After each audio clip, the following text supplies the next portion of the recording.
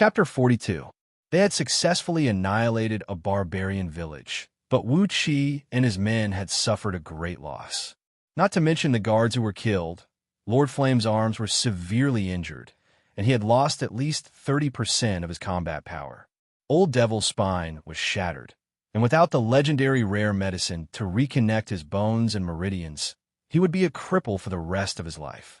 As for Lu Suifeng, he was lying on the ground, his hands grabbing his crotch tightly. His face was pale, and white foam kept bursting out from his mouth. His eyeballs were about to pop out from their sockets. The veins on his neck were popping out, and both of his hands were dyed red with blood. How could this happen? How could this happen? How could this happen? No.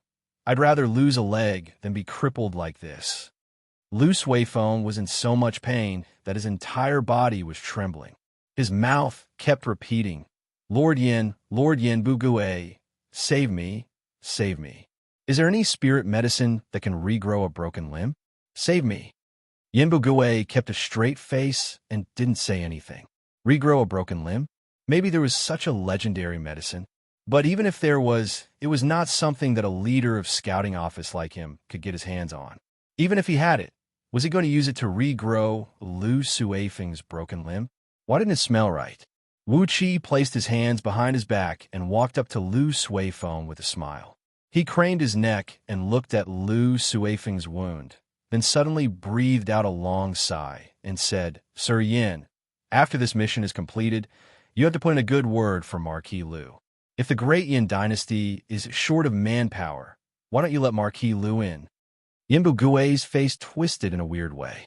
He clenched his teeth, turned his head, and looked at his men who were searching around the village. Lu Suifeng's eyes turned green with anger. He clenched his teeth and stared at Wuxia, roaring with a hoarse voice. Wuxia, I swear, I'll kill you, I will. Wuxia was like a frightened rabbit. He immediately jumped next to Yin Bugue. He bared his teeth, pointed at Lu Suifeng, and shouted, Marquis Lu, now we are all following Lord Yin to carry out a military mission. Don't you dare mess around. According to the military law of Great Yin Dynasty, what is the crime of assaulting and killing a comrade in the army? Yin Bugue answered coldly. According to the military law of Great Yin Dynasty, those who attack and kill their fellow soldiers will be killed. Lu Suifeng immediately shut his mouth, staring at Wuxia with a venomous look on his face. Suddenly, he exerted his strength with both hands. As a result, he almost crushed his lower body, causing him to howl in pain again. Coldly looking at Lu Suifeng, Yin Bugue said in a deep voice, Lord Flame, lead the other guards and follow me. He left 2 men to take care of Marquis Lu and Old Devil. If you have the guts, you can stay in this village and wait for us. If you are timid, you can leave the mountain by yourself. Lu Suifeng's body shook. He stared blankly at Yin Bugue, leaving only 2 guards to take care of him and the Old Devil. Stay in this barbarian village? What if people from other barbarian villages came to visit? What if there were any fierce beasts or poisonous insects? It was a huge risk for them to stay here. But how could they leave the mountain just like that? With just 4 of them, Lu Suifeng didn't have the confidence to leave this place. Yin Bugue couldn't care less about what Lu Suifeng was thinking. He just gave out an order and gathered everyone. From the largest wooden house in the village, his 7 subordinates found a few extremely thin pieces of animal skin, on which were densely covered with unknown drawings. Yin Bugue carefully rolled up the few pieces of animal skin, as if he had found a precious treasure, and sealed them with a copper tube made from the earth-fire trialloy copper. Earth-fire trialloy copper was an alloy made by melting earth-fire magma together with red copper, purple gold, and silver essence. It was light, yet extremely tough, and could withstand high temperatures. This special copper pipe was used by the scouting officers to keep all kinds of important documents. Lu Qingfeng looked at Yin Bugue thoughtfully as he carefully put the copper pipe into the bag tied around his waist. That inconspicuous black bag, about the size of a fist, was actually a magical storage item. Yin Bugue carefully put away the few beast skins. Obviously, the items on these beast skins were very valuable. After sweeping the entire village, Yanbu Gui gave out an order, and they continued their journey deeper into the forest. A guard was left behind in the ruined village, taking care of Old Devil, whose spine was shattered. Lu Suifeng, whose lower body was severely injured, had his wound bandaged. He asked 2 guards to make a stretcher with a wooden plank and carried him up. Staggering, they caught up with the group. In Lu Suifeng's words, as long as he could still walk, he would follow Yanbu Gui and work hard for the great Yin dynasty. Along the way, Wuxia kept circling around Lu Suifeng. His subtle gaze never left his lower body, which was stained with blood. Lu Suifeng was furious, but as his lower body was severely injured, how could he still have the mood to fight with Wuxia? Along the way, the group led by Yanbu Gui had swept through 13 barbarian villages. These villages did not have a large population. The largest one only had about 600 people. Apart from 4 villages that had powerful beast warriors, the rest of the villages only had ordinary barbarian warriors. Under the violent attacks of Wuxia and his men, all the villages were wiped out without much effort. There were a few times when the group led by Yanbu Gui bumped into the other 2 groups, and they even worked together to wipe out a few barbarian villages, but after that, they would split up in a hurry. Wuxia did a quick calculation in his mind. The 5 groups basically spread out in a straight line, wiping out all the barbarian villages along the way. After traveling for another 7 days, the group finally arrived at the deepest part of Meng Mountains. The group, who had become like barbarians, came out of the forest while panting. In front of them was a blue lake. The round lake was as flat as a mirror, with a diameter of about 100 miles. There was actually such a huge lake in the deepest part of Meng Mountains. Even Zhang Hu, who had ventured into Meng Mountains countless times to hunt barbarians, could not help but feel amazed. There were dozens of reefs and small islands protruding from the surface of the lake. Large flocks of white water birds were gliding across the surface of the water, reflecting their beautiful bodies in the crystal-clear water. Across the lake was a towering green mountain. It was a few thousand meters tall, and many caves were dug out from the mountainside. There were plank paths connecting the caves, and a large number of barbarians could be seen going in and out of the caves. Right in the middle of the mountain was the largest cave, with a diameter of about 1,000 feet. A large amount of smoke kept gushing out from the cave. Be careful when you're here. We'll walk around the lake and meet up with the others at the foot of the mountain. Yanbu Gui calculated the time with his fingers, then nodded his head in satisfaction and said, "We're just in time. Tomorrow night, these barbarians will hold a grand ceremony to worship their god. During the ceremony, we'll snatch a few black monoliths." Yanbu Gui's gaze was as sharp as a knife. He glared at the men and said, "We have to snatch those monoliths at all costs. We might only have one chance. After the ceremony, these monoliths will be sent to another barbarian tribe in the deepest part of Meng Mountains. It will take at least 60 years for them to return to this tribe. With our current strength, we're not strong enough to go further into Meng Mountains." Zhang Hu opened his mouth and coughed.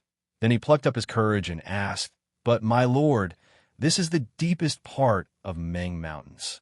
Yanbu Gui gazed at Zhang Hu, sighed deeply, and said, "I brought 80 brothers here, and it took us 2 years to find out the general situation of Meng Mountains. The place we're at now can only be considered as the edge of Meng Mountains. The Meng Mountains near Little Meng City is just a branch of the real Meng Mountains. The so-called deep part of Meng Mountains is nothing compared to us." Zhang Hu swallowed his saliva and didn't say anything. Hearing what Yanbu Gui said, Wuxia felt his scalp going numb. The few thousand miles of Meng Mountains near Little Meng City was just a branch of the real Meng Mountains? How big was this Meng Mountains? Yanbu Gui didn't pay any attention to them. He led them in and walked along the beach by the lake. When the sky turned dark, they came to a dense forest. The other 4 groups had arrived at this place as well. Wuxia did a quick calculation. Among all the scouting officers who were dressed like Yanbu Gui, there were only 43 of them left. In these 2 years, Yanbu Gui and his men had lost 37 men in this forest. He wondered how strong the other scouting officers were. If all of them were beast warriors like Yanbu Gui, the loss would be too great. The beast warriors in these barbarian villages could injure embryonic breath cultivators of Xianxia level. This showed how strong they were. Different from Wuxi's group, the other four groups didn't lose too many men. Only Lu Suifeng's personal guards had suffered a great loss. Now, there were still about 800 men left in these five groups, and Lu Suifeng's personal guards accounted for half of the men lost. The large group of people hid in the forest. Time passed quickly. At dusk of the next day, a muffled bugle horn and the sound of iron drums suddenly came from the lake a few miles away. Yanbu Gui, who was lying under a big tree and pretending to be asleep, suddenly sprung up. He pointed at a few men and signaled them to follow him. Wuxia and Lu Qingfeng were among them. Carefully, the few men crossed the forest and came to the beach by the lake. They hid behind a small bush. The beach was flat, and there were no obstacles. They could clearly see a large group of barbarians rushing out from a cave at the foot of the mountain with a solemn expression on their faces. Walking at the front of the group were a few old barbarians who looked like skeletons. Poisonous snakes coiled around their necks, and poisonous bugs dangled from their ears. They were naked, holding bone blades, jade blades, and other sacrificial weapons in their hands. Nearly 10,000 barbarians walked out from the cave. They followed closely behind the few old barbarians and came to the lake. They formed a semicircle on the vast beach, and the few old barbarians stood in the center of the semicircle, facing the lake that was emitting countless silver gleams under the moonlight. Along with the muffled sound of drums, a total of 100 strong and sturdy plate horn bulls, which were a few times larger than the Spanish bulls Wuxia had seen before, were led out by a group of barbarians. They lined up in a straight line at the border between the lake and the beach. Following the order given by an old barbarian, the heads of 100 plate horn bulls were chopped off by the barbarians standing next to them. 100 plate horn bulls' heads fell into the lake, and a large amount of blood poured into the lake. Soon, a large area of the lake was dyed scarlet. Suddenly, the calm surface of the lake began to stir. Countless silver scales jumped on the surface of the water, and a long dark shadow suddenly emerged from the bottom of the lake. Accompanied by the splashing sound of water, a large silvery white serpent slowly poked its body out from the lake. It was so beautiful and elegant that it could take one's breath away. The moonlight shone on the serpent's body, and the silvery white scales on its body emitted a mesmerizing glow like a crystal lamp. Chapter 43. It was a giant serpent with a body of over 100 feet long. It looked very similar to the king cobra that Wuxia was familiar with, but its body was entirely silver white, and its scales were nearly transparent like crystals. It was such a huge serpent, but it did not give people the feeling of fear and unwillingness to approach it. Instead, it was elegant and graceful, and every move it made was filled with an indescribable charm. The huge serpent swam to the side of the lake, quietly lowered its head, and devoured all the wild buffaloes that were killed. After devouring 100 strong buffaloes, the serpent slowly straightened its body, aimed its huge mouth straight at the moon, and breathed out a milky, white breath. The breath shot out like a pillar thousands of feet high. At the top of the pillar was a white bead the size of a human head, floating up and down, constantly absorbing the greenish-white moonlight. The greenish-white light that could be seen with naked eyes surged into the white bead wave after wave.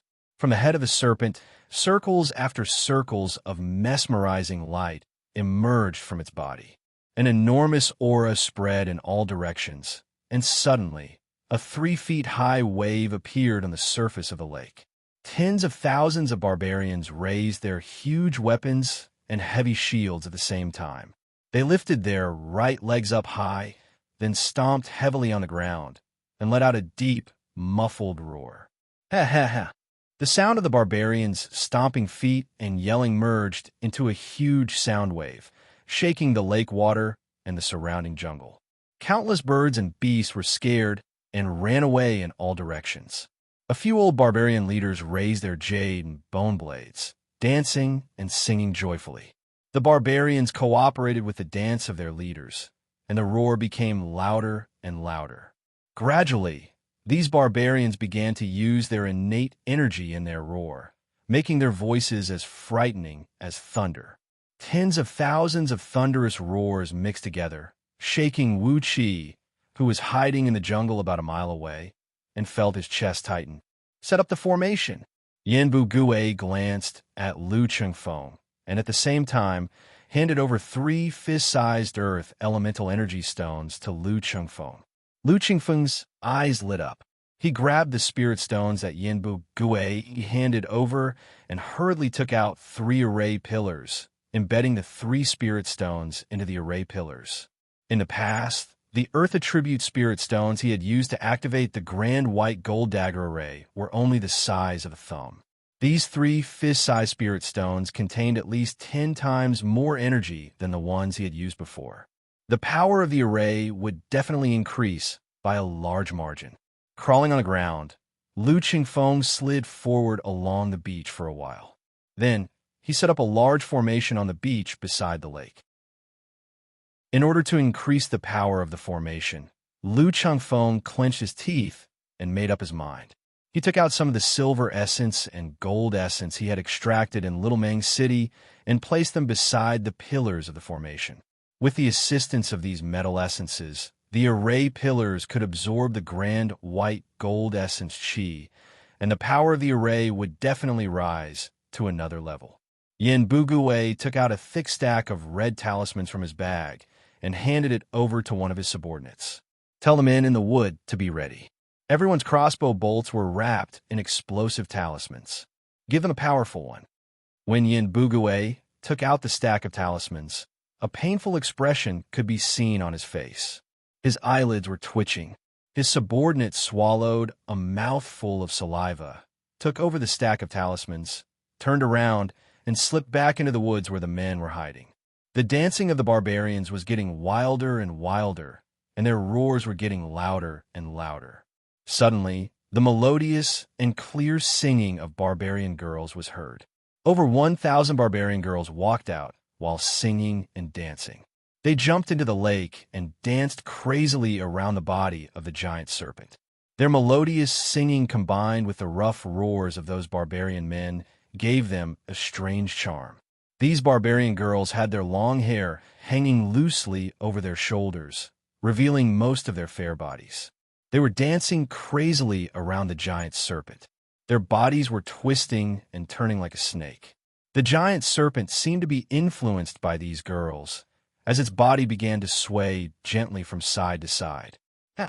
Does anyone know this giant serpent?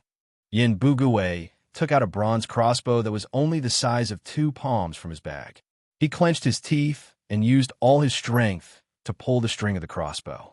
Then, he carefully placed a crimson crossbow bolt that looked like it was made of red crystal onto the string. Lu Chengfeng and the others looked at each other and shook their heads at the same time. They did not know the origin of this giant serpent.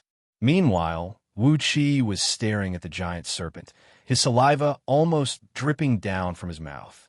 He murmured to himself, "The innate water serpent.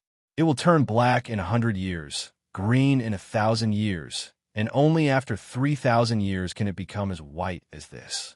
This is an innate water serpent that has been raised for at least 3,000 years.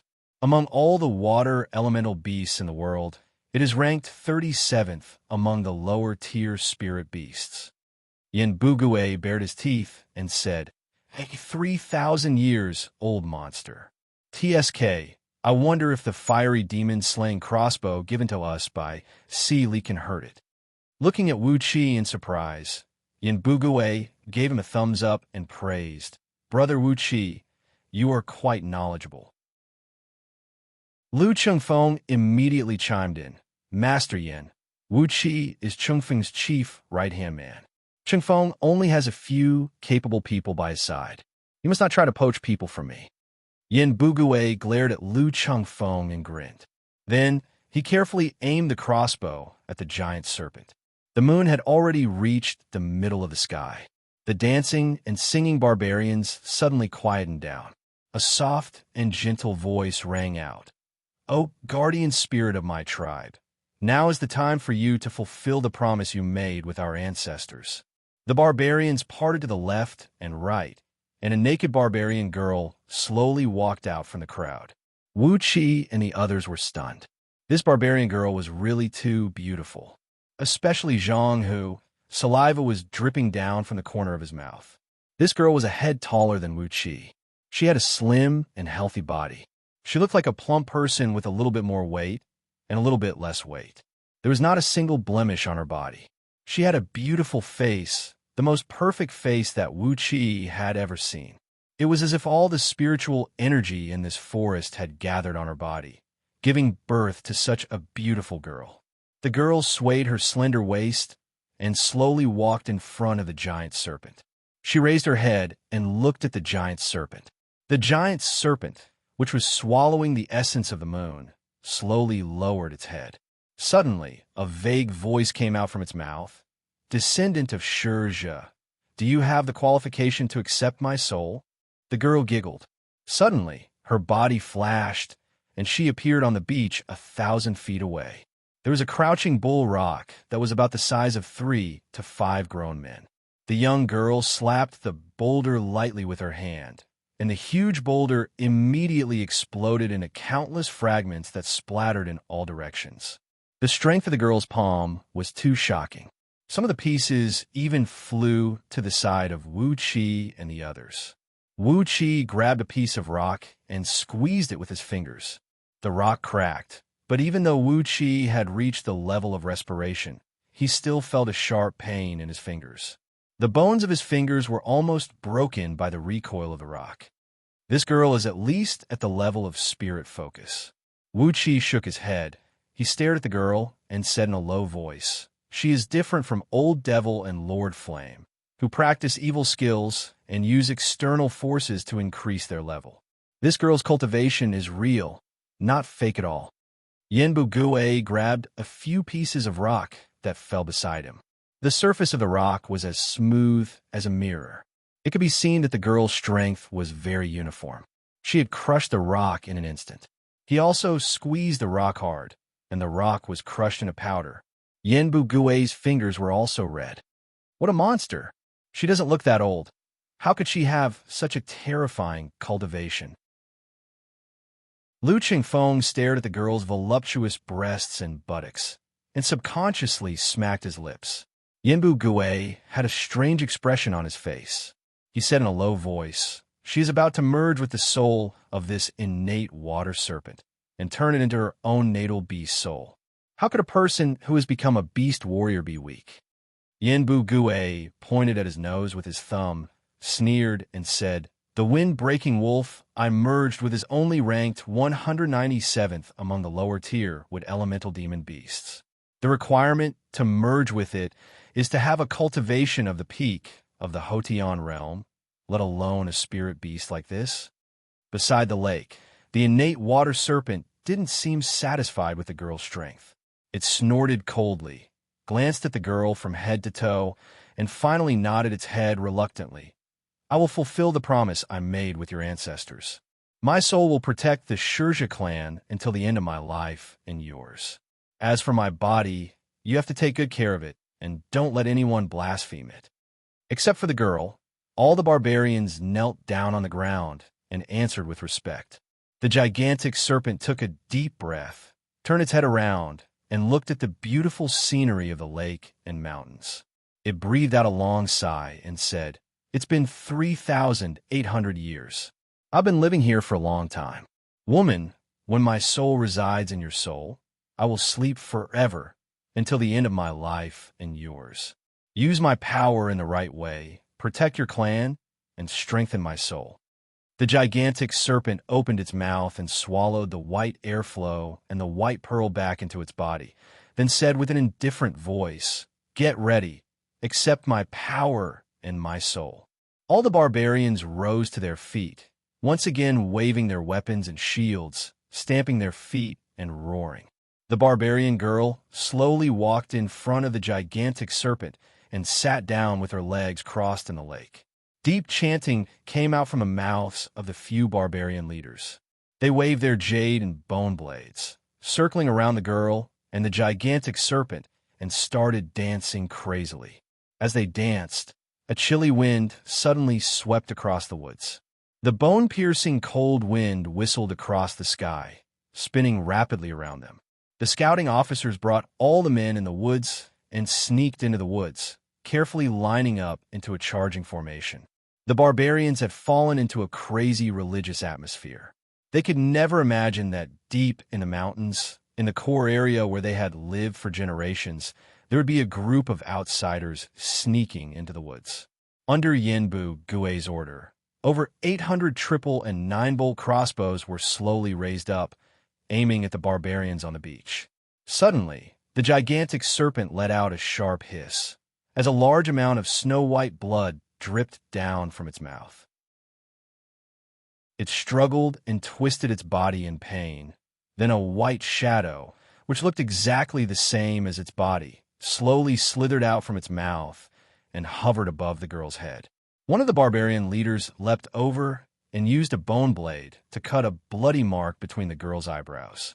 Blood dripped down, and a shadow that looked exactly the same as the girl slowly floated out from between the girl's eyebrows. It was the girl's soul. The surrounding barbarians started singing an ancient and distant song at the same time.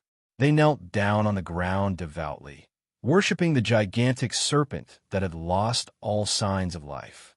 The gigantic serpent's body fell heavily into the lake, splashing up a huge wave. The girl's soul waved her hands, chanting a mysterious spell and forming a strange hand seal. Streams of green light were emitted from her hands, connecting with the gigantic serpent's soul.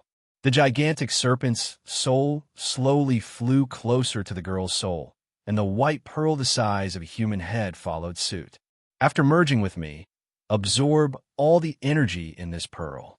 It will increase your strength rapidly. The light in the eyes of the gigantic serpent's soul gradually dimmed, and its voice became muffled. Yenbu Gui suddenly leapt into the air. A loud bang was heard from the crossbow, and the red arrow was shot towards the girl's body. Everyone attack! Chapter 44. The demon-slaying crossbow of Red Flame was a secret magical item of scouting office of Great Yin Dynasty.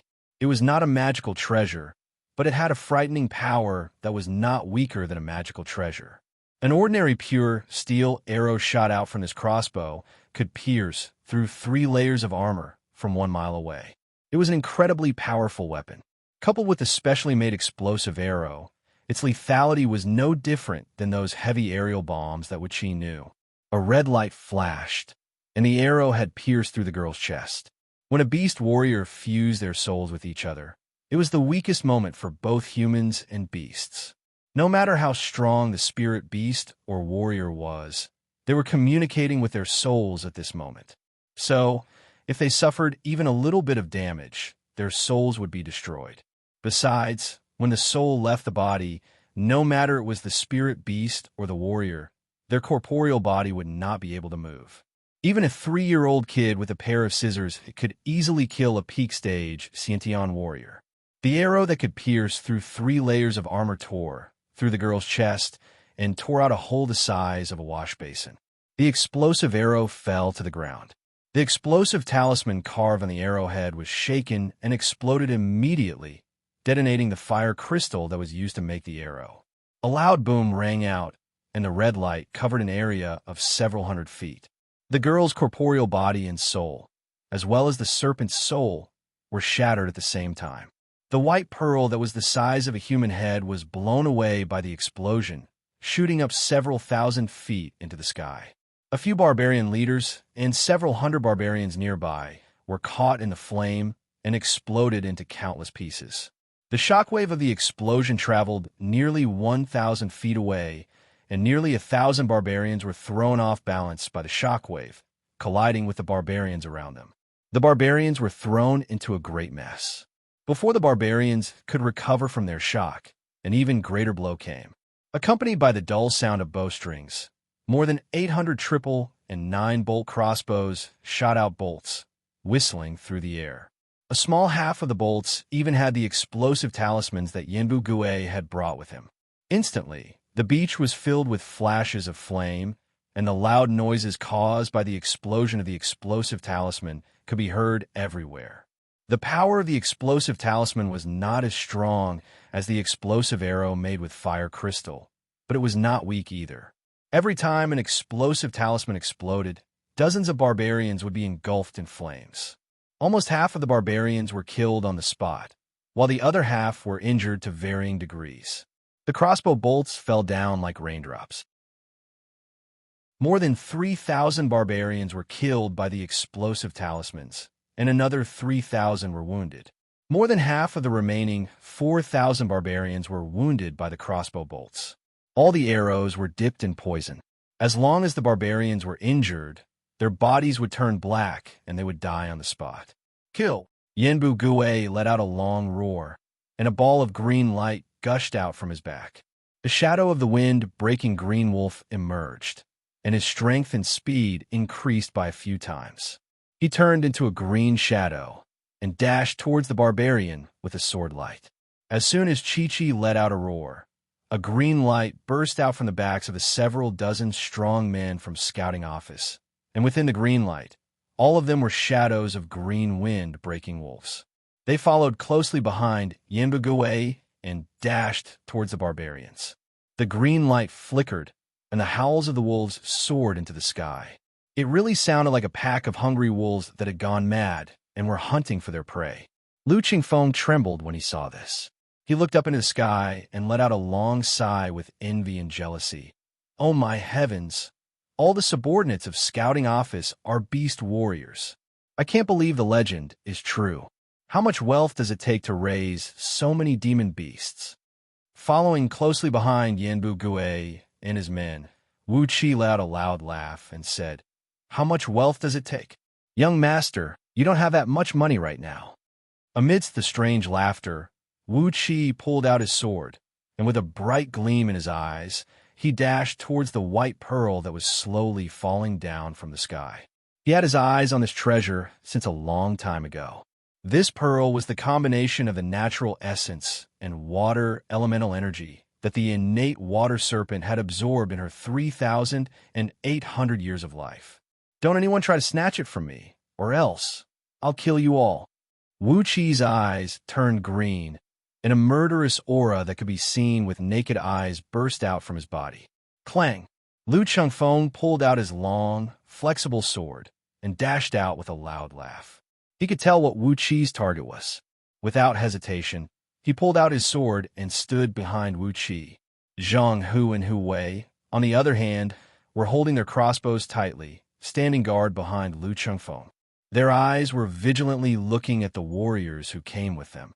Wild, beastly roars came from the midst of the barbarians who had suffered heavy casualties. Different colored lights flashed, as over 30 barbarian warriors, who also had the shadows of wild beasts flashing behind their backs, dashed out while cursing loudly, engaging in a fierce battle with Yanbu Gue and his men of scouting office. The sound of weapons clashing against each other was so loud that it hurt everyone's eardrums. Both sides had used all their strength and used their strongest attacks. With just a single collision, 15 barbarians and 9 scouting officers were sent flying away by their enemies, with blood spurting out from their bodies. Yanbu Gue roared out crazily, "All of you, follow me and charge. Those who make contributions will be rewarded handsomely, and those who hesitate will have their entire families executed." Lu Suifeng and Lu Xin also screamed out, "Charge, charge, charge, charge!" The situation had gone crazy for a moment. When they heard Yanbu Gue mentioning the reward, all the warriors used all their strength and charged forward together with the men of scouting office. While running, these warriors quickly loaded their crossbows. When they reached the front of the barbarians, they even shot out 2 waves of arrows, killing another few hundred barbarian warriors. Among them, there were even 7 barbarian beast warriors. When these barbarians were carrying out the sacrificial ceremony, their formation was too tight. Therefore, when they were hit by the arrows, they were immediately killed. However, there were still about 2,000 to 3,000 barbarians who could still fight. Although all of them were slightly wounded, they had slowly regrouped and formed a line of defense on the path leading to the cliff. When these barbarian warriors had gathered together and formed a line of defense, Yanbu Gue suddenly stopped. He quickly took out the demon-slaying crossbow and loaded another arrow onto the string. Then he shouted out, "This is the last explosive arrow. Brothers, charge!" Bang! A stream of red light darted out and swallowed up all the barbarian warriors who were guarding in front of the cliff once again. Nearly 60% of the barbarian warriors were turned into ashes by the explosion of the red flame arrow. Yanbu Gue put the crossbow back into the storage bag, then held up his sword and charged straight toward the hole at the bottom of the cliff. Suddenly, an ear-piercing whistling sound came from the sky. On the cliff that was 20 to 30 feet above the ground, a few hundred young barbarians poked their heads out from a hole that was dug out. These young barbarians were still underage, but they already had enough strength to pull open a strong bough made from tree vines and shoot out the poisonous prickles that Wuxia had used before. Yanbu Gue and the other scouting officers were surrounded by a green light. Suddenly, a strong gust of wind burst out from under their feet, and with an incredible speed, they dashed into the hole at the bottom of the cliff. The dozens of warriors who were madly rushing from behind were caught off guard, and were hit by the prickles shot out by the barbarian youths. In just a few seconds, they had turned into a pile of black flesh and blood, and were twitching in pain. However, these warriors were also charging at incredible speed. With just a few leaps, they had already engaged in a fierce battle with those barbarian warriors who were lucky enough to survive. When the young barbarians on the cliff saw this, none of them dared to release any more arrows. They could only stare blankly at the battle below. During this brief moment of hesitation, Yanbu Gue and his men, who were as fierce as wolves and tigers, had already reached the top of the cliff. Amidst the flashing of a green shadow, Yanbu Gue dashed into the midst of these young barbarians like a beam of sword light and began a massacre. Every time he swung his sword, a few feet long beam of sword energy would burst out from the tip of his sword. How could these young barbarians who had yet to reach adulthood withstand the massacre of the elite scouting officers? In just a few breaths of time, hundreds of young barbarians were killed. Wuxia leaped into the air and dashed towards the corpse of the gigantic serpent, which had been blown into pieces by the explosion, leaving only half of its bones behind. Casually, he reached his hand into the air and activated the hand of web. An invisible whirlpool of air sucked the serpent pearl into Wuqi's palm. Wuxia pinched the serpent pearl, which was the size of a human head with his innate energy constantly flowing into it. As soon as the serpent pearl absorbed the human energy, it immediately shrunk to a size that could fit Wuqi's palm. At this moment, the white serpent pearl had already shrunk into the shape of a sapphire, a strange crystal that emitted a mesmerizing ripple of water. Wuxia could feel the surging water elemental energy within the serpent pearl and could not help but let out a loud laugh. After that, he immediately stuffed the serpent pearl into a secret pocket in front of his chest. A wave of heat came from behind. Lord Flame waved his bloodstained palms and slapped towards Wuqi's back. "Little bastard, do you think a kid like you is worthy of such a treasure? Give it to your ancestor." Lord Flame's eyes were shining. The serpent pearl of the innate water serpent was not something that Lord Flame, who practiced a fire elemental skill, could use. However, he could use it to exchange for other treasures that he could use. According to Lord Flame's estimation, this innate water serpent pearl was worth at least 100 of his stolen silk bags. With a swish, Lu Qingfeng's flexible sword brought up a green light and pierced towards Lord Flame's back. Lord Flame waved his palm, and a threatening flame soared into the sky. Lu Qingfeng's flexible sword was burned red and drooped down like a soft-skinned snake. A well-tempered sharp weapon was instantly melted into a piece of trash. The clothes in front of Lu Qingfeng's chest suddenly caught on fire. He hurriedly retreated, and at the same time, he did not forget to take out 3 slender silver needles and shot them towards Lord Flame's back, lumbar spine, and tailbone. Zhang Hu and Hu Wei had been following closely behind Lu Qingfeng in order to help Wu Qi get the Serpent Pearl. Lord Flame suddenly launched an attack, and the two reacted quickly. They immediately raised their 9-bolt crossbows and shot 18 arrows at Lord Flame.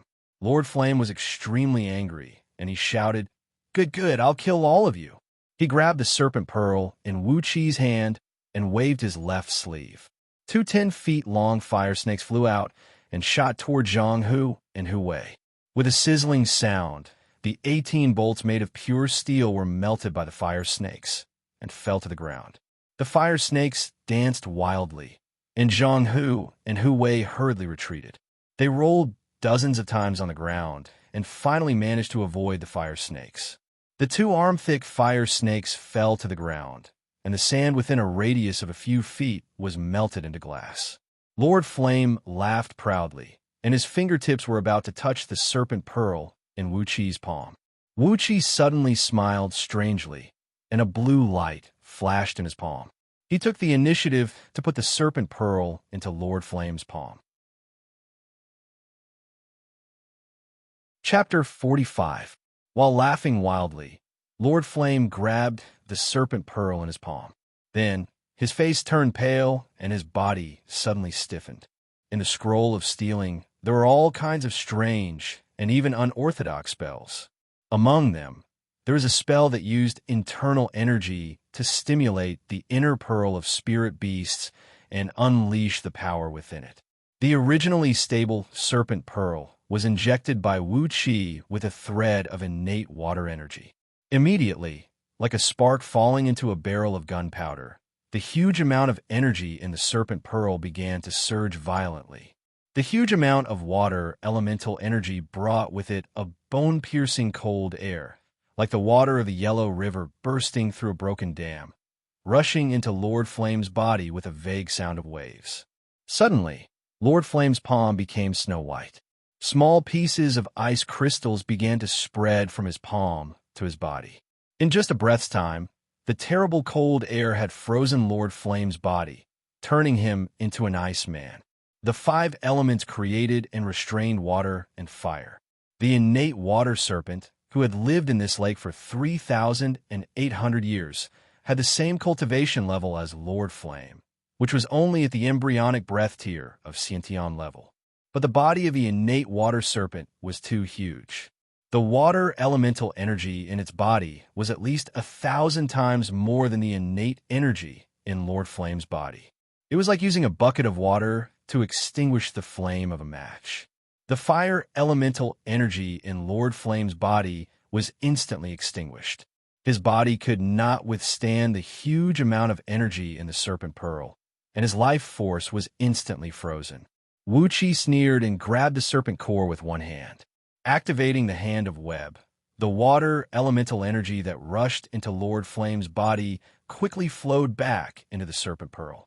Although there were some losses when Lord Flame was frozen to death, the loss was almost negligible. Then, he slapped his palm onto Lord Flame's chest, shattering his frozen heart into pieces. Then, Wu Qi exerted a suction force from his palm, causing all the blood and chi essence in Lord Flame's body that had yet to dissipate to rush out, transforming into a bright thread of blood and shooting into Wu Qi's palm. After breaking through to the respiration tier of Xianxia level, the amount of blood and chi essence that Wu Qi could obtain had increased from 1,000th to 100th. Although Lord Flame was practicing an evil cultivation technique, his chi and blood were strong and vigorous.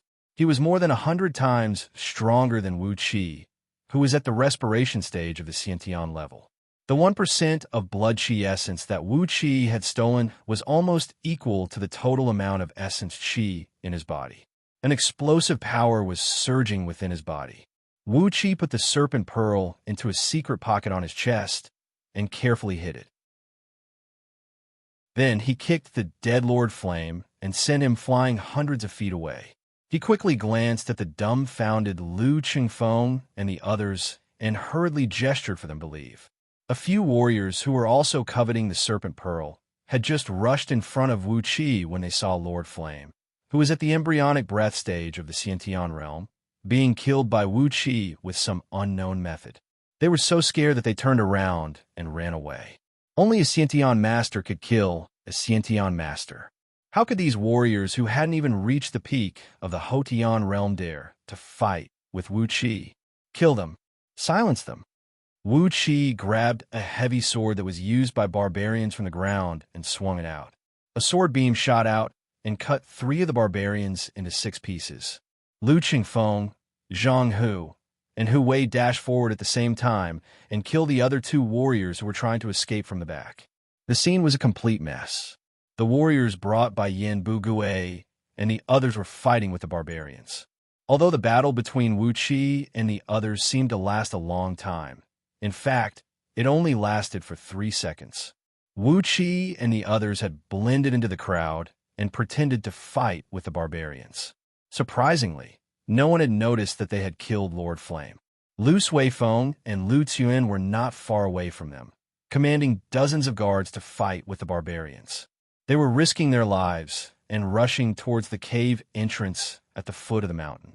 The generous reward promised by Yanbu Gui had almost driven them crazy. Only they knew what the so-called generous reward of the scouting office really meant. He threw away the heavy barbarian sword that was still a little heavy for him and grabbed a light single-edged sword from a dead warrior on the ground. He swung the sword 3 times in a row and killed 12 barbarian warriors in front of him. He was now a respiration-level warrior of the Xianxian realm. As for the Hotian realm warriors, unless they were surrounded by hundreds of peak Hotian warriors, there was no way they could defeat him. After a round of slaughter, over 100 barbarian warriors were killed by Wuxia like chickens and dogs. He brought Lu Qingfeng, Zhang Hu, and his personal guards and arrived at the entrance of the cave located at the foot of the mountain. Wuxia shouted, "Master Yin, our young master has brought us here to support you." From the cave above, Yin Bugui's voice came from afar. "Good. Hurry up and kill them. I'll give you the credit. Damn barbarians." Boom, a loud explosion was heard, and a ball of flame burst out from the cave entrance that was nearly 1,000 feet above the ground. It seemed like Yanbu Gui had used the explosive talisman. Dozens of young barbarians, who hadn't fully grown yet, were pushed out of the cave entrance by the flame, howling in pain as they fell from the sky. Wuxia let out a long laugh, swung his sword, and killed dozens of barbarian warriors who were rushing towards him. He pressed his left palm on their bodies and extracted a huge amount of their blood and chi essence. The blood and chi essence extracted from Lord Flame's body had not been digested yet. Wuxia gathered all the blood and chi essence in his left palm. His left palm had expanded to the size of a small millstone, and the skin of his palm was as red as blood, emitting a faint blood-red glow. A shrill ape cry was heard. A barbarian beast warrior, whose back was shimmering with a faint black gleam, and amidst the black gleam was the shadow of a 10 feet tall black ape. With a long stick in his hand, he swung it towards Wuqi's head. The long stick was made from some unknown black metal. It was heavy and brought up a strong gust of wind. When the long stick was still a few feet away from Wuxia, the strong gust of wind had already forced Lu Qingfeng and the other 2 to suffocate. Wuxia gazed at the barbarian beast warrior coldly. The blood and chi in his left palm started to boil. He had gathered half of the blood and chi he had absorbed just now into his palm. Then he fiercely thrust his palm forward. A huge bloody palm print, about 2 feet in circumference, was thrust out from his palm, colliding with the long stick while emitting a threatening cold air. The long stick was broken by the strange howl of the palm print. The huge bloody palm print of Wuxia hit the chest of the barbarian beast warrior, shattering his entire chest into pieces. A sharp howl of an ape was heard, and the black ape behind the barbarian beast warrior suddenly leaped up into the sky. Wuxia injected his innate water energy into the long sword. The misty white sword beam shot out to a distance of over 10 feet, piercing through the heart of the black ape. The black ape's soul exploded into pieces, and countless soul fragments sprayed out in all directions. Wuxia activated the secret technique from Scroll of Stealing, absorbing all the soul fragments into his body.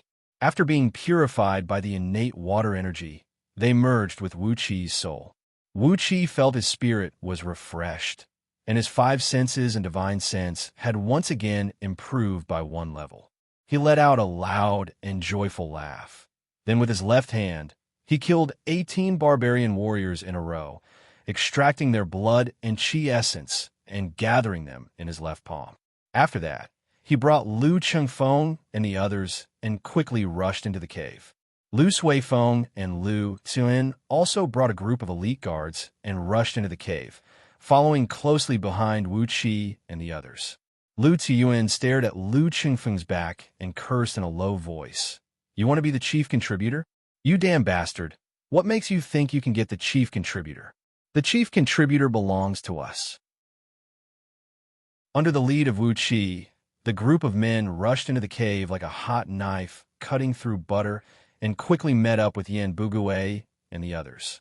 At this point of time, there were only about 20 scouting officers left with Yan Bugui. In front of them was a huge cave, and it was filled with over 200 barbarian warriors, each wearing fine armors. Among them, there were even dozens of beast warriors. Behind these warriors, on top of an altar made of pure gold, 3 black stone tablets, each about half the height of a human, were placed neatly on top of it. Get those 3 stone tablets. You will be rewarded with a great merit. Yin Bugui's body was covered in blood, and his eyes had turned red because of the crazy massacre. The great general has offered a reward for the things on these stone tablets for over 100 years. Whoever gets the stone tablets will be rewarded with at least a county's land. A county's land. Lu Chengfeng, Lu Suifeng, and Lu Ziyuan started panting violently at the same time. Being rewarded with a county's land meant that from now on, that county's land would be the family's hereditary fief. It was a completely different concept from those prefectural governors. Furthermore, a county's land in the Great Yin dynasty was very different from a county in a vassal kingdom. Generally speaking, the land area of a county in the Great Yin dynasty was a few times larger than a county in a vassal kingdom. No matter it was the population or the tax revenue, it was much stronger than a vassal kingdom. Wu Qi, Lu Chengfeng shouted out loudly. Wu Qi let out a long and loud cry. All the energy in his body and all the blood essence he had absorbed just now merged into his left palm, turning into an explosive and frightening force. The force was so powerful that even Wu Qi's meridians, which had been strengthened 9 times, couldn't withstand it. A few meridians and acupoints on his palm began to crack, and the severe pain made the corners of Wu Qi's eyes burst open and blood dripped down. "Go!" Wu Qi let out a loud cry, and a blood beam shot out from his left palm. The blood beam was as thick as a millstone, and it was hundreds of feet long. The pungent smell of blood assaulted everyone's nostrils, and the bone-piercing cold air contained within it lowered the temperature of the cave by dozens of degrees. Those who didn't have a strong enough cultivation were shivering from the cold. The blood beam rushed into the dense formation of barbarian warriors and exploded with a loud bang. Countless finger-sized blood beams shot in all directions, and at least 100 barbarian warriors were torn into pieces by the explosion. The rest of the barbarians were wounded as well, and their bodies were riddled with many holes of different sizes. With the palm strike, the innate water energy in Wu Qi's body was completely depleted. His body went limp, and he nearly fell to the ground. He took a deep breath, and the serpent pearl in the secret pocket on his chest released a rolling cold current that flowed all over his body. His real water gang, which had just been exhausted, instantly calmed down, and it was 30% purer and 30% stronger than before. Lu Suifeng shouted out loud as well, "Lord Flame, Lord Flame." No one responded. Lord Flame was already dead, so how could he respond to Lu Suifeng's call? Yin Bugui let out a long laugh, and together with his subordinates who were covered in wounds, they leaped forward and started a fierce fight with those barbarian beast warriors. Lu Suifeng and Lu Xuan hurriedly ordered their guards to shoot the arrows. Together with Yin Bugui and his men, the arrows flew out and killed all the barbarians. Wu Qi dashed out like a gust of wind, grabbed 3 stone tablets that were half a man tall, 2 inches thick and 1 foot wide, and carried them on his shoulder. He had no idea what material these 3 stone tablets were made from. They were hard, flexible, and very light. The total weight of these 3 stone tablets was only about 30 kilograms. With a kick, he kicked away 2 of Lu Suifeng's guards who were trying to snatch the stone tablets. After that, Wuxia shouted out, "Master Yin, let's retreat." Yin Bugui let out a long laugh, and then he shouted back, "We've got it. Bring those brothers who died in the battle and retreat." The men of scouting office surrounded Wuxia, picking up the dead bodies of their comrades, and quickly retreated from the cave. In the forest far away, they could vaguely hear the sound of drums and horns. Chapter 46. Run! Rushing out from the cave, Yin Bugui immediately let out a loud shout. All the warriors who were fighting with those crazy barbarians outside the cliff started to gather together.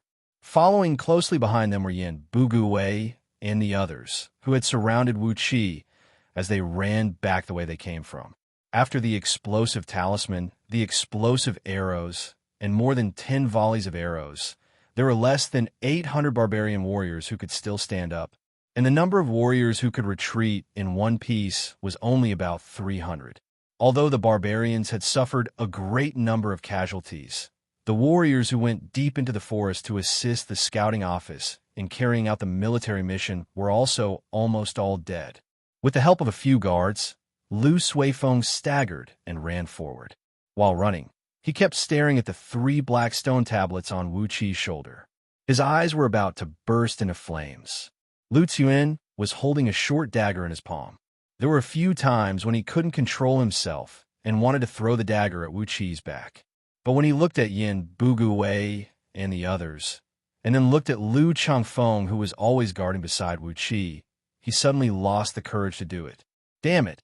He has taken all the credit. Lu Tzuan complained to Lu Suifeng in a low voice. Lu Suifeng's face darkened. He clenched his fists tightly, wishing that a bolt of lightning would come down from the sky and strike Wuqi to death. He turned around angrily, but to his horror, he found the dead body of Lord Flame lying on the ground not far from him.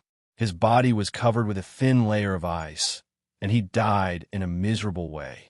Lu Suifeng's body suddenly trembled, and he almost fell to the ground. Old Devil was severely injured, and his spine was broken. Without any miracle, he would be a cripple for the rest of his life. Lord Flame had died here for no reason. How was he going to explain this to his father, Lord Puyang, when he returned? With his father's status and power, there were only 3 or 4 Xianxia-level cultivators in his family. It took him a lot of effort to invite 2 embryonic breath-level Xianxia cultivators to help him. It's over. Lu Suifeng's face was pale, and he had no strength left in his body. He had to rely on a few guards to drag him away. Wuqi could sense the evil intentions from Lu Suifeng and Lu Tzuan. While carrying the 3 black stone tablets and running forward, he turned his head around and grinned at them. Lu Suifeng stared blankly at the dead body of Lord Flame. He didn't respond to Wuqi's smile. As for Lu Tzuan, he was panicking and hid the dagger in his right hand behind his back. Wuqi's eyes turned cold. He pursed his lips, and the lines of his lips turned into the shape of a dangerous blade. A group of people ran wildly in front, while hundreds of barbarian warriors roared and charged towards them from behind. A few severely wounded barbarian beast warriors crawled up from the pile of corpses. Their bodies were burning with a strange fire-like aura, urging the last bit of their energy to chase after Wuqi. The drumming in the distant mountain forest was getting closer and closer, and they could vaguely hear the sounds of birds and beasts running in the distance. Run, run! Wuqi and the group quickly ran past the beach where Lu Qingfeng had deployed the grand white gold dagger formation. Hundreds of barbarian warriors had already caught up with them. Suddenly, the sky above them turned dark. A large group of giant vultures with blood-red feathers let out sharp screeches as they flew from the distant mountain forest and arrived above their heads. Each of these vultures had a wingspan of about 70 to 80 feet. On the backs of these vultures, there were 3 to 5 short bird barbarians, all of them pulling their bows and preparing to launch an attack. "Activate the formation!" Yin Bugue roared out. "If we can escape from this wave of bird barbarians, we will have a 60% chance of getting out of here alive." Lu Qingfeng let out a long cry. He bit the tip of his tongue and spat out a mouthful of blood. The blood accurately hit one of the pillars buried in the beach. Activating the formation with his own blood essence, the 3 pillars immediately shone with a blinding white light, and a thick mist of grand white gold essence energy sprayed out from the ground. This time, the grand white gold essence energy gathered by the formation was extremely dense. It was at least 100 times denser than the one he had deployed in the general's office. Using both of his hands, Lu Qingfeng quickly activated the formation with all his strength.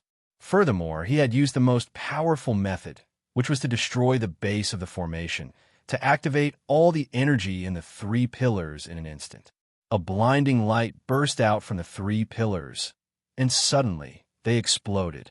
The 3-foot-thick grand white gold essence energy on the ground let out a loud and ear-piercing sound of metal clashing.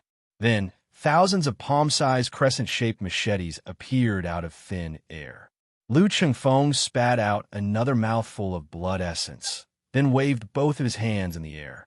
Thousands of machetes let out a sharp screeching sound at the same time, tearing the air apart and shooting towards the sky like a meteor shower. The sound of flesh breaking could be heard constantly. More than 500 giant vultures had just arrived above their heads when they were hit by the grand white gold daggers. The grand white gold essence energy was the most ferocious energy in the world. It was extremely sharp and unstoppable. About 300 vultures had their bodies penetrated by the machetes. The machetes tore the vultures' huge bodies into pieces and pierced through the bodies of the bird barbarians behind them. Bird cries and human howls filled the air. Blood rained down from the sky. With a pair of bloodshot eyes, Lu Qingfeng pointed his finger at the countless crescent-shaped machetes in the air and shouted, "Break!" A loud metallic screech resounded through the air. Thousands of machetes exploded at the same time, turning into hundreds of thousands of bean-sized cold light beams, shooting all over the sky. The rest of the vultures and bird barbarians were riddled with holes by the cold light beams. They screeched and fell down from the sky. Obviously, all the vultures and bird barbarians had lost their lives. Countless cold beams shot down from the sky like a sudden hailstorm, along with a sharp whistling sound, covering the few barbarian beast warriors and about 800 barbarians who were chasing after them. The entire beach was covered by the cold light beams. Those barbarians had no place to hide, and neither did Lu Qingfeng and the others. Their crude leather and iron armors could not withstand the attack of the cold light beams. In just a blink of an eye, these barbarians were smashed into meat paste. Shrill cries came from the cliff behind them. Not long after that, from the cave that Wuxia and the others came out from, countless barbarians, old, weak, women, and children, carrying all kinds of crude weapons, rushed out from the cave and chased after Wuxia and the others. Those barbarian children, who had just learned how to run, and those old barbarians who could no longer move, clenched their teeth tightly and rushed out from the cave, chasing after Wuxia and the others. However, they could only pretend to be chasing after them. Wuxia and the others were running away at an incredible speed. How could these old and weak barbarians catch up with them? However, those old and weak barbarians with bloodshot eyes were emanating a vicious aura, which made Wuxia and the others, who were standing a few miles away, feel as if there were needles poking into their backs, making them feel extremely uncomfortable. Lu Qingfeng let out a loud laugh and was about to continue his escape when both of his legs went soft and he almost fell to the ground. Suddenly, his legs went soft and he almost fell to the ground. After spitting out a few mouthfuls of blood essence and using all his strength to drive the grand white gold dagger formation to self-destruct, unleashing the power of the formation that could last for a few months, Lu Qingfeng had long exhausted all of his internal energy, and the loss of his blood essence was even worse. Right now, his vision was blurred, and there was not a single trace of internal energy left in his body. How could he still have the strength to run? Wuxia grabbed Lu Qingfeng and placed him on his shoulder, then pressed his left hand on Lu Qingfeng's back, slowly injecting the blood and qi essence that he had absorbed just now into Lu Qingfeng's body, but never had the chance and time to absorb. Lu Qingfeng felt that his body was boiling hot, as a huge amount of blood essence was constantly being injected into his body. His eyes suddenly became as bright as stars, and his body was filled with an endless power. Wonderful! Lu Qingfeng couldn't stop praising. Wuqi, what kind of technique is this? It's really wonderful. Wuqi twisted his lips and shouted with a low voice, "Shut up! I'm using my own energy essence to replenish your energy. Of course it's wonderful." Immediately, Lu Qingfeng shut his mouth. Cooperating with the blood essence that Wuqi had injected into his body, he slowly adjusted his breathing and circulated his energy, quickly replenishing his energy. Under the impact of the enormous amount of energy and blood essence injected into Lu Qingfeng's body, the conception and governing meridians, as well as a few other important meridians, which had been stuck in Lu Qingfeng's body for many years and prevented him from breaking through, had begun to loosen up. Lu Qingfeng's heart was filled with wild joy. Vaguely, he could feel that the natural energies around him were slowly merging into his body. This was a scene that only a cultivator of the Xianxia realm could have. So he decided to just ignore what was happening around him and focused all his attention on his own body. He kept replenishing his internal energy, cooperating with the hot stream that came from Wuqi's palm to attack the few extremely important meridians that separated the Houtian realm from the Xiantian realm. Carrying Lu Qingfeng and the 3 black stone tablets, Wuqi dashed into the woods. Yanbu Gui let out a few loud whistles and waved his hands in all directions. The 300 warriors that were following closely behind him were divided into 10 teams under the leadership of the scouting officers, and quickly dispersed into the woods. Yanbu Gui led his 7 subordinates, as well as Wuqi, Lu Qingfeng, Lu Suifeng, and a group of old men who had come here before, and quickly sprinted forward along the same path that they came from. With regards to Yanbu Gui's decision to disperse the group, no one had any objections. Even if they used their knees to think, they would understand that by splitting up into a few teams, the chances of everyone escaping would be much higher. Otherwise, if everyone were to stick together, they would be too big of a target, and 300 people in the woods would never be able to escape from the barbarians. Behind them, the dense beating of iron drums could be heard, and the sharp sound of horns could be heard, as if the entire forest was mobilized. While leading the group and sprinting forward, Yanbu said in a low voice, "Luckily, we've wiped out all the villages along the way, or else, if we're stopped by those barbarians on the way back, we'll all die here." Another scouting officer smacked his lips and said with a bitter smile, "Judging from the commotion, I'm afraid the dozens of barbarian clans in the vicinity have all been mobilized. Sai, who asked us to take away these black stone tablets? Those barbarians have treated these treasures as a gift from the heavenly god." Yanbu Gui sneered and said, "The treasures of the heaven and earth belong to the virtuous. Do these barbarians deserve to enjoy these treasures? Let's hurry up. As long as we can leave this forest alive and present these 3 black stone tablets to the great general, he will definitely reward us handsomely. We'll split the rewards according to our contributions." When Yanbu mentioned the reward of the county, the eyes of Lu Qingfeng, Lu Suifeng, and Lu Tiyun lit up. A county of the great Yin dynasty. The ones who played the biggest role in snatching the black stone tablets were Lu Qingfeng and Lu Suifeng. Wuqi, who was carrying the black stone tablets, was the right-hand man of Lu Qingfeng, while the elite guards brought by Lu Suifeng followed him into the cave and wiped out the last barbarians. Those warriors recruited in Little Meng City were just there to play the supporting roles. For them, a generous reward was already a pretty good deal. The reward of the county, even if it was divided among Yanbu Gui and the other scouting officers, it would still be a big piece of meat. Lu Suifeng suddenly let out a loud cry. He leaped up and grabbed the 3 black stone tablets on Wu Qi's back. Wu Qi, the credit belongs to everyone. Don't you dare take it all for yourself. Chapter 47. Seeing that Lu Suifeng was fighting for the credit, Yin Bugui raised his eyebrows and said, "Bastard." Yin Bugui was really angry and anxious. He didn't know how many barbarians were going to chase after them. In this forest, barbarians were like fish in water, and their combat strength would at least double. As for the great Yin Kingdom's people outside the forest, once they entered the forest, they would be lucky if they could even use half of their strength. Everyone had to work together to escape from this forest. Only then would they have the chance to get the reward. Lu Suifeng suddenly started an internal conflict. Wasn't he just seeking death? Wu Qi's reaction was very fast. As soon as Lu Suifeng's claw reached out, Wu Qi leaped up into the air and kicked out. Then, Wu Qi forcefully kicked Lu Suifeng in the chest. Lu Suifeng let out a shrill cry, and a mouthful of blood sprayed out from his mouth.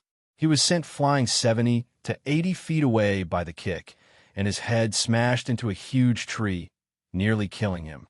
Lu Tsuen screamed, "Wu Qi, how dare you hurt the Marquis?" Wu Qi fiercely stared at Lu Tsuen and Yi Yan. Without saying a word, he grabbed Lu Chengfeng and ran forward. A few of Lu Suifeng's guards quickly rushed forward to help Lu Suifeng, who was knocked unconscious. The remaining 30 guards of Lu Suifeng raised their 9-bolts crossbows angrily and were about to pull the trigger. However, Wu Qi's body was very agile. When those guards raised their crossbows, he had already brought Lu Chengfeng behind a big tree. Zhang Hu and Hu Wei followed closely behind Wu Qi and jumped behind the tree. They each had a 9-bolts crossbow in their hands, and they were aiming at Lu Suifeng's guards. In the battle just now, many of Lu Suifeng's guards had died. Zhang Hu and Hu Wei each picked up a 9-bolts crossbow, and it was the perfect time to put them to use. Seeing that a fight was about to break out, a ball of green light shot out from Yin Bugui's back. The wind-breaking wolf let out a furious howl. Yin Bugui shouted sternly, "If anyone dares to make a move, I will immediately strip them of all their titles. I, Yin Bugui, am a man of my word." Wu Qi casually slapped out, pressing down Zhang Hu and Hu Wei's hands. He laughed loudly and said, "Lord Yin, I, Wu Qi, am the most law-abiding." He had never done those messy things. Heaven is my witness. These 3 black stone tablets were snatched from the barbarian's altar by me. Next to Yin Bugui, 7 scouting officers began to glow with a green light, and the shadows of green wind-breaking wolves emerged from their backs. They lined up in a straight line and stood in front of Lu Suifeng's personal guards. Yin Bugui shouted sternly, "Wu Qi is right. He snatched this stone tablet from the barbarians. Lu Suifeng, if you dare to run amok again, this Yin will kill you right now."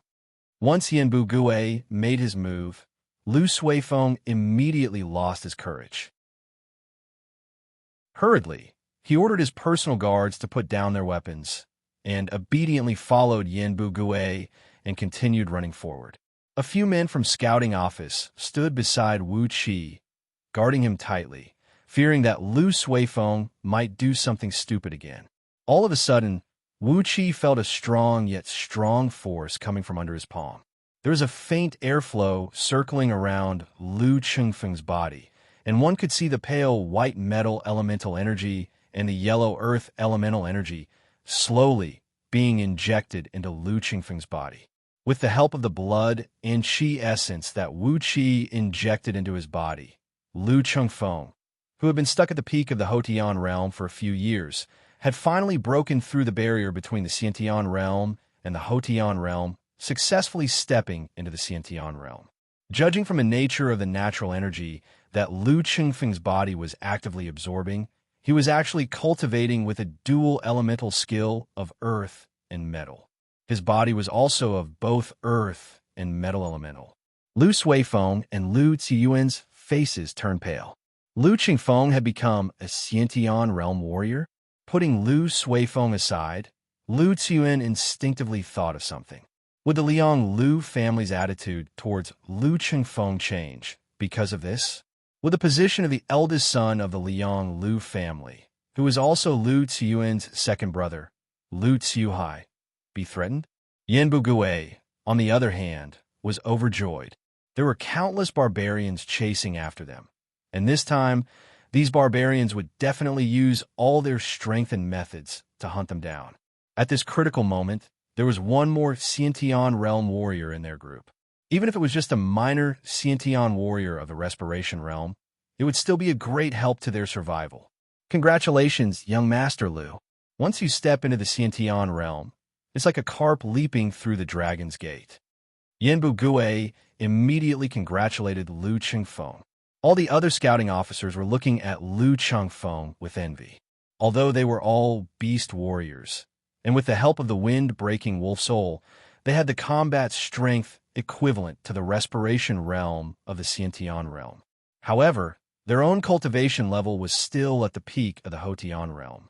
At most, they could only be considered as fake Xiantian warriors. There is a huge difference between them and a real Xiantian warrior like Lu Chengfeng. Lu Chengfeng let out a loud laugh. Then he cupped his fist and bowed deeply to Wu Qi. Brother Wu Qi, from now on, you and I will be brothers. Wu Qi forcefully pulled Lu Chengfeng, carried the 3 black stone tablets, and started running. While he was running, he shouted, "Don't be so jealous. If we are brothers, then so be it. Let's run for our lives. I can hear something wrong." When Lu Chengfeng heard what Wu Qi said, his expression immediately changed. He grabbed Zhang Hu and Hu Wei, carried both of them, and started running for his life. Once he stepped into the Xiantian realm, all the meridians in his body were unobstructed. The internal energy in his body was endless, and the natural energy from the outside world was constantly flowing into his body to replenish his energy consumption. Therefore, even though he was carrying 2 people and running in the woods, he didn't feel tired at all. With a light breath, a stream of internal energy would flow out of his body like a great river. With a casual step, he could cover a distance of a few dozen feet. It was as if he was walking on the wind, and it was an indescribable feeling of ease. Feeling the indescribable freedom and agility of the Xiantian realm, Lu Chengfeng let out a loud laugh and said, "Wu Qi, from now on, I, Lu Chengfeng, will share all my wealth with you." Yin Bugui glared at Lu Suifeng and Lu Qiuan fiercely, giving them a warning look. After that, he brought them and continued running forward. Behind them, the faint roars of beasts could be heard. After about the time it took for an incense stick to burn, 3 barbarian warriors, who were riding on strange beasts that could grab onto tree trunks and fly in the air, roared furiously and caught up to them. The appearance of these 3 strange beasts was similar to the velociraptors that Wu Qi knew. However, their bodies were covered in pitch-black scales, and there were 3 to 5 sharp horns on their heads. Each of their thick and muscular hind feet had 3 toes, and the toenails were 2 feet long, shining brightly and sharp like blades. The strange beasts leaped in the air, using their hind legs to grab onto the tree trunks that were a few feet above the ground. And using the force, they flew far away.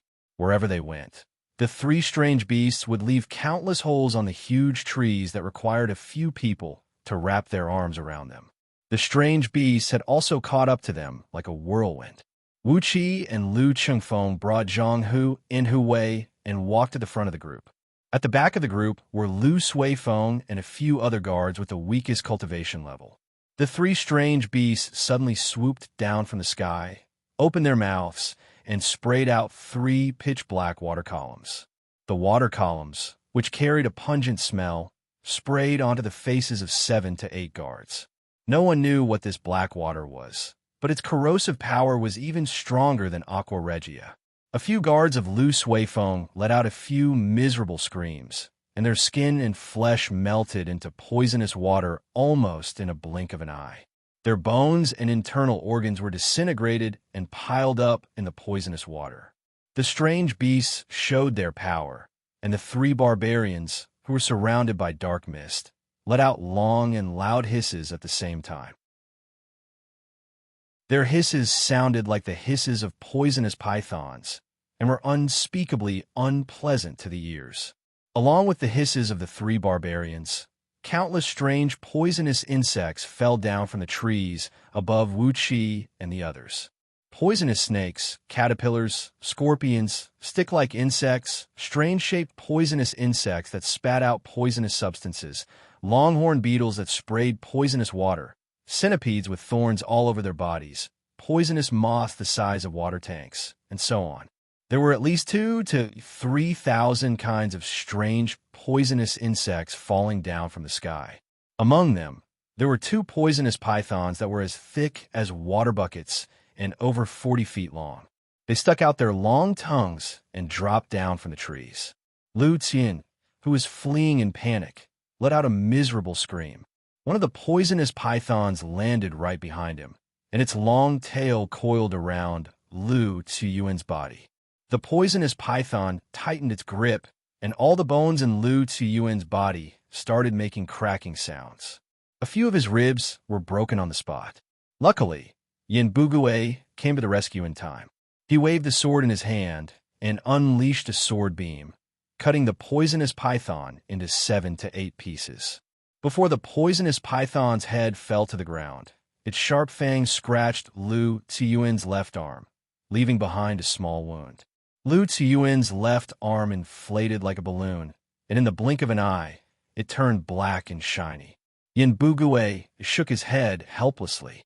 With a swing of his sword, he chopped off Lu Qian's shoulder, grabbed him up, and threw him to Lu Chengfeng. "Young Master Lu, keep an eye on your brother."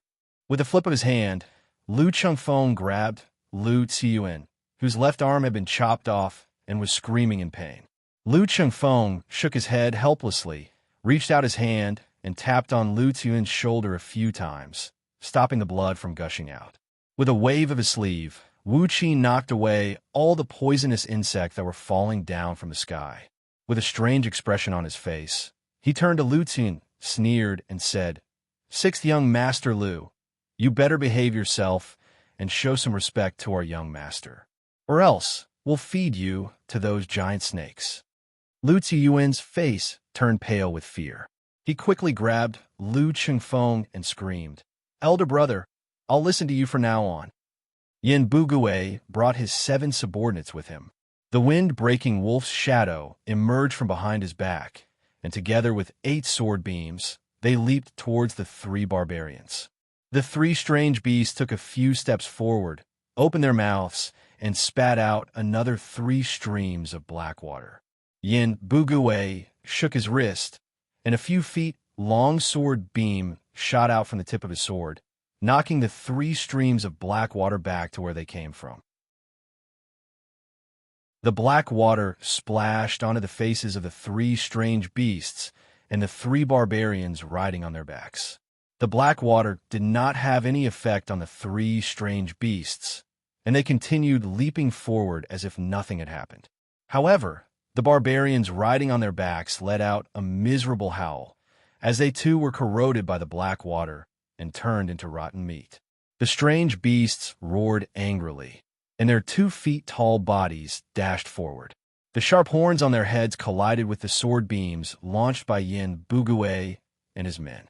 Along with a loud boom, the heads of the 3 strange beasts were smashed into pieces by the sword beams, while Yin Bugue and his men were knocked back by the huge impact.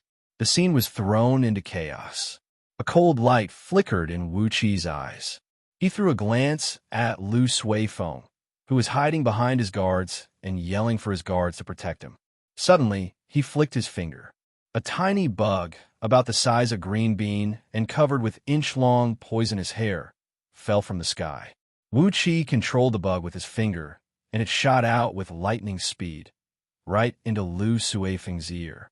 The poisonous hair of the bug suddenly stood up and pierced through Lu Suifeng's skull.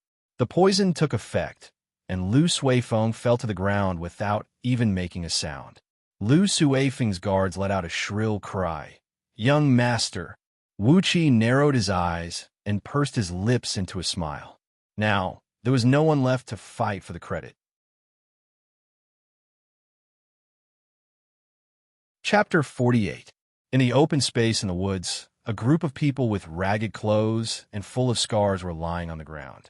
Since the night before yesterday, when they had defeated the last barbarian hunting team, Wuxia and his men had not heard any terrifying roars for the barbarians for more than a dozen hours. In this forest, the strength of the barbarians was indeed extraordinary. If it weren't for Yin Bugui and the other beast warriors, as well as the two Xianxia warriors, Wuxia and Lu Chengfeng, they would have been killed by the barbarians long ago. Under the big tree, the remaining 5 right-hand men of Lu Suifeng were staring at the ground blankly. Lu Suifeng's naked body was lying on the ground.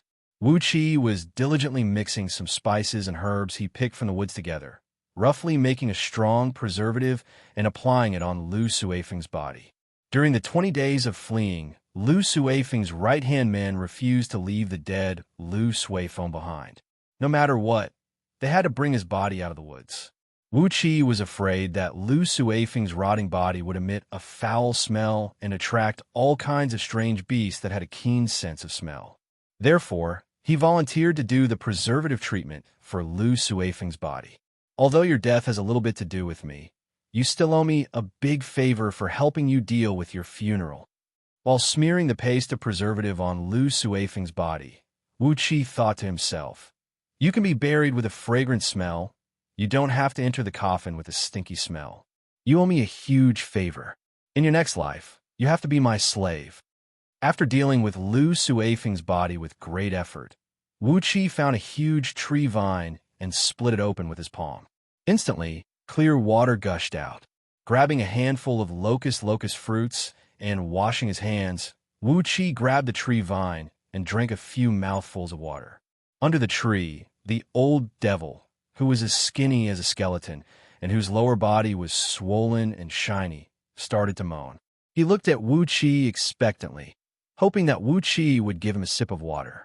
Wuxia hesitated for a while, but he still rolled a big leaf into a cup and fed the old devil a few mouthfuls of water. Greedily gulping down half a liter of water in one gulp, old devil almost burst into tears. The strong wind tests the strong grass, and time reveals a man's heart. Little friend Wuxia, I really can't thank you enough. Wuxia looked at old devil, who had suffered countless hardships along the way. He breathed out a deep sigh and said, "You don't have to thank me. Even if there's a wild dog lying in front of me, I'll still feed it some water and rice. Sigh, my biggest shortcoming is that I'm too soft-hearted." Shaking his head, Wuxia stood up and walked towards Lu Chengfeng. While walking, he sighed and said, "You old devil are not a good man. Why should I care about you? I'm too soft-hearted, and I can't bear to see you suffer. That's why I fed you water. Also, your Marquis is my young master's enemy. It doesn't matter if he's dead. Why should I help him with the smell of a dead body? I'm just too soft-hearted." After listening to Wuxia's words, old devil had a bad feeling in his heart. But after all, it was Wuxia who fed him water. Old devil could only stare at Wuxia's back with a complicated look, while cursing the remaining 5 right-hand men of Lu Suifeng in his mind. These 5 men had been busy taking care of the dead Lu Suifeng along the way, but they had left old devil, a living man, as if he was a bag. If it wasn't for Wuxia taking care of him occasionally, he would have died in the woods. Looking at the 5 right-hand men with hatred, old devil swore in his mind, "Even if I have to die, I'll drag the 5 of you down with me." Wuxia hastily returned to Lu Chengfeng, who was sitting cross-legged with his eyes closed, and placed the 3 black stone tablets on his shoulder. Along the way, Wuxia had been trying to decipher the secret of the black stone tablets. However, there were no words on the black stone tablets, and no ripples of energy could be sensed from them. His divine sense was not strong enough to penetrate into the black stone tablets and find out the secret behind them. Even after a long journey, he still couldn't figure out the use of these black stone tablets.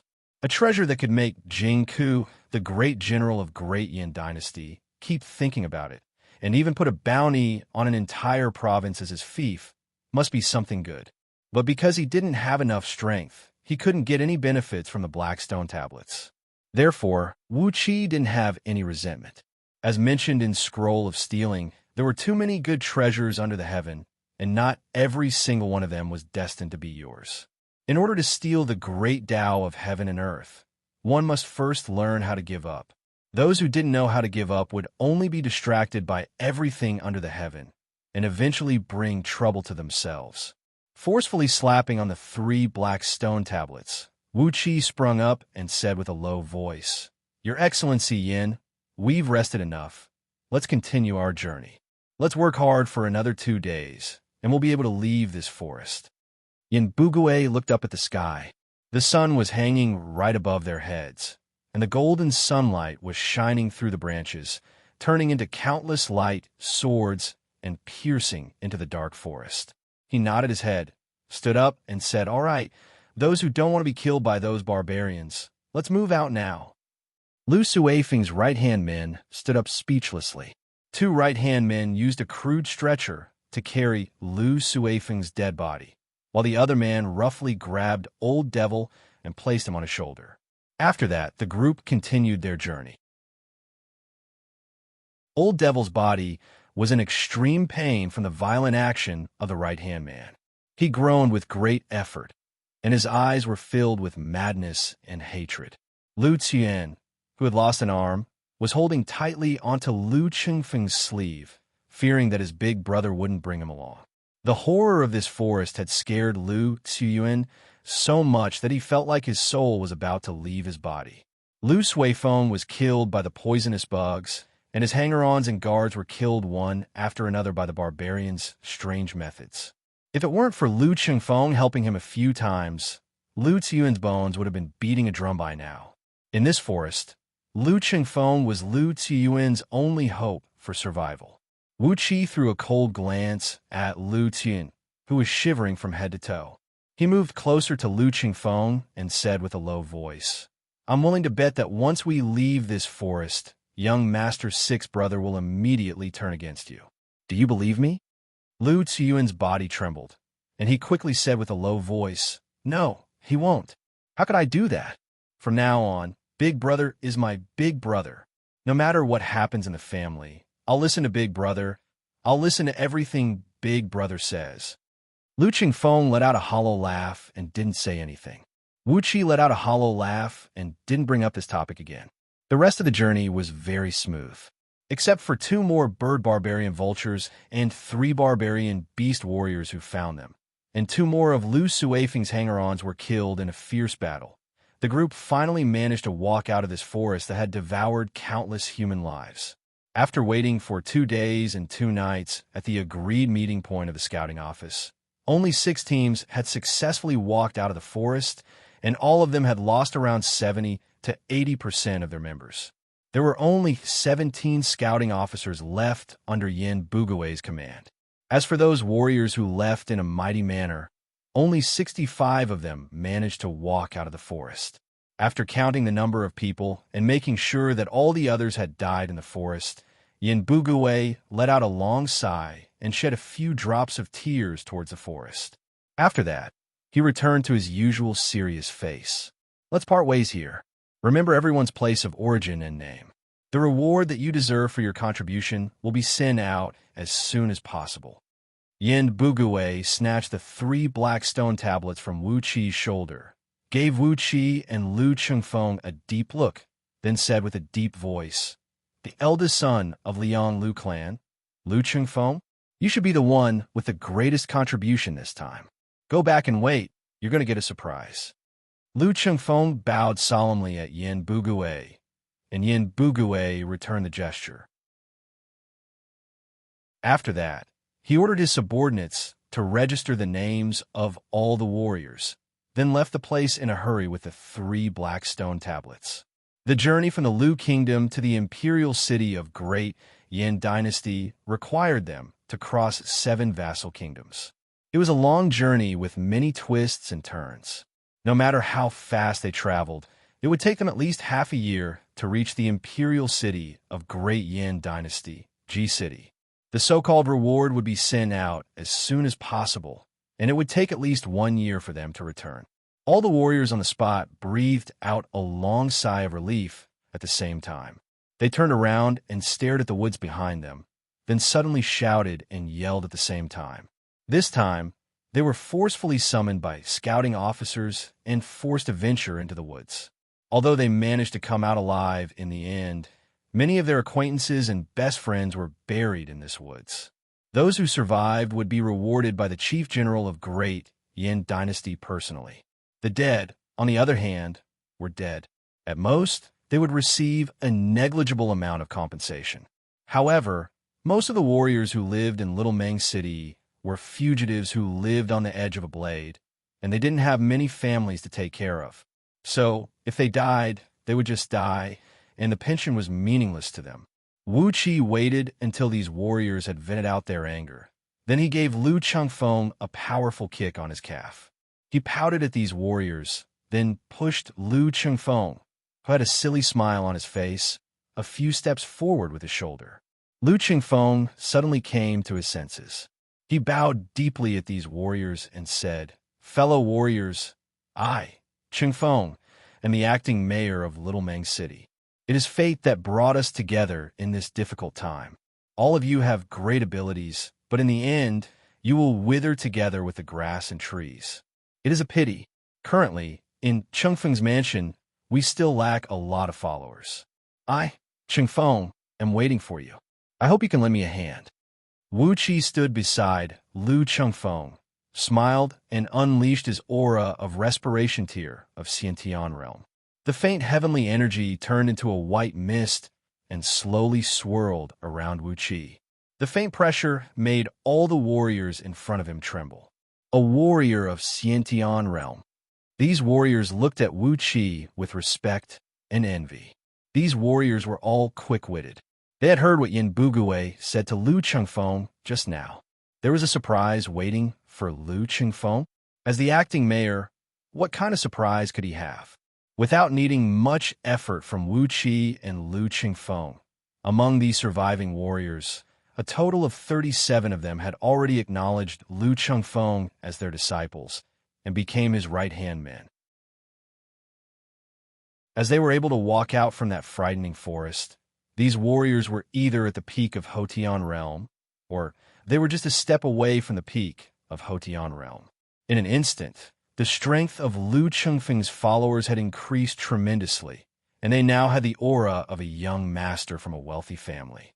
After a few laughs, Lu Chengfeng happily led the warriors and headed back to Little Meng City.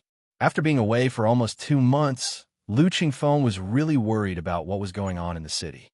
When they were about 3 miles away from Little Meng City, they saw Xiaohe wielding his halberd and leading a large group of city guards, blocking the east, south, and west gates of Little Meng City. They were yelling for war. Wuxia and Lu Chengfeng were shocked. They immediately rushed forward and asked what was going on. After hearing what Xiaohe said, both of them became furious. Wuxia let out a loud shout and jumped onto the top of the city gate, kicking a few guards of Lu Suifeng off the city wall. Xiaohe attacked the city. Anyone who dares to resist will be killed. The furious Wuxia immediately gave the order to attack the city. Chapter 49. Although Xiaohe was a simple-minded person, he still tried his best to use the shortest words to report to Wuxia and Lu Chengfeng what had happened in the past 2 months. Yin Bugue had taken away all the warriors in Little Meng City. Therefore, the group of guards under the command of Lu Zhong had become the strongest armed force in Little Meng City. Be it in terms of equipment, morale, cultivation level, or training level, this group of guards had the power to defeat thousands of city guards of Little Meng City. Besides having a strong force, Lu Zhong also carried the official document and token of Lu Suifeng as the military supervisory officer, which gave him the right to supervise the city guards of Little Meng City. After Wuxia and Lu Chengfeng left, Lu Zhong became even more domineering. Clearly, he had asked those accountants who were in charge of auditing the accounts to falsify the accounts on the spot and blame it on Wuxia and Lu Chengfeng. Then, he burned all the original account books into ashes. He had bribed and threatened some wealthy merchants in the city, framing Wuxia and Lu Chengfeng, and had gotten over 100 evidence of Wuxia and Lu Chengfeng taking bribes, raping innocent girls, and disturbing the people. Every single one of them had a crime and a witness, and it had become an ironclad case. In the end, he gathered all the former city guards captains who were chased away by Wuxia and asked them to stand out and push all the blame onto Lu Chengfeng. When Yin was the mayor, the burglary of the mayor's mansion, and so on, were all handled by Wuxia and Lu Chengfeng. After spending over 1 month, Lu Zhong had laid out a nearly perfect trap, a trap that could make Wuxia and Lu Chengfeng die a graveless death. After that, he couldn't wait to take the title of military supervisory officer and forcefully take over the power of the city guards of Little Mang City. Those former city guards who had been driven away were now his pawns, and they happily followed Lu Zhong to take over the power of the city guards. Although Xianxia was simple-minded, he still obeyed Lu Chengfeng's orders. He controlled the city guards tightly, not allowing them to clash with Lu Zhong's men. However, Lu Zhong was getting more and more outrageous. When Lu Zhong brought his men and broke the limbs of a few city guards who refused to submit to him, Meng Xiaobai and the other villagers of Meng Village were the first to explode. The simple and honest villagers of Meng Village would never meet someone like Lu Zhong. For the past month, all kinds of messy things had happened, and the people of Meng Village had had enough of their boredom. No one knew who started the fight, but the villagers of Meng Village led nearly 1,000 city guards, and the guards led by Lu Zhong. In this fight, more than 800 city guards were killed on the spot.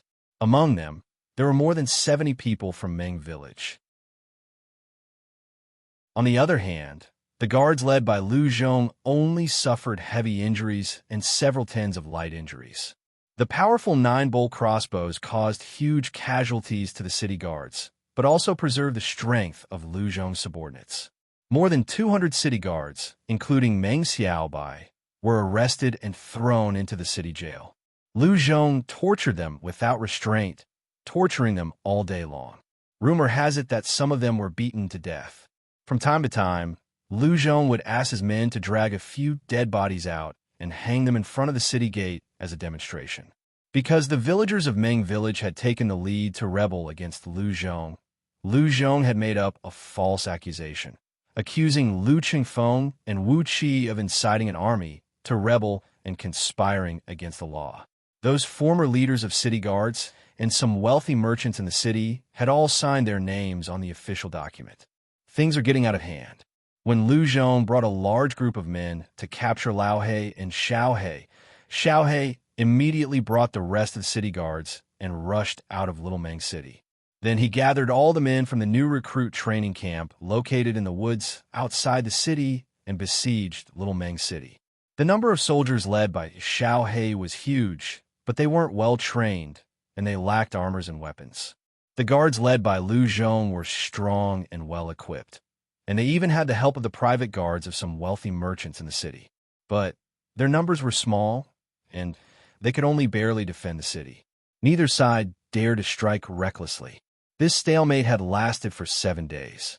When Wuxia heard the news, he was enraged, especially when he heard that the villagers of Meng Village had been killed, and Meng Xiaobai had been imprisoned and tortured.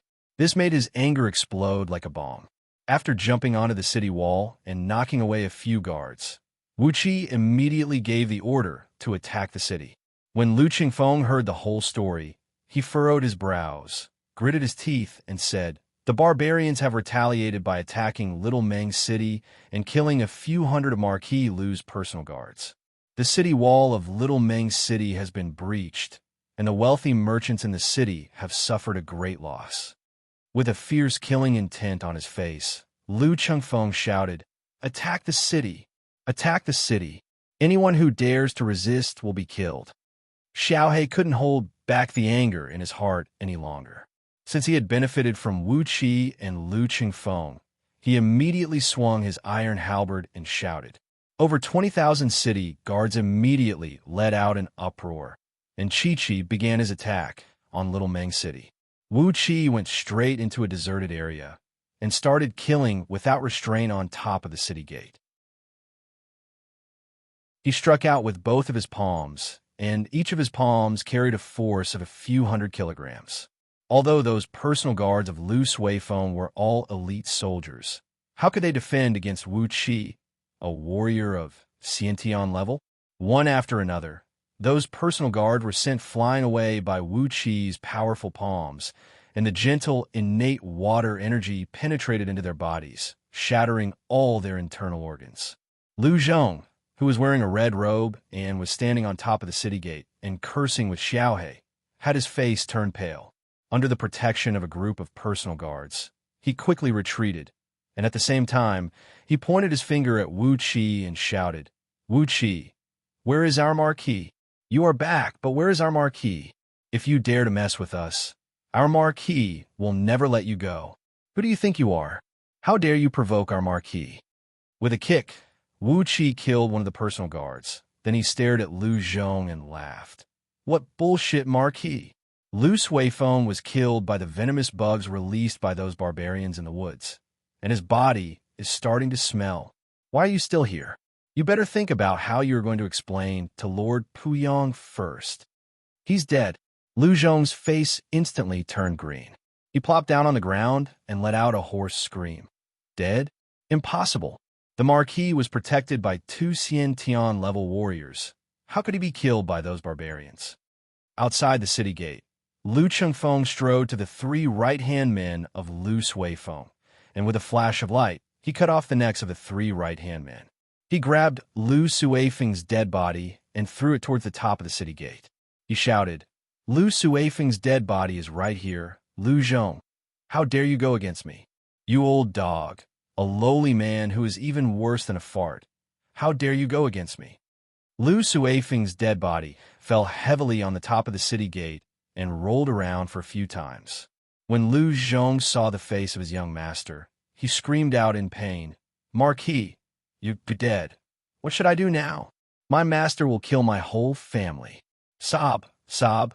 According to your plan, it took me a lot of effort to frame Lu Chengfeng with enough crimes to kill him. How did you die?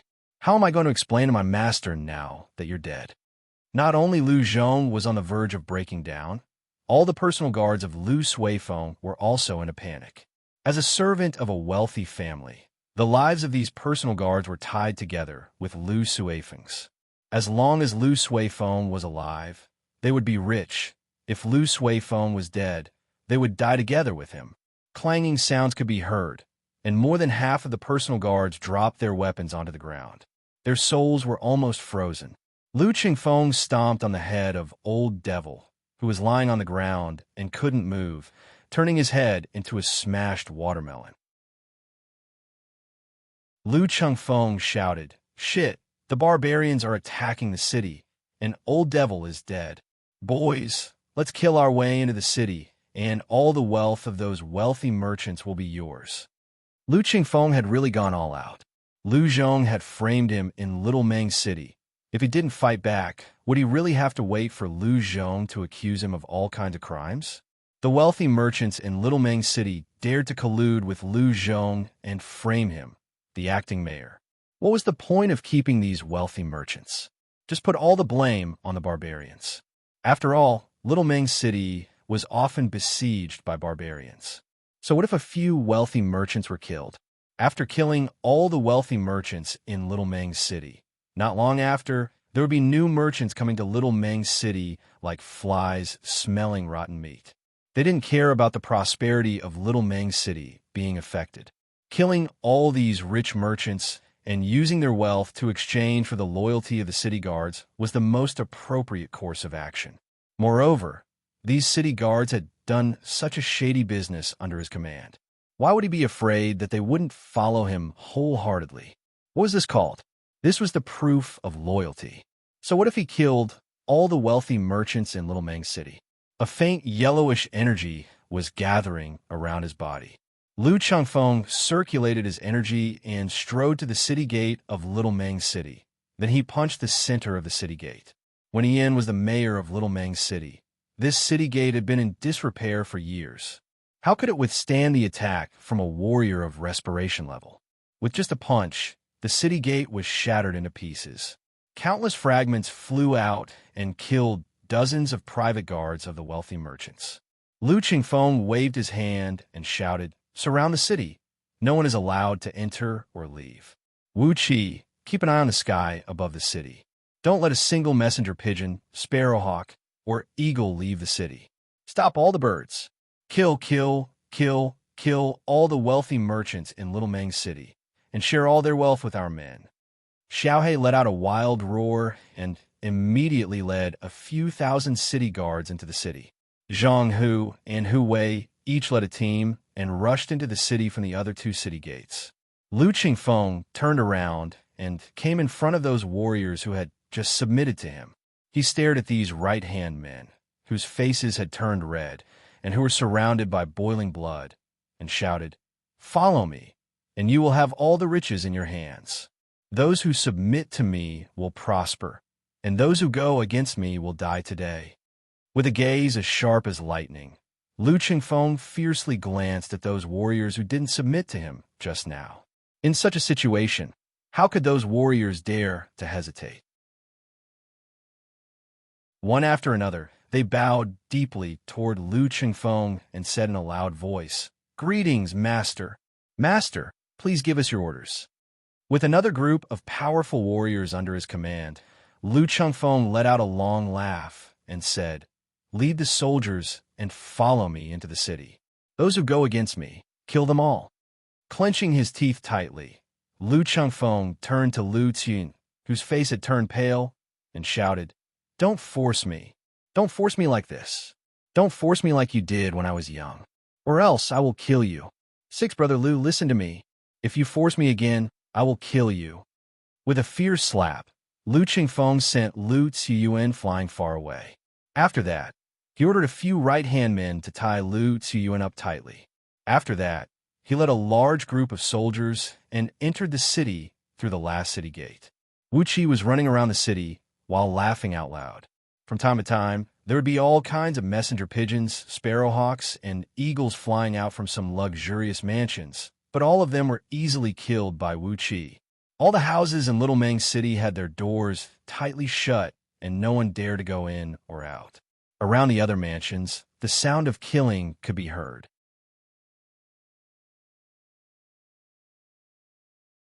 Chapter 50. The sky above Little Meng City was filled with dark smoke. All the shops and mansions in the city had been looted by the city guards. A huge amount of gold, silver, and jewelry were piled up on the drill ground of the city guards.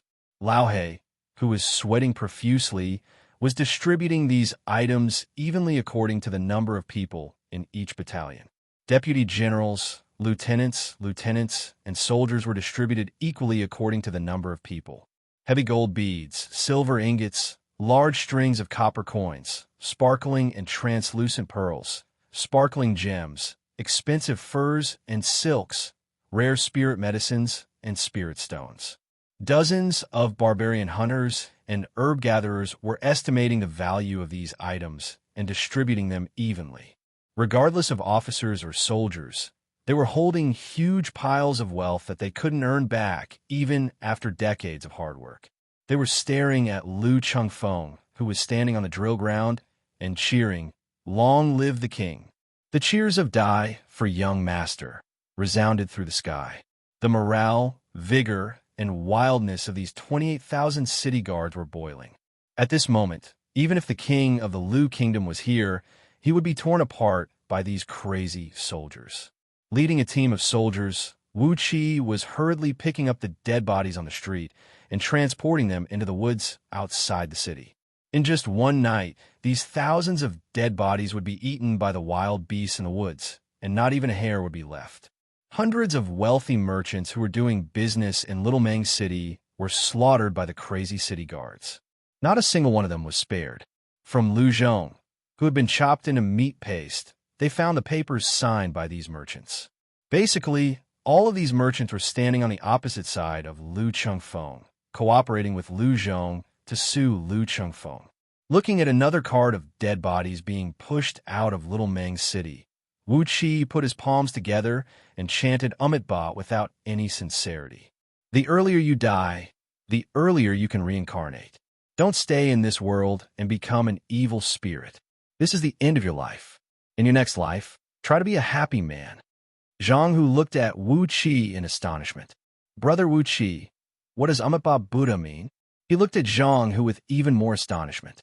Did the people here not know the meaning of Amitabha Buddha? Wu Qi blinked his eyes and explained to Zhang Hu in a serious manner, "It doesn't mean anything.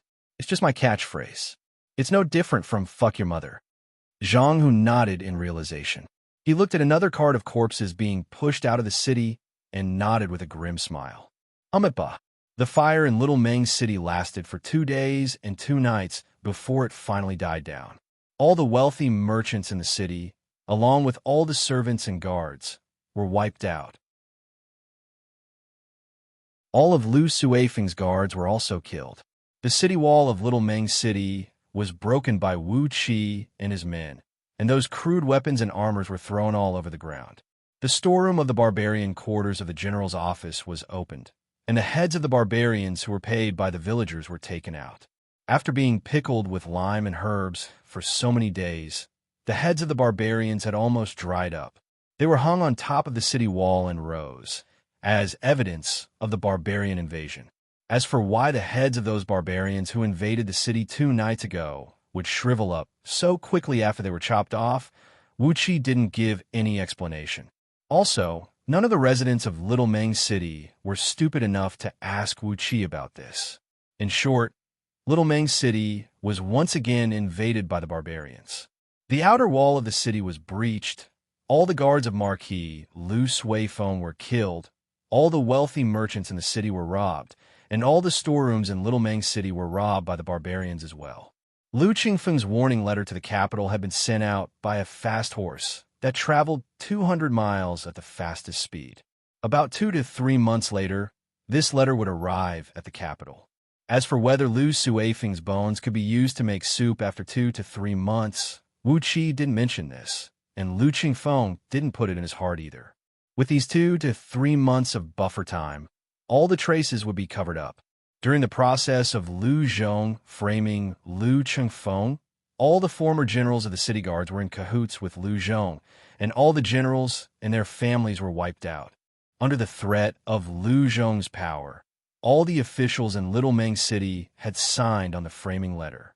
These officials were also killed by the barbarians, and all the officials were replaced by the new right-hand men recruited by Lu Qingfeng.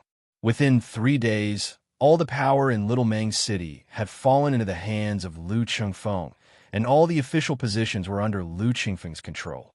28,000 city guards were stationed in Little Meng City. 8,000 of them were the city guards of Little Meng City, and 12,000 of them were Lu Qingfeng's personal guards and stationed in the mayor's mansion. As for the last 8,000 soldiers, they simply changed their identity and formed a group of 8,000 barbarian hunters under the leadership of one of Zhang Hu's old brothers. This 8,000 barbarian hunter team was the largest barbarian hunter team in the history of Little Meng City. No matter it was Lu Qingfeng's right-hand men or the 28,000 city guards from top to bottom, all of them were fed by Lu Qingfeng with gold, silver, and jewelry. Their hands were stained with the blood of those wealthy merchants, former generals of city guards, and the former officials of Little Meng City. All of them had joined Lu Qingfeng's pirate ship, and they had no choice but to follow him. 3 days after the barbarian attack, Lao He led a group of forcibly recruited civilian workers and began to repair the broken city wall. Meanwhile, Lu Qingfeng was in the mayor's mansion, gathering all the leaders of the local clans who were born and bred in Little Meng City, including a few elders from Meng Village. A wooden table was placed in the middle of the hall, and Lu Qingfeng, who was wearing a luxurious robe, was kneeling behind it, looking at all the leaders of the local clans kneeling in the hall with a smile on his face. Although the power of these elders and clan leaders couldn't be compared to those wealthy merchants who came from outside, they represented the tens of thousands of people who were born and bred in Little Meng City, and they were the real local tyrants of Little Meng City. Wu Qi looked at all these people in the hall, and with a big smile on his face, he placed the official documents on the table in front of them. Fellow clan leaders, elders, and elders, what our young master wants to say is that Little Meng City has suffered a great loss this time. Every year, the trade between Little Meng City and the outside world can bring us a huge amount of tax and profit. But all this time, this profit has been taken away by those people. Clearing his throat, Wuxia looked at all the leaders of the local clans, who had a weird expression on their faces. He sighed and said, "You're the locals of Little Meng City, and you've been living here for hundreds of years. But during these hundreds of years, what have you gained? At most, you can open up a restaurant and let the girls in your clan do the dirty work in exchange for some money. Or, your children can join the teams of barbarian hunters, herb gatherers, hunters, and mine explorers, risking their lives in Meng Mountains in exchange for some insignificant commission. But those wealthy merchants who came from outside, they will buy all the rare and precious treasures that your children have worked so hard for. Once they are shipped out of Little Meng City, they will get a huge sum of money, enough to feed your entire clan for more than 10 years. They give you a few copper coins in their left hand and a few gold ingots in their right hand. They have been exploiting you, bullying you. As the owners of Little Meng City, you can't be the owner of Little Meng City." An elder of Meng Village stood up, bowed toward Wuxia, and said with a deep and trembling voice, "Little brother Wuxia, you're one of us from Meng Village. Tell us, whatever young Master Lu wants us to do, we'll do it." Wuxia smiled, took a few steps back, and stood next to Lu Chengfeng. Lu Chengfeng placed both of his hands on the table, leaned his body forward, and shouted with a deep and powerful voice, "All the native clans of Little Meng City, from today onwards, follow me. I, Lu Chengfeng, will guarantee you a lifetime of riches and honor. From today onwards, all the clans will unite and establish Little Meng City Allied Chamber of Commerce. We will control all the rare and precious treasures in Meng Mountains." Slapping on the table, Lu Chengfeng shouted, "From today onwards, Meng Mountains, this fat piece of meat, will belong to all of us. In the future, all of you will be able to wear gold and silver, drink wine and beautiful women, sing every night, and ride around the city in fancy clothes. This is what I, Lu Chengfeng, promise you. As long as all of you sign the document and pledge your loyalty to me and the Allied Chamber of Commerce of Little Meng City, riches and honor will not be a problem." Right after Lu Chengfeng finished his words, Wuxia let out a few light coughs and said, "As you all know, 2 days ago, the barbarians invaded Little Meng City and caused a great number of casualties in the city. Perhaps, in these 2 days, the barbarians will return. If anything happens to any of you, no one can guarantee your safety." This was a blatant threat. Everyone in the hall knew very well that if anyone refused to sign this document and pledge their loyalty to Lu Chengfeng, their entire clan would be wiped out immediately. In Little Meng City, over 20,000 fully armed barbarian soldiers were waiting to set fire to the city. The few elders from Meng Village were the most straightforward. They stood up, bit their own thumbs, and stamped their own bloody fingerprints on the document. The oldest elder among them could still read a few words, and he awkwardly wrote his name on the document. With the example set by Meng Village, none of the leaders dared to disobey Lu Chengfeng. They all obediently stamped their bloody fingerprints and signed their names. Lu Chengfeng let out a loud laugh. He waved his hand and said, "Somebody, serve the wine. Let's celebrate with all the leaders, elders, and elders." Wuxia clapped his hands and laughed. "Great! From now on, we're a family. Ladies and gentlemen, I, Wuxia, wish you a prosperous business, an abundant source of wealth, a flourishing family, and prosperity." Lu Chengfeng's trusted servant walked up to the table with a tray in her hand and served bowls of wine to everyone. Laughter filled the air, and the aroma of the wine filled the air. Everyone drank the wine in one gulp. After that, led by Wuxia, everyone smashed their wine bowls on the ground.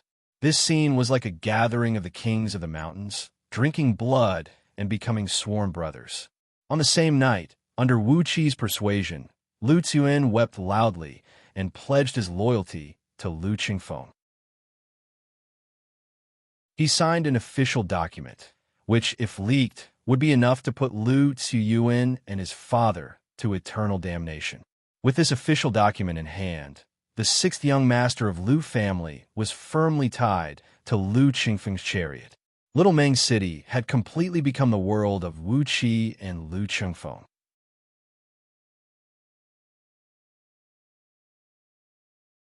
Chapter 51. Everything under the heavens is for profit, and everything under the heavens is for profit.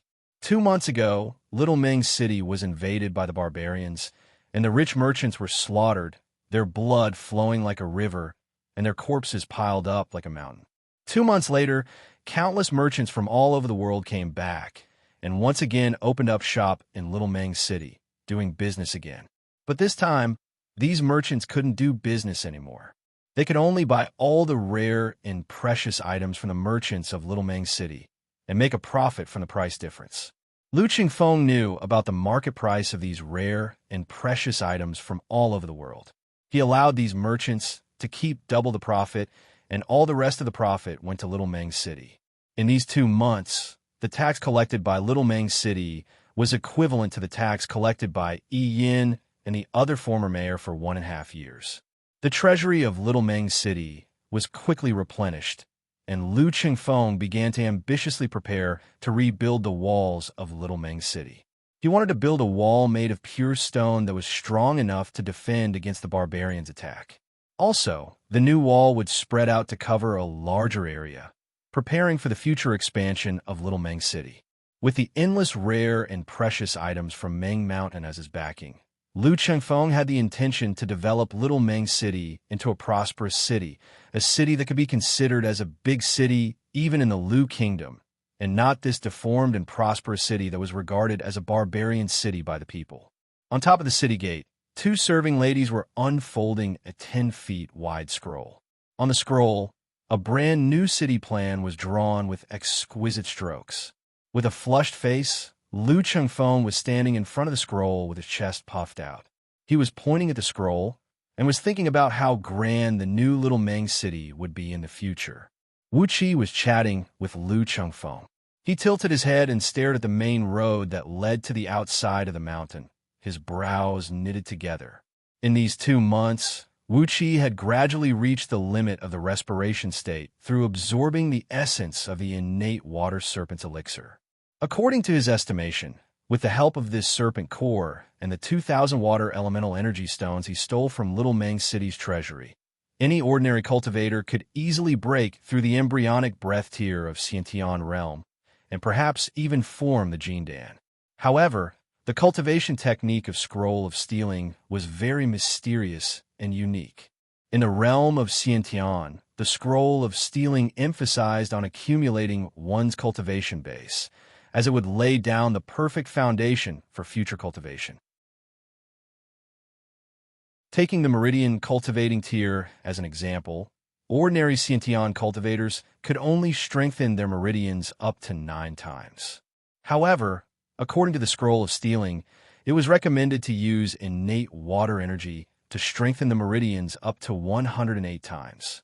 Judging from this, if he wanted to improve his innate water energy to the embryonic breath of innate realm, Wuxia would need at least 20 times more spiritual stones than he did now. But in Little Meng City, there was no way he could find so many water elemental energy stones. If he wanted to get a better cultivation condition, the most convenient way was to join a sect of cultivators in this world. After talking with Lu Qingfeng for the past 2 months, Wuxia had learned that there were sects of cultivators in this world, and all of them were extremely powerful. However, all the sects of cultivators relied on the Great Yin dynasty to survive, and the founders of all sects of cultivators were either the sons or followers of Emperor Yindan. For example, the background of Scouting Office was actually a very powerful sect of cultivators in the Great Yin dynasty, and its founder was the general of the Great Yin dynasty, Jing Ke. Most of the other sects were the same, and the founders of these sects were closely related to the Great Yin dynasty. The sects of cultivators were under the strict control of the Great Yin dynasty, and the techniques of cultivation were never taught to anyone easily. If one wanted to become a disciple of a sect of cultivators, he or she must be a genius with great talent, or the son of a noble family of the Great Yin dynasty.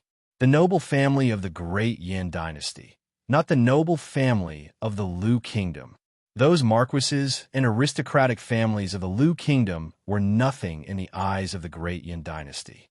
Wuxia carried the mark of Lu Chengfeng on his body, so it was extremely difficult for him to become a disciple of a sect of cultivators of the great Yin dynasty. The great Yin dynasty would never allow the follower of the illegitimate son of a small aristocratic family of a vassal kingdom to become a disciple of a sect. A disciple like this could bring instability to the vassal kingdoms and destroy the rule of the great Yin dynasty. Therefore, it was extremely difficult for Wuqi to join a sect of cultivators of the great Yin dynasty. What a headache! Wuqi knitted his brows. He stared at Lu Qingfeng, who was talking with confidence and composure, and felt puzzled. Why was he the illegitimate son of Lady Rong? If he was the illegitimate son of Yin Dan, how great would that be? Wouldn't he be able to join a sect of cultivators with ease? Sighing, Wuqi shook his head and decided to take his time to make a decision. For the time being, there was no need to rush. Throwing away the complicated thoughts in his mind, Wuqi focused his mind and prepared to listen to Lu Chengfeng's design of the new city. Just when he was about to retract his gaze and look at the scroll, he suddenly saw a cloud of sharp smoke rising up into the sky from the main road in the distance. It seemed like a large army was approaching. With a leap, Wuqi leaped up to the top of the city gate, raised his head, and looked in that direction. He saw a blood-red torrent rushing towards him. Hastily, Wuqi let out a sharp whistle and shouted, "Close all the city gates. All crossbowmen and archers stand guard on the top of the city wall." Lu Qingfeng had also heard the rapid clatter of hooves coming from afar. Hastily, he sent away the two serving ladies, leaped up to the top of the city gate, and looked into the distance. He squinted his eyes and looked into the distance. Then he sneered and said, "Look at the color of their armor. They're Lord Puyang's men." A large group of city guards rushed up to the top of the city wall with their bows and crossbows, lining up in a straight line. Behind the archers, there was a dense group of soldiers holding heavy swords and shields. After 2 months of cruel training, the soldiers of the city guard army had gained some power and influence. Meng Xiaobai and a group of men from Meng village had also rushed up to the top of the city wall. These men from Meng village were holding 2-inch thick iron shields in their hands, and they were carrying huge axes on their shoulders. They were wearing thick and heavy armor made of pure steel, and they looked like a group of moving steel puppets, giving off an intimidating aura. Wuqi looked at Meng Xiaobai with a pleased expression. This little guy is really good. 2 months ago, he was the one who had instigated the city guards to fight with Lu Zhong. After that, he was imprisoned and tortured by Lu Zhong, but he didn't even beg for mercy. No matter how many times they tortured him, he didn't even let out a groan. This little guy can be used. Wuqi was afraid that he would do something reckless again, so he quickly shouted, "Xiaobai, follow young master. You're not even an adult yet. Why are you following the adults?" Meng Xiaobai retorted unwillingly, but the men from Meng village burst into laughter and chased him back, forcing him to follow behind Lu Qingfeng. Meng Xiaobai kept mumbling to himself, then walked angrily to the entrance of the city gate. He stared at the group in the distance, not even bothering to look at Wuqi. "Little guy, you've learned how to be angry?" Wuqi laughed out loud. The sound of hoofbeats was loud and clear like thunder. In just a quarter of an hour, more than 6,000 blood-armored cavalrymen had arrived. These cavalrymen were all wearing red armors and riding on 2 horses. Their armors and robes were covered with dust. Obviously, they didn't rest during their journey to Little Meng City. These valiant cavalrymen formed a neat formation outside of the city wall. A murderous aura rose from the ground. These cavalrymen stared at the city guards on top of the city wall, not saying a word, just like a group of stone pillars. Wuqi took a few steps forward and stood behind one of the battlements. He poked his head out and shouted, "Who are you?" After 10 minutes of silence, a skinny, 6 feet tall, red-armored cavalryman slowly rode forward a few hundred feet. This cavalryman rolled his eyes and stared at Wuqi fiercely. He shouted, "Luo Kadi, the commander of Lord Puyang's personal guards, here to escort Marquis back." It was Lord Puyang's men, They were here to retrieve Lu Suifeng's body. Wuxia suddenly regretted that he didn't send Lu Suifeng's body back to Lord Puyang's mansion earlier. This way, Lord Puyang wouldn't have to find an excuse to send so many men to Little Meng City. Over 6,000 red armored cavalrymen. All of them were elites. Lord Puyang obviously didn't have good intentions. But what was he going to do? Was he going to kill Wuxia and Lu Chengfeng to avenge his son? Wuxia thought for a while. Then he shook his head and said, "The city is too small. General Luo, please set up camp outside of the city." An elegant man, wearing a red leather armor and holding a feather fan, rode forward. He stared at Wuxia and shouted, "We're here to escort Marquis back. Once we've sent Marquis's body, we'll return immediately and won't disturb you again." Wuxia stared at the scholar and shouted, "Who are you?" The scholar answered with a loud voice, "I'm Lord Puyang's follower, Ma Yang." Lu Chengfeng came next to Wuxia. He stared at the two men below the city wall, laughed, and said, "I've heard that Lord Puyang has General Luo Kadi, who is able to take the head of a general in an army of 10,000, and Mr. Ma Yang, who is able to kill without leaving a trace. I've heard about you for a long time." Ma Liang smiled, casually cupped his fist toward the city wall, and didn't say anything. Luo Kadi shouted with a stern voice, "Stop talking nonsense. Hand over Marquis's body, and we'll return immediately." Over 6,000 red armored cavalrymen responded together. Then Chi-Chi raised his head and shouted, "Marquis! Marquis!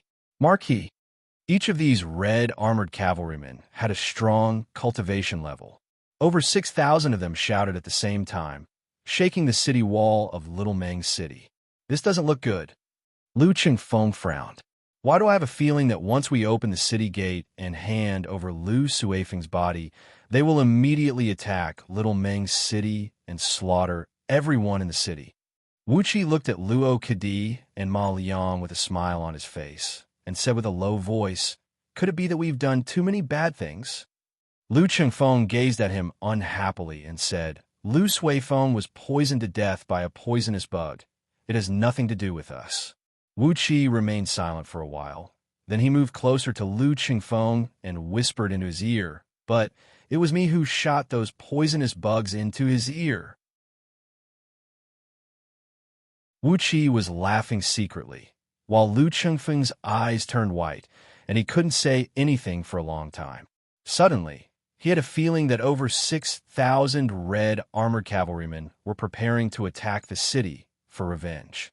Both of them looked at each other, and after a while, Lu Chengfeng shouted, "General Meng, please bring 100 men with you and Mr. Ma Liang into the city to welcome Marquis back." Luo Kadi raised his head up and stared at Wuxia and Lu Chengfeng for a while. Then he waved his hand. From the army behind, 100 cavalrymen sprinted out.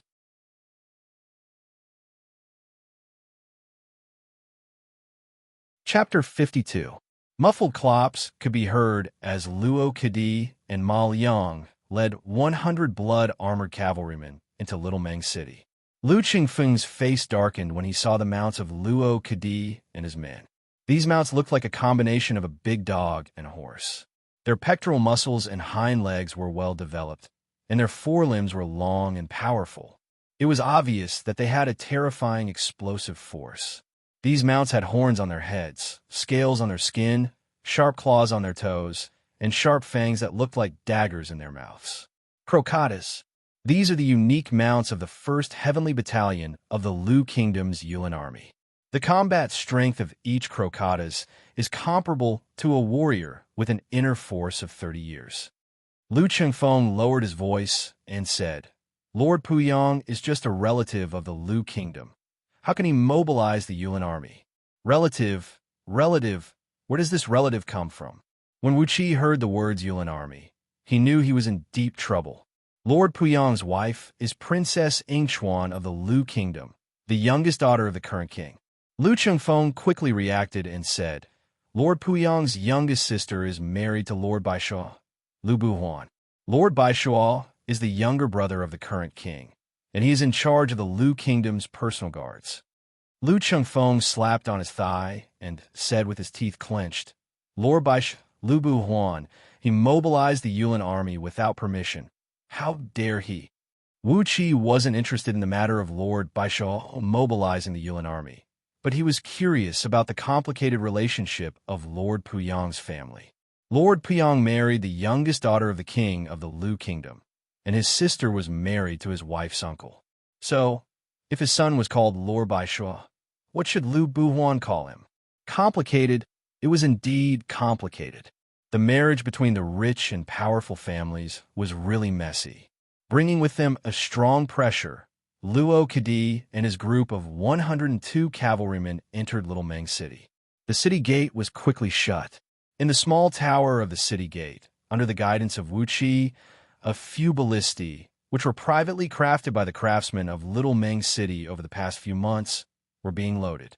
Pure steel bolts, the size of a spear, were locked onto Luo Kadi and his men. Wuxia and Lu Chengfeng quickly came down from the wall. Lu Chengfeng bowed at Luo Kadi and said, "Wuxia, General Meng." Sitting on the back of Crocatas, Luo Kadi looked down at Lu Chengfeng with a condescending look. With an expressionless face, he shook his head and said, "I am a second-grade captain general, so the city governor should address himself as a lowly official." Meng City's Luo Kadi said, sitting on top of Crocatus. King, cool up his expression. His Wu, and his said, saying, "I Wu, King Chengfeng you." Chun, Chengfeng, Chun, King, General, General, Chun, Chun, General Acting, Chun, Deputy General, Mayor, Acting Luo. Lu Chengfeng's face turned cold, and he bowed at Lu Chengfeng again, saying, "You flatter me." Luo Kadi picked up the horsewhip and gave Lu Chengfeng's shoulder a hard poke, sneered and said, "Well said, well said." Luo Kadi picked up his horsewhip and poked it on Lu Chengfeng's shoulder. "Where is our marquis? Bring me to see him. Also, where are those bastards Lu Zhong and the rest of them?"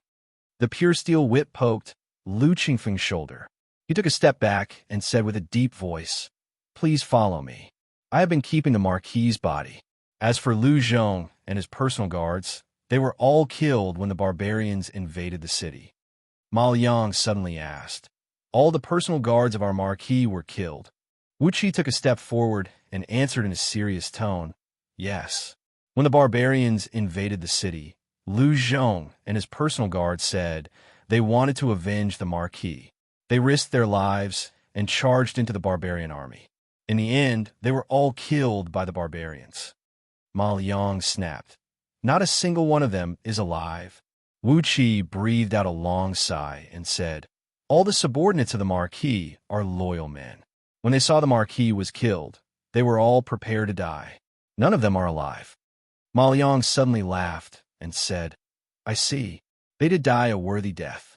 It was just that he didn't expect that old dog Lu Zhong to be so hot-blooded. I thought that old dog Lu Zhong would only care about his own life and wouldn't have the courage to sacrifice himself for his master." Wuxia laughed as well.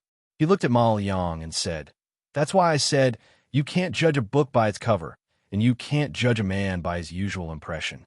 Old Mr. Lu Zhong sacrificed his life for justice, and that's what we should learn from him. Lord Puyang is indeed a wise man. All his subordinates are loyal and brave. That's what they call a family of heroes." Luo Kadi's mouth twitched, and he almost whipped Wuxia to death. Ma Liang's grip tightened as well. He wished he could break Wuxia's skull with his whip. Lu Chengfeng reached his right hand to his back and pinched his own waist. Only then did he stop himself from laughing crazily in his mind. A family of heroes? That was a nice word to use. Speechless, the group of men arrived at the mayor's mansion in silence. Along the way, Luo Kadi's eagle-like eyes were quickly glancing over the streets and alleys of Little Meng City.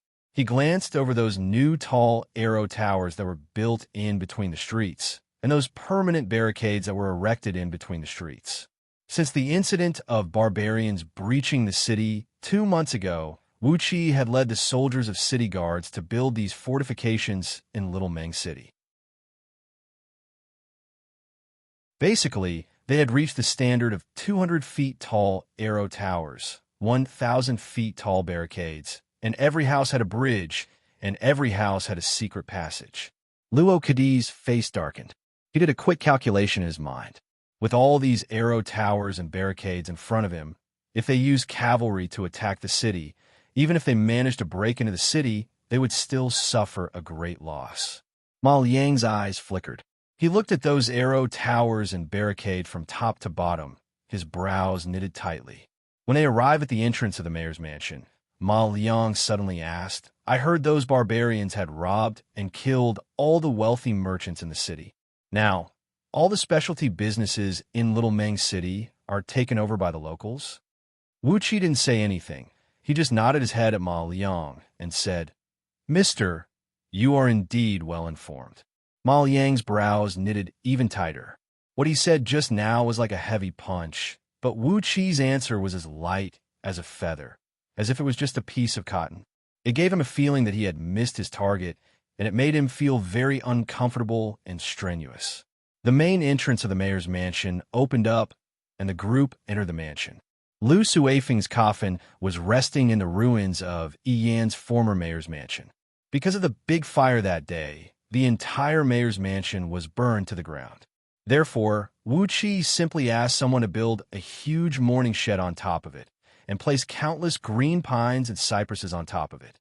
A large amount of fresh flowers, incense, and candles were placed around Lu Suifeng's coffin, surrounded by the fresh flowers and green branches. Then, a group of men and women were hired to act as the filial sons and grandsons, crying in front of the coffin. The atmosphere was very sad and solemn. Looking at the huge mourning shed in front of them and the huge coffin that was made from a whole piece of golden leaf sandalwood, Luo Kadi and Ma Liang were speechless. From the location of the mourning shed, they could tell that this was the best spot in the mayor's mansion, and it should be the residence of the mayor. But now, it had become the resting place for Lu Suifeng. Judging from the etiquette, Luo Kadi and Ma Liang couldn't find any fault with it. Green pines and cypresses, fresh flowers, incense and candles, as well as over 100 filial sons and grandsons who were crying bitterly. All the etiquette had been fulfilled, and it was even better than what they had imagined. What else could they say? With drooping eyelids, Luo Kadi and Ma Liang lit an incense stick for Lu Suifeng. Then Ma Liang gritted his teeth and shouted, "Come, examine the corpse." Wuxia sucked in a cold breath immediately. An autopsy? Are they serious? Is it Lord Puyang's idea, or is it Lord Baishua's idea? What a cruel move. 5 short and shriveled old men walked out from among the 100 knights. Their bodies were emitting a gloomy aura, and they carried a faint smell of corpses. They walked unsteadily and didn't have any internal energy. However, their eyes were bright, and when they looked at people, it was as if they were looking at corpses. They walked to the coffin, pushed open the heavy lid, and carried Lu Suifeng's body out of the coffin. Lu Suifeng's body was wrapped in a thick layer of silk, and it was covered with antiseptic powder and medicine. These 5 old men quickly tore apart all the silk with a small knife, revealing Lu Suifeng's blackened body. He died of a deadly poison. The wound is on his ear. There are no internal injuries, and his internal organs are intact. External injuries, and his lower body is injured. Apart from that, there are no other injuries. The 5 old men dismembered Lu Suifeng's body with 5 small knives and dug out his internal organs, including his brain, one by one. Then, they used all kinds of strange tools to examine them. They even cut off a small piece of tissue from Lu Suifeng's internal organs and soaked it in a strange potion. Through the changes in the color of the potion, they tested what kind of poison Lu Suifeng was poisoned with and how many kinds of poisons he was poisoned with. When Lu Qingfeng saw the scene of Lu Suifeng being dismembered, he immediately turned around. Wuxia curiously stood beside the 5 old men, admiring their swift movements, and from time to time, he would ask them about the tools and potions they used. It was nothing more than a forensic doctor performing an autopsy. What was there to be surprised about? After tossing and turning Lu Suifeng's body for almost an hour, the 5 old men wiped the sweat off their foreheads and stood up. "General Luo, Mr. Ma, the Marquis was indeed poisoned to death by a poisonous bug that crawled into his ear, but the wound on his lower body is a little strange. The 5 old men stood in a straight line in front of Luo Kadi and bowed deeply to him. Luo Kadi walked to Lu Suifeng's side. He stared at Lu Suifeng's broken body for a long time. Then he clenched his teeth and said, "The Marquis said that we must thoroughly investigate the death of the Marquis. Whoever dares to go against us, the Duke of Puyang Mansion, should be prepared to die." Turning around, Luo Kadi shouted, "Where is Lu Ziyuan? Didn't he go into the forest with you? Where is Lu Ziyuan?" Stamping his feet, Luo Kadi roared angrily. The Marquis was protected by 2 embryonic breath stage Xianxia cultivators. How could he die? And how did you come out alive? Get Lu Ziyuan out here. I want to confront him. Lu Chengfeng let out a light cough, and Zhang, who had already brought Lu Ziyuan, whose face had turned pale. Just as they arrived in front of the shed, Lu Ziyuan knelt down in front of Lu Suifeng's body and started howling. "Marquis Lu, you died a horrible death. After you died, your body was dismembered by 5 horses, and you died without a whole body."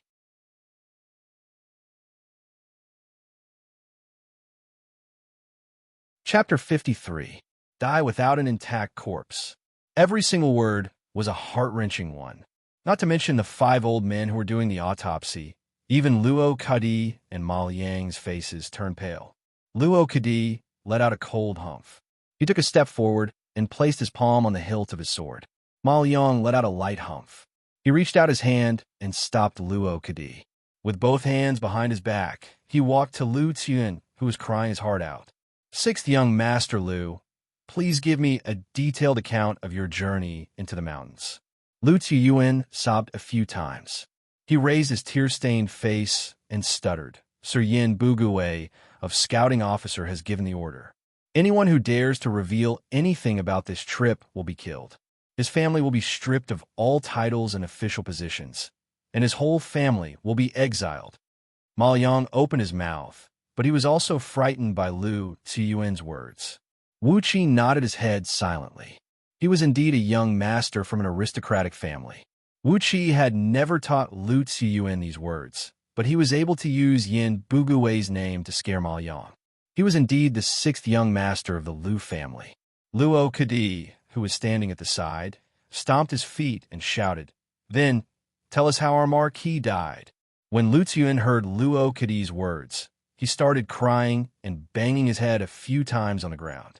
Then he grabbed Luo Kadi's leg with his only arm and wiped his tears and snot onto Luo Kadi's battle robe. While stuttering and coughing, he told Ma Liang everything that he and Wuxia had discussed before, including how Lu Suifeng died in the forest. Basically, everything he said was the truth. From a beginning to the end, there was nothing suspicious about Lu Suifeng's death. Old Devil and Lord Flame were both killed by barbarian beast warriors. Lu Ziyuan could swear to the heavens and the earth. Lu Suifeng was also killed by a poisonous bug. Lu Ziyuan dared to swear on the souls of all his ancestors that he was indeed killed by a poisonous bug. After talking for a long time, Ma Liang kept asking Lu Ziyuan all kinds of questions. However, Wuqi's words had gone through a lot of training, so how could he possibly make a mistake? Although Ma Liang was Lord Puyang's #1 strategist, he was still far behind Lu Xiaobai's monstrous intelligence. Lu Ziyuan's answer was flawless, and there was nothing to nitpick. Wuqi had even purposely added a few incoherent details into Lu Ziyuan's answer, making it even more obvious that Lu Ziyuan's answer was correct. Ma Liang's heart sank. He really believed what Lu Ziyuan said was true, and Lu Suifeng was indeed killed by the barbarians. Quickly exchanging a glance with Luo Kadi, Ma Liang gritted his teeth and shouted, "How did Lu Zhong die? 6th young master Lu, tell me everything in detail. How did Lu Zhong die?" Of course, Lu Ziyuan's answer was impeccable, and it matched perfectly with Wuqi's answer just now. Ma Liang blinked his eyes and angrily lowered his head, falling into deep thought. Luo Kadi let out a light cough. He freed himself from Lu Ziyuan's arm and said with a cold voice, "So, Mayor Lu, I'm going to say the same thing. Our Marquis was protected by two embryonic, breathing realm Xianxia cultivators. Why did he die in the forest, but you guys are still alive? When Lu Qingfeng was about to say something, Wuxia laughed out loud and said, General Luo, what a funny question. Are you telling me that we were supposed to die in there? Luo Kadi stared at Wuxia and said in a cruel tone, Our marquis is dead, and so are our two masters. Why are you still alive? Luo Kadi moved his skinny body, and a scorching hot aura burst out from his body. Faint light, red natural energies were rushing into his body. He was actually a Xiantian warrior, and judging from the aura he was emitting, he had obviously reached the physique-strengthening realm. When the fire elemental energy rushed into his body, his skin and flesh began to emit a light red glow, and the battle robe he was wearing suddenly started to burn. The flame wrapped around Luo Kadi, and soon his battle robe was burnt to a crisp, leaving only the blood-red battle armor. Wuxia quietly took a few steps back. He waved his hand, and hundreds of city guards raised their 9-bolt crossbows and aimed at Luo Kadi. Don't be rash, don't be rash. Wuxia sneered and said, Even if General Luo is a Xiantian warrior, with so many 9-bolt crossbows shooting at you at such a close distance, you will be turned into a sieve. You don't want to taste it, do you? Ma Liang let out a light cough. Luo Kadi's body trembled, and the light red flame quickly retracted back into his body. I'm sorry. Ma Liang cupped his fist at Wuxia and said, Old Luo has a bad temper, but he didn't mean any harm. It's just that he couldn't accept the tragic death of the Marquis. Mayor Lu, please allow us to transport the Marquis's coffin out of the city. We will return to the capital city now. Lu Qingfeng nodded and said, You don't want to rest for the night? Ma Liang sighed and said, Since things have come to this, why should we rest? We should hurry up and send the Marquis back. Wuxia continued to ask, Marquis is like this, is it your own idea, or is it Lord Puyang's idea? Wuxia pointed at Marquis Lu, whose internal organs were all removed. He was a Marquis, but he was cut into pieces like this after his death. This was so strange. Ma Liang let out a long sigh and said, How can we be so bold? It's Marquis who wants to know the exact cause of the Marquis's death. Wuxia asked again, Then, are you two going to leave with the Marquis just like this? Do you want Wuxia to find some skilled craftsmen to stitch up the Marquis's body? Just when Ma Liang was about to say something, Luo Kadi shouted, Why are you talking so much nonsense? Someone, put the Marquis into the coffin. We'll leave now. Luo Kadi threw a glance at the 9-bolt crossbows in the hands of the city guards, sneered and said, I didn't expect Little Ming's city to have such good armaments. How could they have so many 9-bolt crossbows?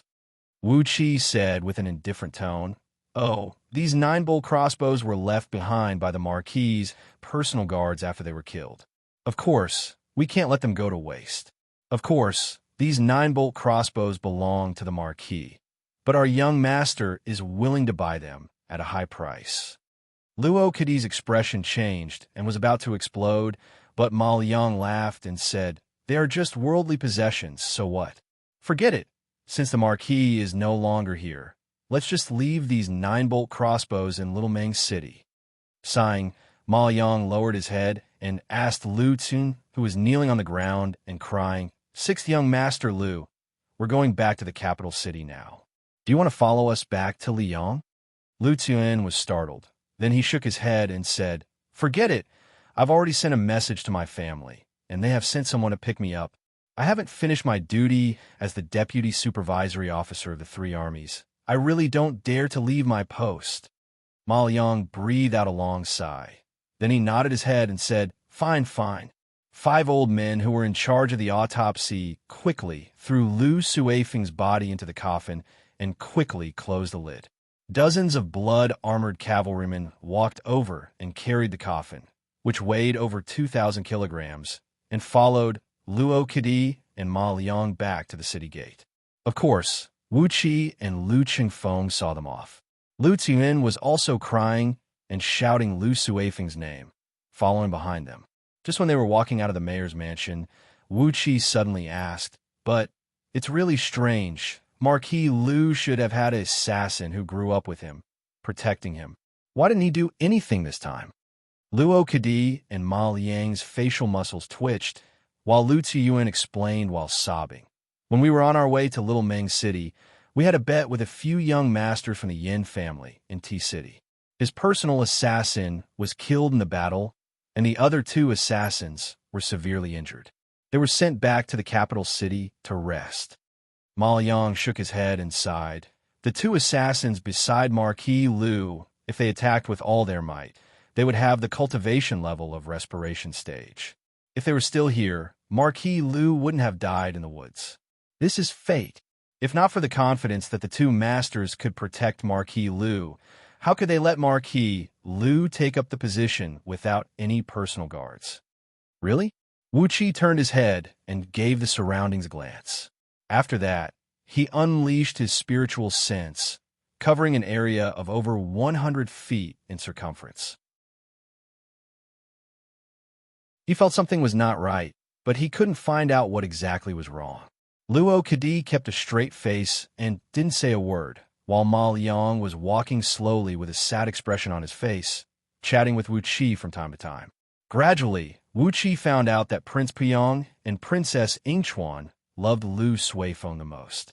Although Prince Puyang had a few children, Lu Suifeng was the biological son of Princess Yingchuan, the grandson of the current monarch of the Lu Kingdom.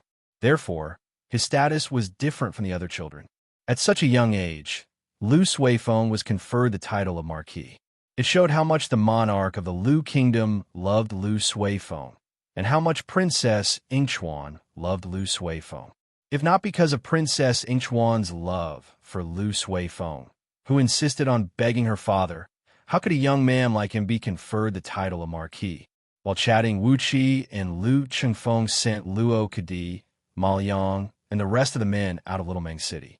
With an expressionless face, Luo Kadi brought his warriors and walked back to the main group, ignoring Wuxia and Lu Chengfeng.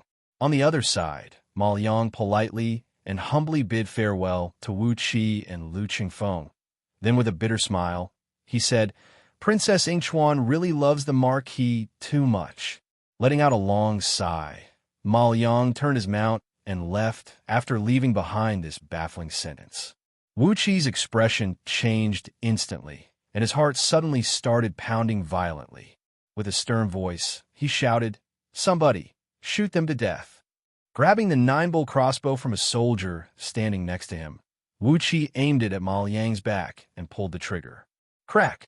9 pure steel bolts were shot out from the ground. Suddenly, an ear-piercing whistling sound was heard coming from underneath the ground. 10 shiny long blades burst out from the ground and thrust out with 3 feet long blades, aiming at the vital parts of Wuxia and Lu Chengfeng's lower body. The blades were bone-piercing cold, and in a blink of an eye, they had sealed off all possible escape routes for Wuxia and Lu Chengfeng. Wuxia grabbed Lu Chengfeng and leaped up into the sky. Suddenly, the air beside him twisted, and 2 vague, dark shadows appeared out of nowhere. They spread their arms and leaped towards Wuxia. When they were still a few feet away from Wuxia, their bodies had expanded like balloons and exploded. "Follow the Marquis and die together." These are the last words left behind by the 2 dark shadows. Poisonous gas, poisonous blood, poisonous meat, and bones were flying all over the sky, all of them shooting towards Wuxia and Lu Chengfeng in a messy manner. Ma Liang, who had just walked a few hundred feet away, swept away the 9 heavy crossbows with a backhand. Staring at Little Meng City, he shouted out with a stern voice, "Princess Yingchuan has given the order. Break into Little Meng City and leave no one alive. Die together with the Marquis."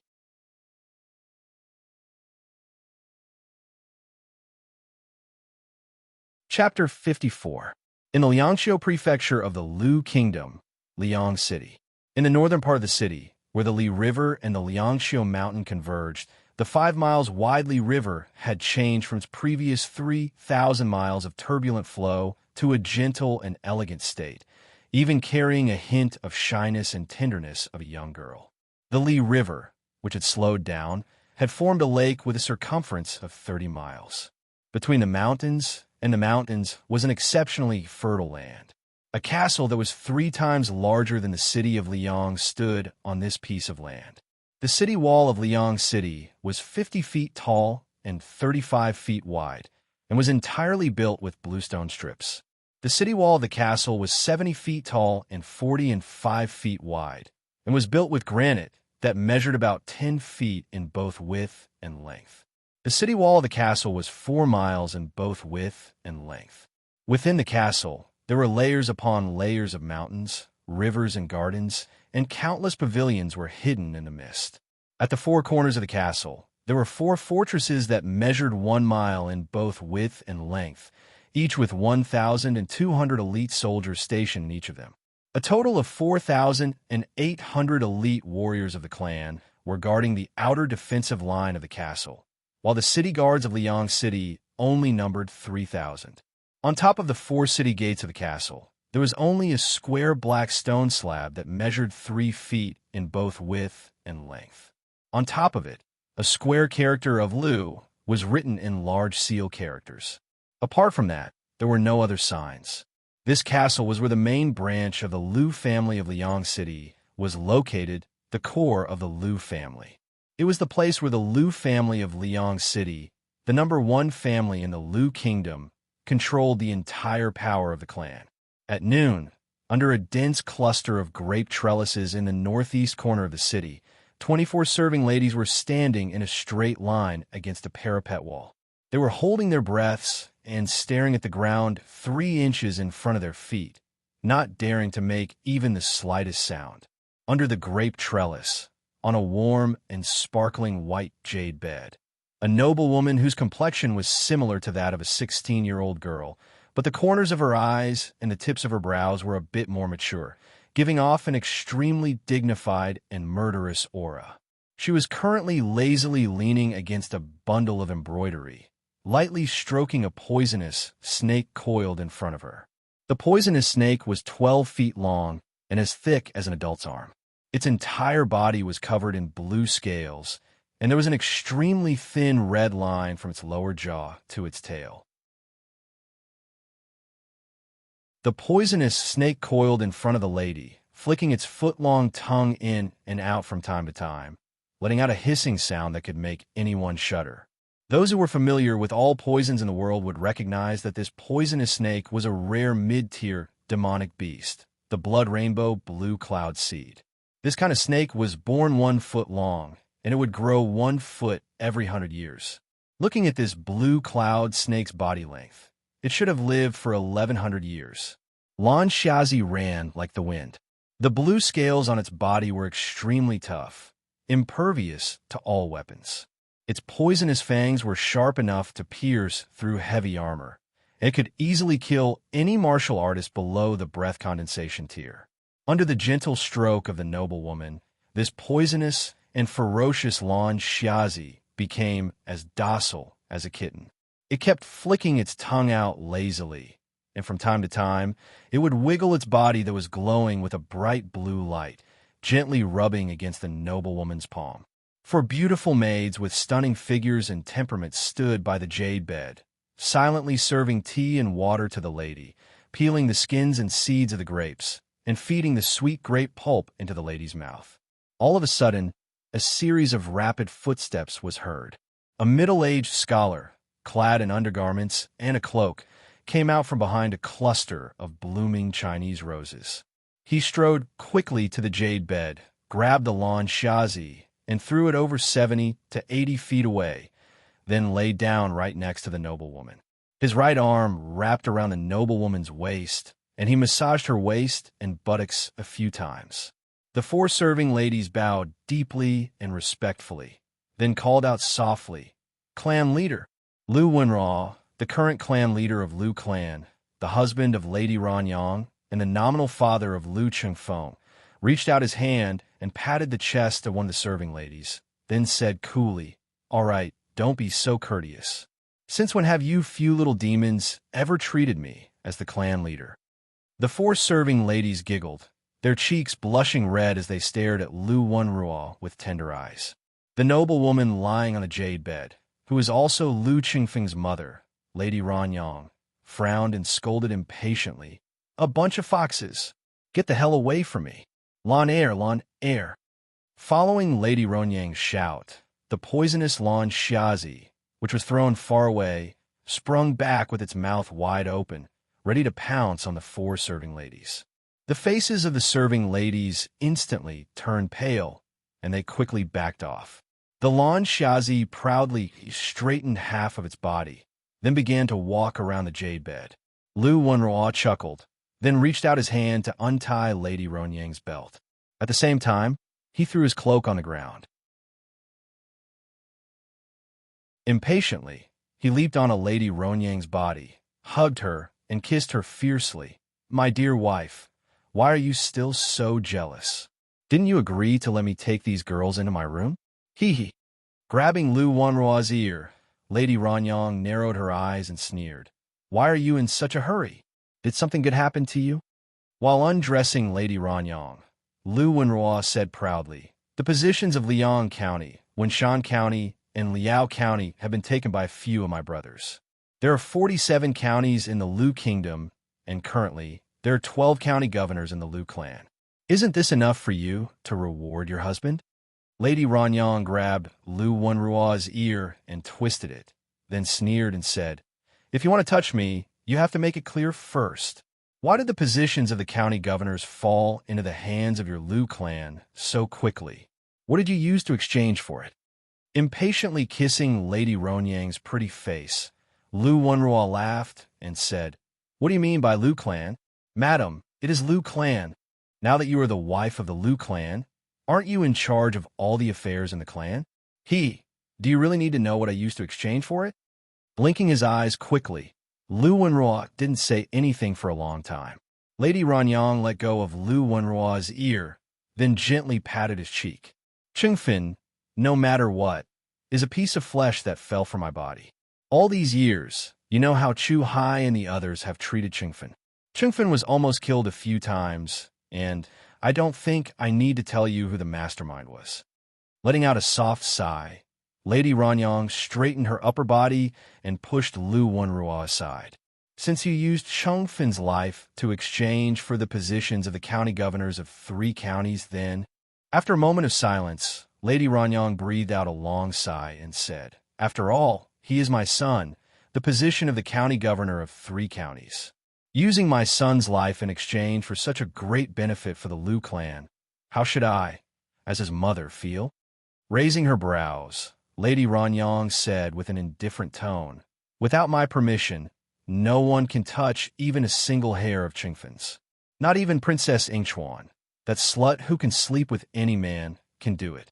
She promised you the land of 3 counties, but I didn't agree to give her my son's life. Lu Wenruo narrowed his eyes and stared at Lady Ronyang, then said with an indifferent tone, Yingchuan has mobilized the 1st Heaven Troop of the Yuan Army. Lady Ronyang twitched her lips disdainfully and said, it's just 6,000 crocotis. If I wanna, I can destroy them with a flick of my finger. Lu Wenruo knitted his brows, snorted coldly, and said, all the fishing, salt, and iron in 3 counties will belong to Marquis Yuanyang's mansion. Marquis Yuanyang's mansion will own 50% of the gold and iron mines in 3 counties. Marquis Yuanyang's mansion will own 10% of the energy stone mines in 3 counties. Are you satisfied with this, my lady? Lady Ronyang raised one finger, smiled mischievously like a teenage girl, and said, the general of the 3 counties must be someone who has worked in Marquis Yuanyang's mansion for a long time. All the military funds and assets will be given to the general. Lu Wenruo nodded his head helplessly and said, as you wish, as you wish. You and I are husband and wife. Why are you being so calculative? Lady Ronyang smiled charmingly, reached out her hand and hooked Lu Wenruo's chin, then slid her palm into his clothes. This is what a good husband should be like. Husband and wife should be husband and wife, but the matters between 2 families should be kept between 2 families. We can't mix them together. Suddenly, 2 drops of tears rolled down from Lady Ronyang's eyes. She said with a low voice, poor Qingfen, It has been hard for him all these years. Lu Wenruo's emotions were stirred. He pushed Lady Ranyang down onto the jade bed and was about to thrust his spear into her body. At that moment, when both of them were about to enter the harbor, a young girl dressed in black quickly walked out from behind a vine. Holding a small note in her hand, she quickly came before the jade bed and said with a low voice, "I've just received a letter from the Black Swallow. Yin Buji from Zhua Guizhong of Great Yin Dynasty fell into the river and drowned. Yin Buji doesn't have any children, but he has 19 illegitimate children. The imperial court of Great Yin Dynasty has ruled that among these 19 illegitimate children, the one who arrives at Ji City first will inherit all the titles, official positions, and fiefs of Zhua Guizhong." Lu Wenruo laughed and said, "The most absurd and unruly member of the imperial clan of Great Yin Dynasty is finally dead? I wonder which illegitimate child has the fortune." On the other side, Lady Ranyang screamed and kicked Lu Wenruo off the jade bed. She roared with a hoarse voice, "Yin Buji is dead? The one who arrives at Ji City first will inherit all his possessions? Damn it! Damn it! Dispatch all the mountain-crushing cavalry of Lu clan.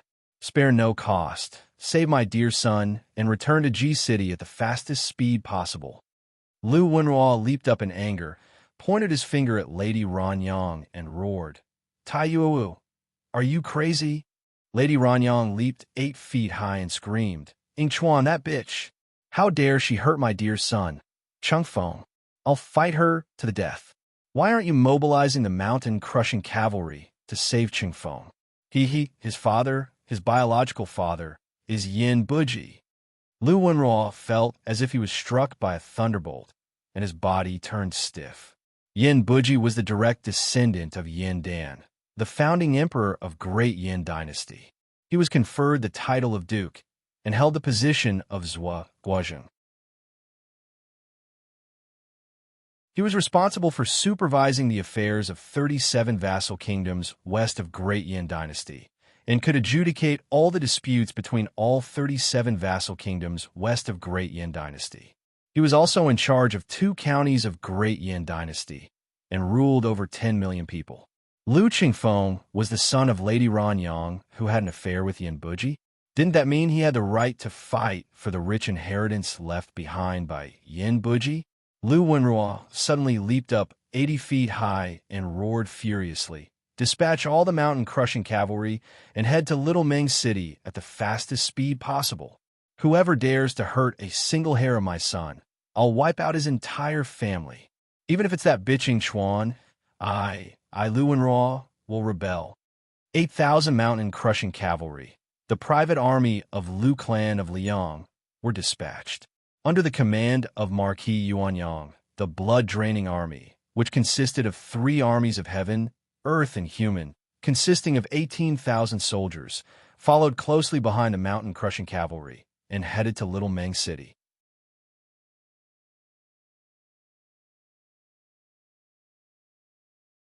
Chapter 55. Grabbing Lu Chengfeng with one hand, Wu Qi continued leaping into the air, his eyes fixed on the pieces of flesh and bones that were shooting toward him. It was the assassins again, and it was this cruel method of self-mutilation.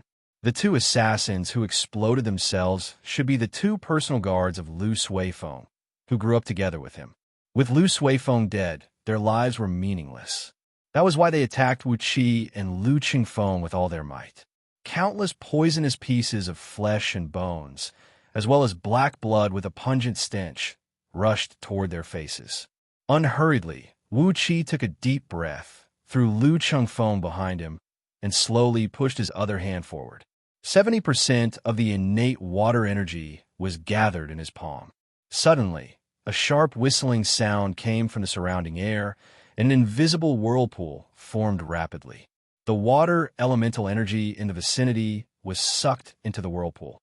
Gradually, a foggy whirlpool with a circumference of about 10 feet appeared in front of Wu Qi's palm. The pieces of flesh and poisonous blood produced by the explosion of the 2 assassins were sucked into the whirlpool and compressed into a sphere with a diameter of a few feet. The hand of web sucked in and then spat out with all its strength. Like a bomb exploding, countless pieces of flesh and poisonous blood shot out with a whistling sound. 10 beams of saber energy shot out from the ground, sealing off all the escape routes of Wuxia and Lu Chengfeng. The saber energy was cold and sharp, penetrating into Wuqi's body from afar. Even though the saber energy was still a few feet away from Wuqi felt pain all over his body. 10 twisted and hazy shadows followed closely behind the saber energy, pouncing toward Wuqi and Lu Chengfeng. Their cold and emotionless eyes were fixed on Wuqi, filled with a ruthless determination, as if they would not give up until they achieved their goal. Countless pieces of flesh and bones, as well as poisonous water, came whistling over, shaking off the saber energy and hitting the bodies of the shadows, piercing through their tight-fitting clothes and causing blood to blossom on their bodies. A muffled sound rang out as Wuqi was thrown more than 200 feet into the air by the powerful force of the 10 saber beams. A huge force entered his body through his palms, causing the meridians in his arms to swell endlessly. Fortunately, his arms were the part of his body that had the most Xianxia, the toughest meridians, and the strongest power. Although he felt a sharp pain in his arms, he didn't suffer any injury. Instead, his 5 viscera and 6 bowels were shaken by the tremendous force transmitted from his arms, causing him to suffer slight injuries. Wuqi opened his mouth and spat out a mouthful of blood. The innate water, qi, quickly flowed into all the meridians in his body through the water meridians, nourishing his injured internal organs. The originally painful internal organs were wrapped by a cooling aura, and the pain quickly disappeared. The insignificant injuries were now under control. The 10 shadows that broke out of the ground with strange escape techniques let out miserable howls. Thick white smoke rose from their bodies, emitting a disgusting smell of bones and flesh melting. They writhed and struggled crazily on the ground, and in just the time of 2 to 3 breaths, they were killed by the poison. Wuqi fell heavily onto the ground. The shock to his internal organs hadn't fully recovered yet. His legs gave way, and he nearly fell to the ground. Zhang Hu quickly held him up and shouted, "Everyone retreat back to the city. Close all the city gates and defend the city. Those who panic will be killed." With an unsightly expression, Lu Chengfeng quickly led the men and retreated back to Little Meng City, closing the broken city gate. A few pale-faced city guards quickly pulled up the suspension bridge outside the city gate. Amidst the creaking noise, the less than 20 feet long suspension bridge of Little Meng City, which basically had no defense, was slowly being pulled up. Upon receiving the order from Ma Liang, all 6,000 Yuan army soldiers followed Chi-Chi and pulled out a loaded crossbow from a large leather bag hanging beside the crocata saddle. The shape of this crossbow was exactly the same as a 9-bolt crossbow, but it was 3 times bigger. This was a special 9-cloud piercing crossbow, specially provided by the Lu Kingdom to the elite army of King City. Its power was at least 2 times stronger than the 9-bolt crossbow used by the private army of those influential families. All the cavalrymen of Yuan army raised up the 9-cloud piercing crossbow at the same time. As Ma Liang raised his right arm and swung it down forcefully, all the bolts were pulled at the same time. Crack! A huge dark cloud soared up into the sky from the top of these cavalrymen of Yuan army. Over 60,000 pure steel bolts flew up 1,000 feet into the sky, streaked across the distance of 2 miles, and plunged toward the top of Little Meng City city wall. Over 60,000 pure steel bolts had completely blanketed the city wall in this direction. If there were only 1 or 2 pure steel bolts falling down from the sky, Wuqi would still have the courage to face them head-on. If there were 7 or 8 bolts, he could easily dodge them. But when tens of thousands of bolts fell down like a dark cloud, Wuqi was frightened and had his limbs turn to jelly. He quickly screamed and fled toward the bottom of the city wall. Wuqi, Lu Chengfeng, Zhang Hu Wei, and those newly recruited hanger-ons of Lu Chengfeng, as long as they had enough cultivation base to react, all of them had jumped down from the city wall, sticking close to the base of the city wall. This was the blind spot of the bolts and the only safe spot in this part of the city wall. On top of the city wall, the 2,000 city guards of Little Meng City stared blankly at the tens of thousands of bolts falling down from the sky. All of them were struck dumb, and none of them could react in time. Accompanied by the swishing sound of the bolts piercing through the air, the bolts fell at an incredible speed and pierced through the dead bodies of these soldiers. Miserable howls kept ringing out from the city wall. The top of the city wall was filled with over 10,000 bolts, and a huge amount of blood was spraying out from the wounds like a fountain. In just a blink of an eye, the top of the city wall was dyed red. The mud wall quickly absorbed the sticky and boiling blood, and slowly, it turned into a strange color. There were also tens of thousands of bolts shooting into the city, landing in those civilian houses that were close to the city wall. Countless miserable howls were heard coming out from those civilian houses. These bolts were made of pure steel and were extremely heavy. Falling from a height of over 1,000 feet, their kinetic energy was so strong that they could pierce through 2 layers of heavy armor, let alone human bodies. Those civilians who were hit by the heavy bolts were nailed to the ground by the barbed bolts. They could only howl crazily and wait for their death. Crash! 7 to 8 civilian houses had their main load-bearing pillars broken by the heavy bolts, and the 3-story buildings had collapsed. Dust filled the air, and cries and screams could be heard coming from every corner of Little Meng City. Ma Yang let out a loud shout that contained a powerful innate energy, and it made everyone in Little Meng City hear his order to kill all the civilians. Lu Qingfeng's face turned pale. He clenched his fists tightly and shouted, "Lord Piyang, Princess Yingchuan, if Lu Qingfeng doesn't die today, I'll fight you to the last man." Wuxia continued with a low voice, "You can't die even if you want to, but it's hard to say for the people in Little Meng City. Zhang Hu Wei, gather all your trusted men. Meng Xiaobai, bring all your uncles from Meng Village here. All of you, gather at the mayor's mansion and wait for an opportunity to break out." Stamping his feet on the ground, Wuxia continued cursing, "We're not at the same level as them, so we can only protect the elite men around young master. We have to abandon those city guards. Damn it, I need to lead the city guard alone and fight the Yuan army outside. If the situation goes south, at least give us enough time to retreat." The combat strength of the Yuan army was so strong, and the 9-cloud piercing crossbow had killed over 2,000 city guards with just one volley. Wuxia had no confidence to rely on these city guards, who lacked armor and weapons, to fight the enemies. Left with no other choice, he had to protect the elite men around Lu Qingfeng. He had to sacrifice these city guards and try his best to create an opportunity for these elite men around Lu Qingfeng to break out of the encirclement.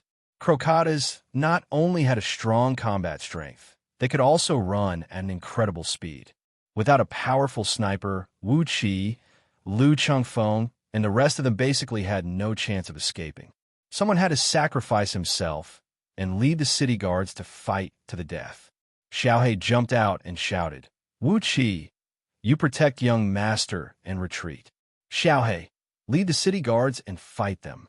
With a kick, Wuxia sent Xiaohe flying aside, sneered and said, "If young master had 100 minutes sacrifice, even if you want to hang yourself and jump off a cliff, you can do whatever you want. But now, young master only has 2 or 3 loyal men.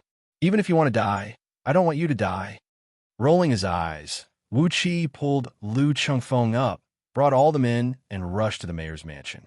He took out all the gold bricks under Lu Qingfeng's bed and piled them up in front of the mayor's mansion.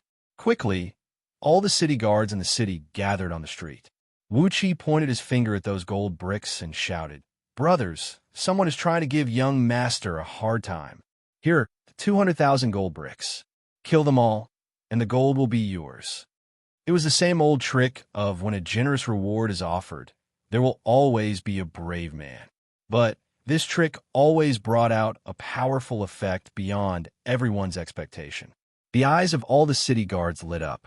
They raised their weapons up high, threw their heads back, and shouted, "Fight to the death! Fight to the death, fight to the death. Over 20,000 men shouted the slogan, fight to the death, at the same time. Their war cries soared into the sky and shook the ground of Little Meng City. Outside the city, when Ma Liang and Luo Kadi heard the crazy roars coming from within the city, their faces fell. With such a high morale, it seemed like it would be much more difficult for them to break into Little Meng City. They believed that the force they brought with them was more than enough to wipe out Little Meng City. But if too many of the Yuan army were killed or wounded, how were they going to explain to the people when they returned? After hesitating for a while, Luo Kadi gave out a new order. Over 6,000 crocatas were divided into 4 groups, surrounding Little Meng City from 4 directions. All the 9 cloud-piercing crossbows were reloaded, and the bolts were reloaded. Smoke and dust were rising from all directions. A large convoy was slowly approaching Little Meng City along the main road. Under the urging of Luo Kadi and Ma Liang, over 800 men who escorted the convoy began to unload the goods from the carriages. After a short period of work, they had finally assembled 80 strange-shaped machines. These machines, which looked like coffins and had 4 wheels at the bottom, could be dragged by manpower. They were divided into 4 groups, surrounding Little Meng City from 4 directions. Standing on the roof of the mayor's mansion, Lu Qingfeng's face turned green when he saw these machines. That bitch Princess Yingchuan, in order to avenge her son, she even brought out the Mo machine that was guarding the capital city. Wuxia found it strange to hear the gentle and elegant Lu Qingfeng scolding the princess of a kingdom as a bitch. But what could make Lu Qingfeng lose his composure like this? What is a Mo machine? Is it very powerful? Wuxia asked hastily.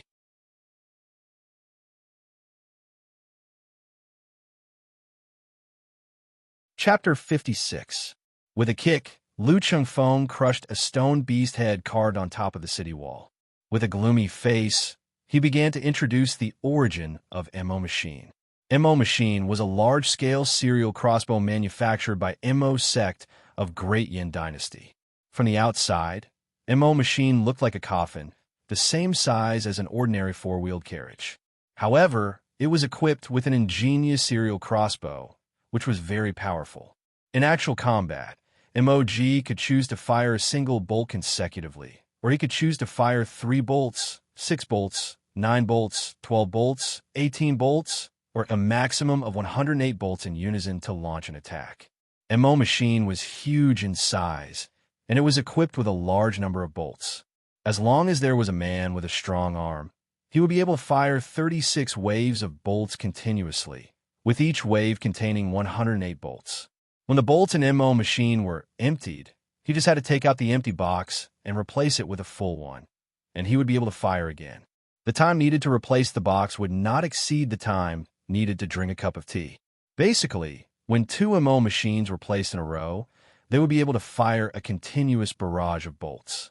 On top of that, because of the huge size of Mo machine, its internal mechanism was a few times stronger than the bowstring of 9 cloud-piercing crossbow. The special armor-piercing bolt shot out by Mo machine could pierce through 3 layers of standard heavy armor from a distance of 2 miles. Within a distance of 200 steps, the bolt could pierce through the bodies of 5 heavily armored soldiers in a row. On the battlefield, the Mo machine was a killing machine through and through. When 10 Mo machines formed a formation, even an army of 100,000 soldiers would not be able to break through. Even with all the resources of the Lu Kingdom, they could only exchange 100 Mo machines from their suzerain, the Great Yin Dynasty. All of them were placed in the capital city of the Lu Kingdom as the last line of defense of the Lu Kingdom. 15 years ago, when the Gao Ling Kingdom, the mortal enemy of the Lu Kingdom, broke through the defensive line at the border of the Lu Kingdom and attacked the capital city of the Lu Kingdom, 50,000 elite cavalrymen were slaughtered by 100 Mo machines in just 15 minutes outside the capital city. Now, there were 80 Mo machines surrounding Little Meng City. Using 80 Mo machines to attack Little Meng City, which only had 8,000 city guards, was like using a butcher's knife to kill an ant. After listening to Lu Qingfeng's words, Wuqi's face also turned pale. to be able to pierce through 3 layers of heavy armor from a distance of 1 kilometer. This power was simply not any weaker than the heavy sniper rifle in Wu Wang's memory. Even if you were a Xianxia expert, you would only end up with a body full of sieves when faced with the MO machine's continuous shots. 80 MO machines were more than enough to kill all the people in Little Meng City, leaving no survivors. Under Wu Qi's anxious gaze, 80 MO machines, under the guidance of manpower, approached slowly from all 4 sides of the city wall. Outside the city walls in each direction, there were 20 MO machines arranged in a straight line. About 300 feet behind MOG were over 1,000 Crocata's cavalries of Yulin Royal Guards armed with 9 cloud-piercing crossbows. Gradually, all 80 MO machines were now less than 1,000 feet away from the city wall of Little Meng City. Princess Ying Chuan, Lord Baishaw, I'll remember all of you. Both of Wu Qi's hands were trembling, and a few streams of misty water vapor were shooting out from his fingertips. Layers upon layers of water elemental energies were rushing over from all directions, wheeling quickly around Wu Qi, bringing up a large sheet of thin white mist. Young master, can't you deploy a formation to protect the entire Little Meng City? Wu Qi gazed at Lu Chengfeng and asked helplessly. Furiously, Lu Chengfeng glared at Wu Qi and said, "Who do you think I am? The legendary Earth Immortal who has formed the Jindan realm? With my cultivation of peak stage Hotian realm a few months ago, driving 3 formation pillars is already my limit." Lu Chengfeng snorted coldly and blushed. He let out a hollow laugh and said, "Of course, even if my cultivation has reached the Jindan realm, I still can't deploy a formation that can protect an entire city. As for that kind of profound and magical formation, perhaps someone in Great Yin Dynasty can inherit it? Peak of Hotian realm, driving 3 formation pillars? Was this Lu Chengfeng's limit?" Looking at the MO machine outside the city, Wu Qi sighed in his mind. If he had the cultivation of Jindan realm now, and could deploy a formation that could cover an area of a few miles, how great would that be? The pitch-black shell of the MO machine, which didn't reflect any light under the sunlight, had given Wu Qi a tremendous pressure. Sighing lightly, Wu Qi took out a storage bag from a secret pocket on his chest and handed it over to Lu Chengfeng. "Take this. There are food, water, medicines, and some gold, silver, and jewelry in it. It's more convenient to bring this with you when you're escaping." Lu Chengfeng snatched the storage bag, then gazed at Wu Qi with a joyful expression and said, "So, it was you who did that. There should be at least a few magical items in it, right? At least, there should be some energy stones, right? Were they?" Wu Qi tilted his head and stared at the MO machine outside the city. He couldn't be bothered with Lu Chengfeng. He had risked his life to steal 2 storage bags, and it was already very generous of him to give one to Lu Chengfeng. Yet, Lu Chengfeng still wanted the original items in the storage bag. Don't even think about it. Touching the other storage bag on his chest, Wu Qi felt much more relaxed. All the things he had found in Little Meng City were stored in this storage bag. Even if he couldn't defend the city, even if he was forced to flee, with these things he would have the confidence to survive in this world. Xiaohe, Zhang Hu, and Hu Wei were mobilizing the city guards, dividing the areas for each camp according to the neighborhoods. The enemies outside the city were too powerful, and the broken city wall of Little Meng City couldn't be defended any longer. Therefore, they had to rely on the civilian houses within the city to defend themselves. The first thing that all the city guards who were stationed in the civilian houses did was to use all the materials they could find and build a thick and heavy defensive layer on top of their heads. Quilts that were soaked with water, animal skins that were also soaked with water, wooden planks, iron pots, tabletop cloth bags filled with soil, and so on. All the city guards were moving quickly, especially those civilian houses with 2 stories and above. They were the favorite of all the soldiers. They hid on the first floor, piling up all kinds of miscellaneous items they could find on the floor, effectively building a strong defensive layer. except for 5,000 elite city guards who were fully equipped with armor and weapons, who were stationed in the mayor's mansion, which was built entirely with bricks and stones. The rest of the soldiers were stationed in different civilian houses in Little Mang City. Under the supervision of these soldiers, all the civilians in Little Mang City were ready to fight to the death.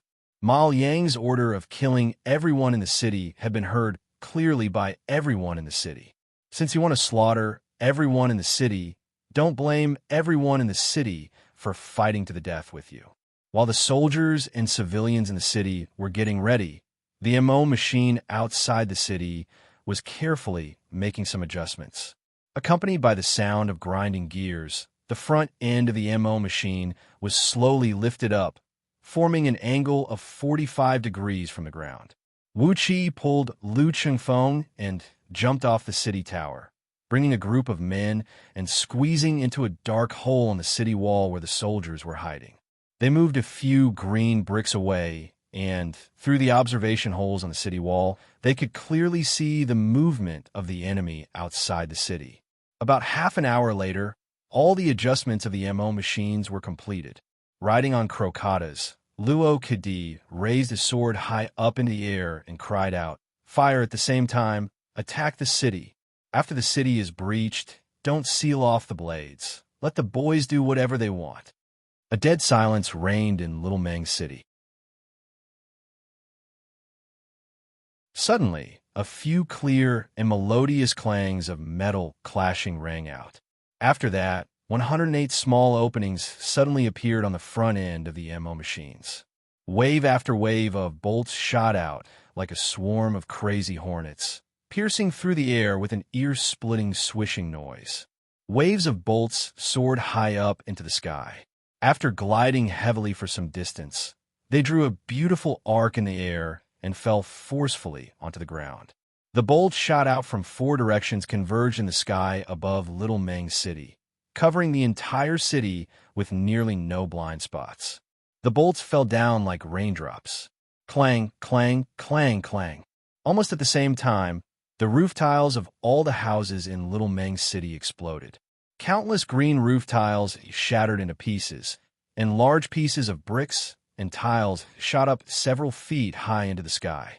At first glance, all the houses and courtyards in Little Mang City were covered by a layer of green dust. Loud crashing noises kept coming out from the observation holes. Looking out from the observation holes, all the buildings on the eastern side of Little Mang City were collapsing. Through the flying dust, one could see countless figures twisting and twitching amidst the rain of bolts, then falling stiffly to the ground. Wuqi's eyes turned red. Among those figures, most of them were the people of Little Mang City. He didn't care if those people died, as Wuqi didn't have any feelings for them. However, there was also a group of city guard among them, and Wuqi had spent a lot of effort to train them. He had personally supervised their training, lectured them personally, and taught them how to cultivate their inner strength. He had even trained some of the soldiers in combat. Princess Ying Chuan, Lord Baishaw. Wuqi forcefully slammed his palm onto the city wall. Princess Ying Chuan, Lord Baishaw, and Lord Puyang. Lu Qingfeng's eyes were filled with blood. Like a mad tiger, he slammed his fist onto the city wall and said, "When I, Lu Changfeng, have a bright future, I'll definitely fight you to the death." Bang! Wuqi and Lu Qingfeng unleashed their innate energies. When their energies collided with each other, the impact nearly knocked out all the people in the dark hole. Another wave of bolts, another wave of bolts. The bolts of MO machines were ceaseless, raining down like a violent storm. When all the bolts in the boxes were emptied, those people operating MO machines would immediately reload the boxes and once again unleash an endless barrage of attacks. Under such a heavy attack, all the people in the city couldn't move at all. They could only watch as the bolts kept raining down, killing and injuring the civilians and civilians in the city. Half of the civilian houses in Little Mang City had collapsed and collapsed under the powerful barrage of bolts. At least 50,000 civilians and civilians were killed or wounded. The ground in the city was filled with arrows made from pure steel. At first glance, Little Mang City looked like a field of nettles. After reloading the boxes twice, the crazy barrage of MO machines finally stopped. Luo Kadi raised his sword high up in the air and cried out, "Attack the city! Kill every single one of them! Leave no one alive! Let all the living beings in this city be buried together with the marquis." The crocodiles of Yulin army charged forward while whistling. When they were still a few feet away from the city gate, they threw out several dozens of explosive talismans. The massive explosion had turned all 4 city gates and the 1,000 feet long city wall into ashes. Over 6,000 crocodiles marched straight into the city. The city was breached. Wuxia mustered up his internal energy and roared out, "Brothers, come out and fight. Avenge our fallen brothers. For each man you kill, you will be rewarded with 100 gold coins. Whoever kills Luo, Kadi, and Maoyong, these 2 bitches will be rewarded with 100 gold coins, 100 beautiful girls, 10 stones of pearls and gemstones, 10 buckets of energy stones, and a Xianxia level cultivation technique."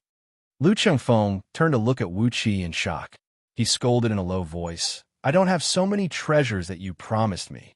Wu Qi didn't pay any attention to Lu Chengfeng. He just kept roaring out again and again. The lifeless little Meng city suddenly boiled up. Countless figures dashed out from the collapsed buildings, charging toward the Yulin army who had broken into the city from all 4 city gates.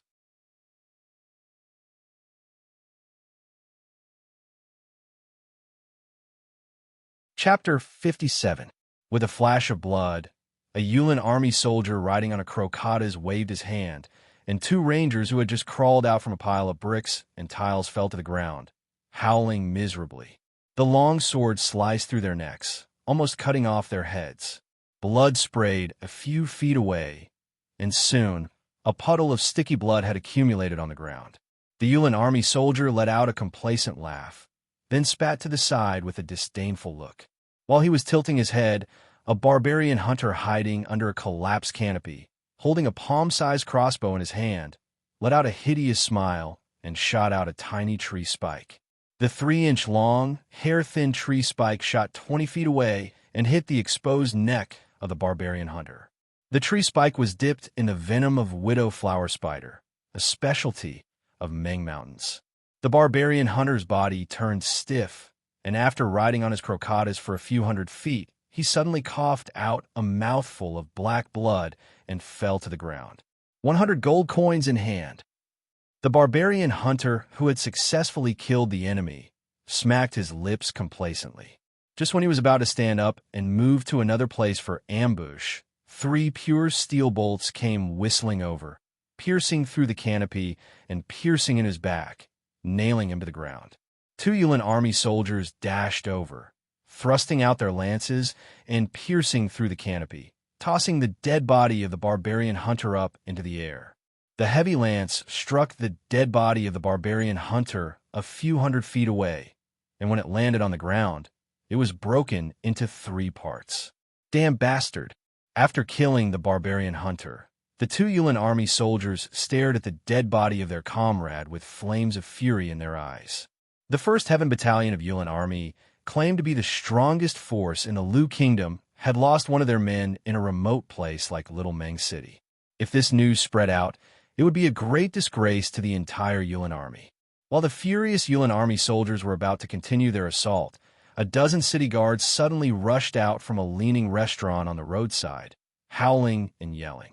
They leaped onto the back of crocodiles in a frenzy, surrounding the 2 Yulin army soldiers, and began to stab and hack at the 2 Yulin army soldiers. Most of the houses in the city had collapsed, and there were piles of rubble everywhere. Before the 2 Yulin army soldiers could react, they were pushed down to the ground by these crazy city guards. Poor 2 elite Yulin army soldiers, whose cultivation base was over 30 years, were chopped into meat paste by a dozen city guards who were less than 10 years. Having lost their masters, the 2 crocodiles went mad. They exerted all their strength and slapped their front claws. Miserable howls rang out. 5 city guards had their chests torn open by the crocodiles and died on the spot. The other city guards quickly chopped off the heads of the royal guards and hurriedly fled the scene, with 2 heads in their hands. 2 crocatas and of Yulin of crocatas. And crocatas. 2 of them of crocata's arrow of sound of came out from the army. There were figures bathed in blood fighting everywhere, and ear-piercing battle cries could be heard everywhere. The smell of blood was everywhere, and the reflection of swords and sabers could be seen everywhere. Over 100,000 lucky survivors of Little Meng City were fighting fiercely with over 6,000 soldiers of Yulin army, who had broken into the city.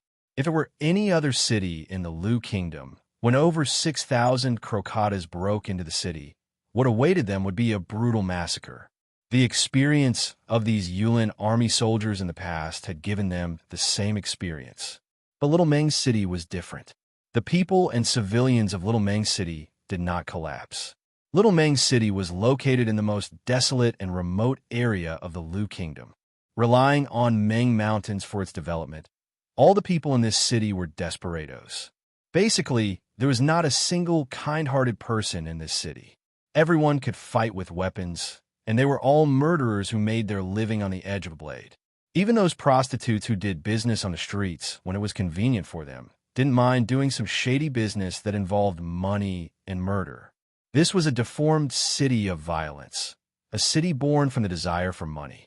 If the soldiers of Yulin army were 6,000 ferocious tigers, then the people and civilians of Little Meng City were hundreds of thousands of hungry wolves, and they were driven into a desperate situation by the order to kill. But everyone, including Luo Kadi and Ma Yang, treated the people of Little Meng City as hundreds of thousands of sheep. Slaughter, endless slaughter, be it the people or civilians of Little Meng City, men or women, old or young, all of them were holding weapons in their hands, fighting crazily with the soldiers of Yulin army.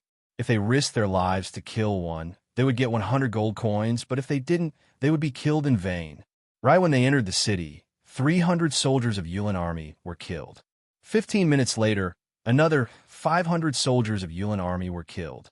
Half an hour later, 1,800 soldiers of Yulin army were killed, and there were less than 4,000 soldiers who could still fight.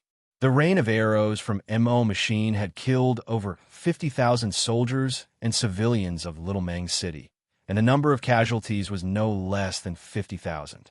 However, after paying the price of over 5,000 soldiers, the remaining 100,000 civilians had killed over 1,800 soldiers of Yulin army, and had taken away a huge chunk of meat from them. Wuxia slapped his own forehead forcefully and scolded under his breath. "Wuxia, you pig." With the incredible intelligence of Lu Xiaobai, she had instantly figured out the cause and effect of the battle. It was true that Yulin army had an overwhelming advantage in overall strength, but Wuxia had neglected the nature of the people of Little Meng City. They were a group of ferocious and evil thugs who had taken root among the barbarians. Over 100,000 thugs, not over 100,000 innocent civilians. Could they not withstand the attack from several thousand elite soldiers? Furthermore, there were so many rangers, barbarian hunters, and guards of merchant in Little Meng City. When Ma Yang gave out the order to kill everyone in Little Meng City, all the people in Little Meng City had been forced to stand together. Driven by the will to survive, these 6,000 cavalries of Yulin army were nothing to them. Not to mention the ridiculously high reward offered by Wuxia. The reward for killing a cavalryman of Yulin army was 100 gold coins, which was more than enough to make any ranger or barbarian hunter increase their combat strength by 10 times. Letting out a joyful cry, Wuxia roared, "Seal the city gate, trap these damn Yulin army. Haha, as long as they are trapped in the city, they won't dare to shoot any more arrows. My men, trap them, don't let them leave the city." No one was stupid. After listening to Wuxia's words, the people of Little Meng City immediately understood that these cavalries of Yulin army were the best hostages. As long as they were trapped in the city, Luo Kadi and Ma Liang would never dare to order MO machine to continue shooting arrows. Losing over 1,000 Crocata's cavalries of Yulin army, they could still find an excuse to get away with it. But if the entire First Heaven Corps of Yulin army was wiped out here, even Princess Yingchuan and Lord Baishaw would not be able to withstand the fury of the monarch of Lu Kingdom. As long as these damn Crocata's cavalries were trapped, Imo Machine would never dare to shoot arrows again. Wuxia cried out again, "Buy Crocatas at a high price. 200 gold coins for a live Crocata. My men, capture a Crocata alive. 200 gold coins." Lu Qingfeng's eyes lit up. 200 gold coins for a Crocata? This was definitely a good deal.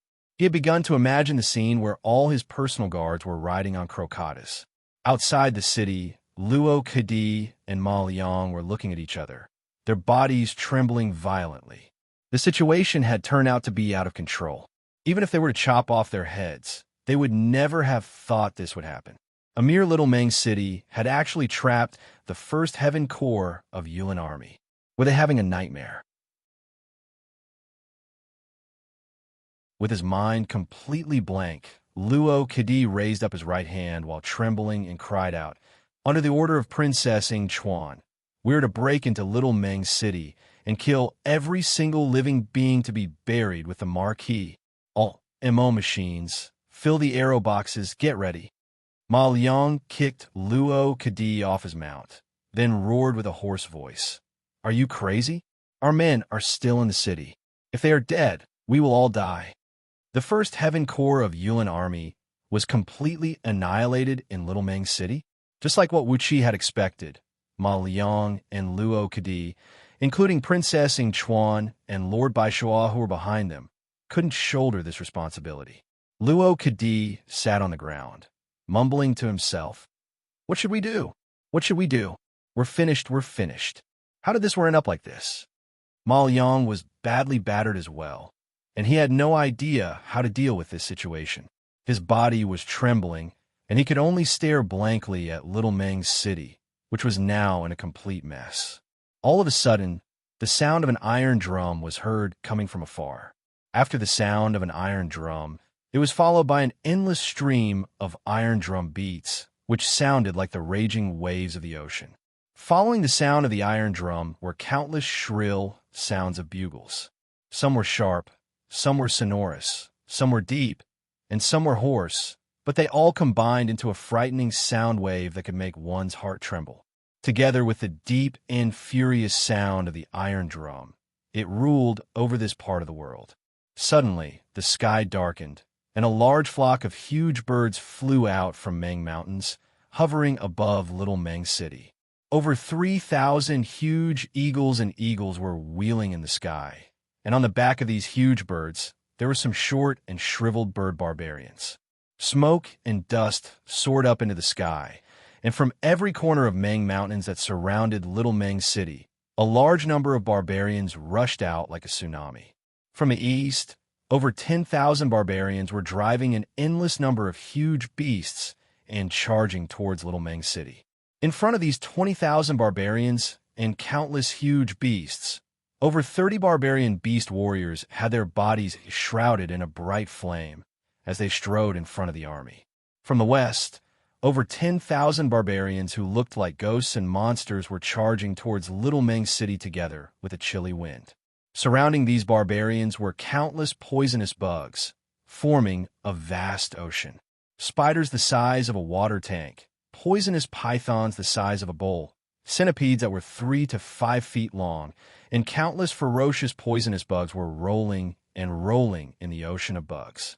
From the north, over 10,000 barbarian cavalries, riding on bison horn bulls, were getting ready to charge. Every single one of these cavalries was equipped with an armor that was exactly the same as the standard armor of the Lu Kingdom. Obviously, these armors and weapons were not made by these barbarians themselves. From the south, a couple dozens of barbarian leaders who were clad in beast skins and had bird feathers on their heads were riding on all kinds of low-grade magical items. Leading over 50,000 barbarian warriors, they were striking a few hundred iron drums and blowing a few thousand bugles as they charged towards Little Meng City. Zhang Hu and Hu Wei, the two old men of Little Meng City, let out a miserable cry at the same time. "Oh heavens, this is a barbarian tide, and it is scarier than any barbarian tide." Lu Qingfeng's face turned pale. When it rains, it pours. Little Meng's city is facing a great calamity. Meanwhile, Wuqi suddenly let out a loud laugh and said, "This is great. Luckily, Luo Kadi and his men are here to stop them." Raising his voice, Wuqi shouted, "By the order of the mayor, open the city gate, and ask the Yuan army to get the hell out of Little Meng's city." Lu Qingfeng, Zhang Hu, and Hu Wei were startled. Then their faces suddenly turned red. There were still 80 MO machines outside. What was there to be afraid of?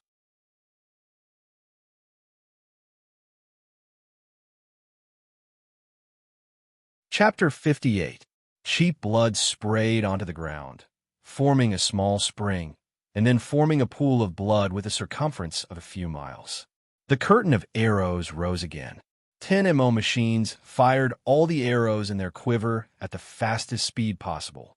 When all 20 MO machines in the north of the city had shot out all the arrows in their boxes, only 800 barbarians were left from over 10,000 barbarians. The overly dense charging formation and the overly close distance had allowed MO machines to unleash their most lethal force. The ground was filled with corpses and blood. Those barbarians who were lucky enough to survive the rain of arrows were driving their mounts and charging forward in a daze. Their dull eyes could no longer see their enemies. In the face of the frightening destructive force of MO machines, the over 10,000 barbarian cavalries charging in the north of the city had become the weakest link in this barbarian tide. In just the time to finish a pot of tea, over 10,000 barbarian cavalries were severely wounded by MO machines, and the rest of them were killed by Yuan army.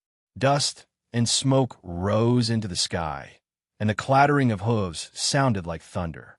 The remaining 4,000 Crocata's cavalries of Yuan army rushed out from the north gate of Little Meng's city in a panic. By letting the cavalries of Yuan army deal with the barbarian cavalries, Wuqi had purposely driven them out from the north gate. This was a wicked idea that originated from Lu Xiaobai in Wuqi's soul.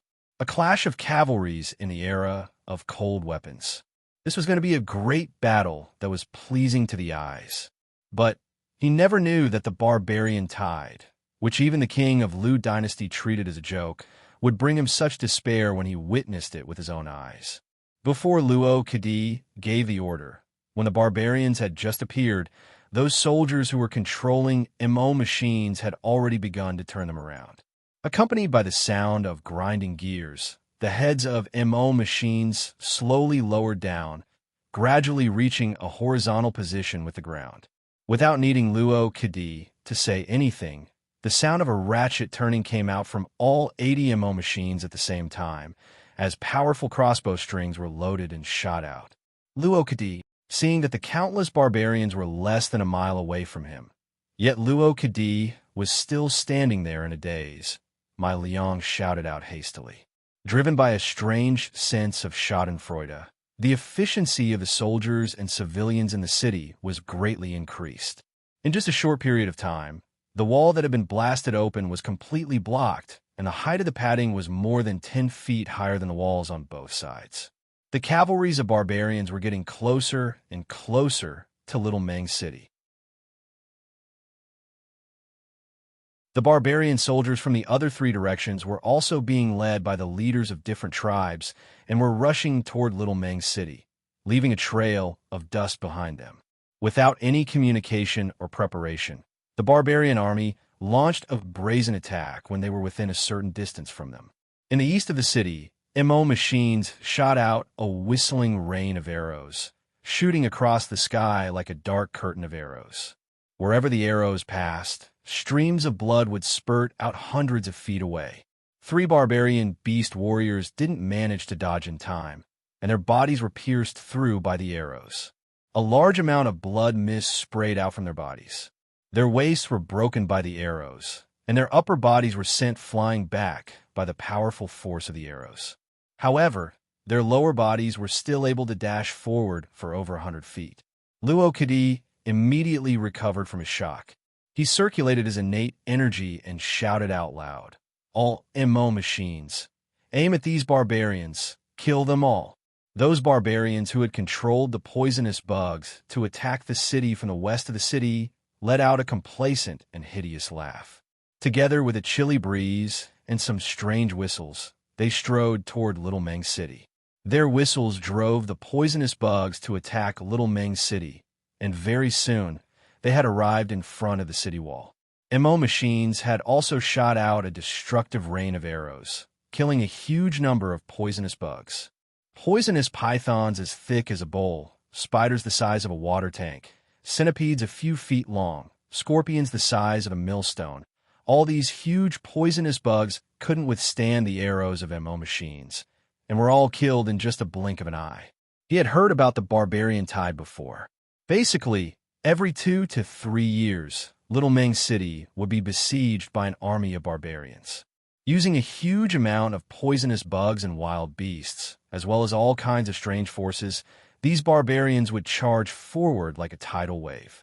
Each time, they would cause Little Meng City severe casualties. This was the so-called barbarian tide. Tens of thousands of barbarian cavalries in the north smashed the head of their flat-horned bison, then increased their speed and charged forward. The dark rain of arrows shot out horizontally across the ground. 10 of the 20 MO machines in the north of the city had arrived at the junction of the north and west city walls. Looking at the fearsome poisonous bugs, 10 MO machines quickly stopped and dared not move forward. Tens of thousands of venomous barbarians who had controlled the poisonous bugs to attack the city had entered the shooting range of these 10 MO machines. Facing the rain of arrows, these dozens of beast warriors had no choice but to dodge to the left and right, unable to move forward. Even though they had the powerful strength from beast souls, even though their offensive strength was no weaker than a warrior of Xianxia realm, when facing MO machines, these killing machines on the battlefield, they had no choice but to throw their heads back and roar angrily. The knight had regained his composure. They were not the imperial envoys who had been ordered to investigate a case. No matter who was the one who had colluded with the barbarians, they had to get through this crisis first.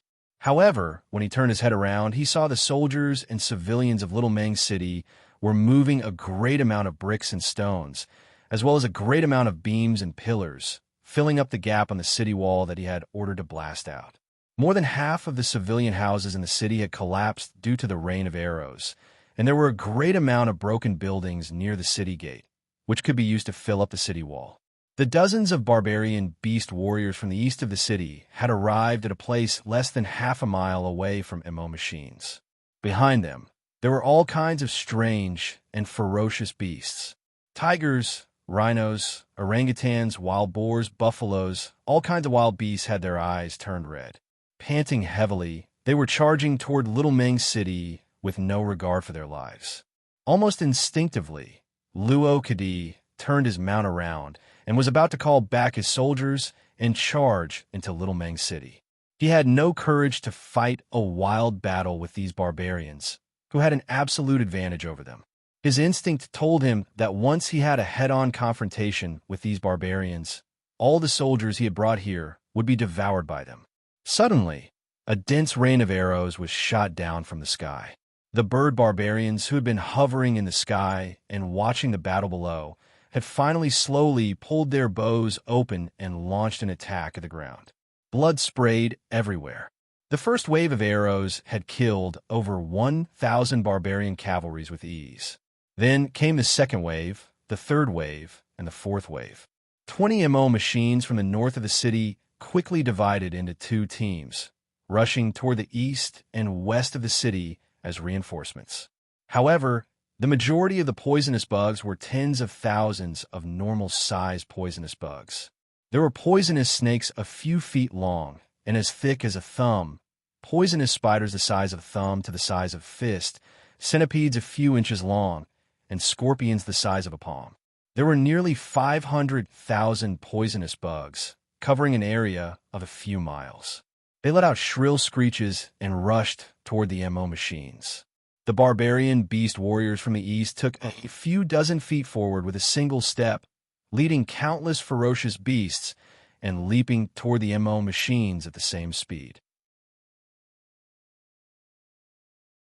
The cavalries of Yuan army rushed forward and easily killed these barbarian cavalries who had lost their will to fight. Luo Kadi glared at this cavalries fiercely and cursed furiously. What does this have to do with us? Form up. Let's fight these barbarians to the death. The dozens of barbarian leaders from the south slowly slowed down their speed. Behind them, several tens of thousands of barbarian soldiers were beating the iron drums and blowing the bugles, brushing past these leaders and leaping forward like a group of mad beasts. Hundreds of crude scaling ladders were thrown to the ground by these barbarian soldiers and were soon trampled into sawdust. The city gate of Little Meng City was wide open, and a large part of the city wall had been blown away. Therefore, scaling ladders were no longer needed. Large groups of wild beasts were letting out miserable cries. They didn't know how to dodge and only knew how to charge forward crazily.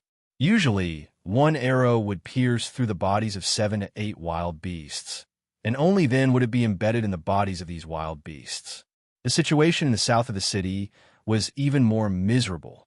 Groups of barbarian soldiers who had been charging forward had fallen to the ground.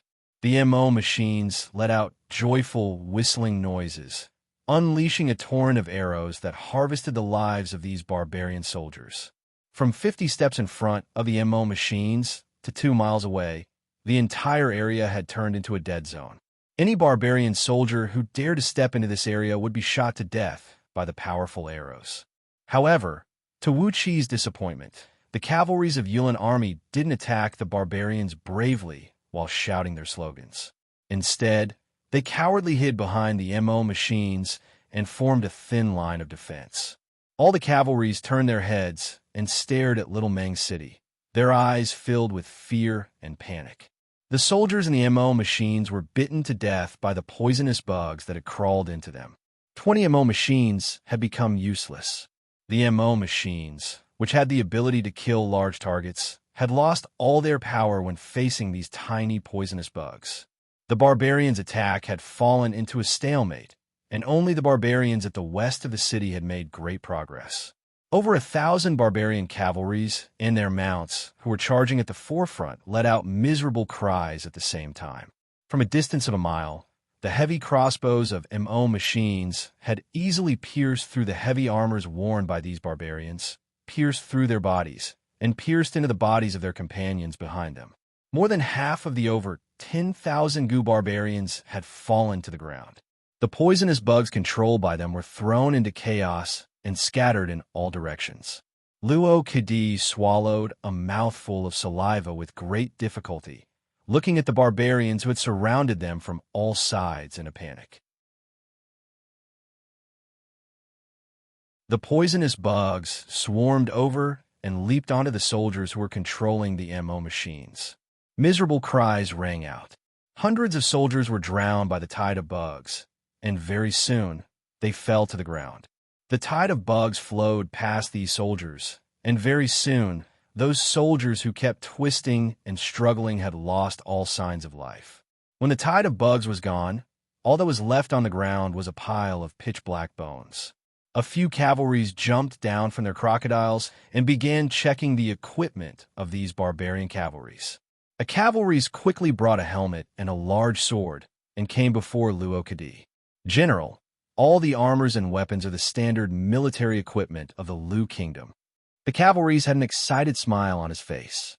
He had long heard that some people were colluding with barbarians and selling military equipment to them. Now that he had found the evidence, it might be a great merit for him. The ones who launched the attack from the west of Little Meng City were the Gu barbarians, the scariest tribe in Meng Mountains. They were a group of barbarians who specialized in controlling all kinds of poisonous bugs, and they possessed all kinds of unimaginable and bizarre powers. Countless poisonous bugs crazily charged toward Little Meng City, and like a tidal wave, they charged toward the MO machines that were defending the west side of the city wall. Sharp cries of bugs were heard coming from the west. Countless strange and bizarre bugs sprung up into the sky and swarmed toward the city like a tidal wave. Even Mao Yang, who was usually proud of his intelligence, was struck dumb by this scene. He looked at the city wall that was blocked behind him, then at the barbarians who were charging toward him from the front. He felt a pain in his lower abdomen, and he nearly threw up a stream of liquid. The rain of arrows rained down on the heads of those soldiers who were controlling the ammo machines. A large number of soldiers howled and fell to the ground.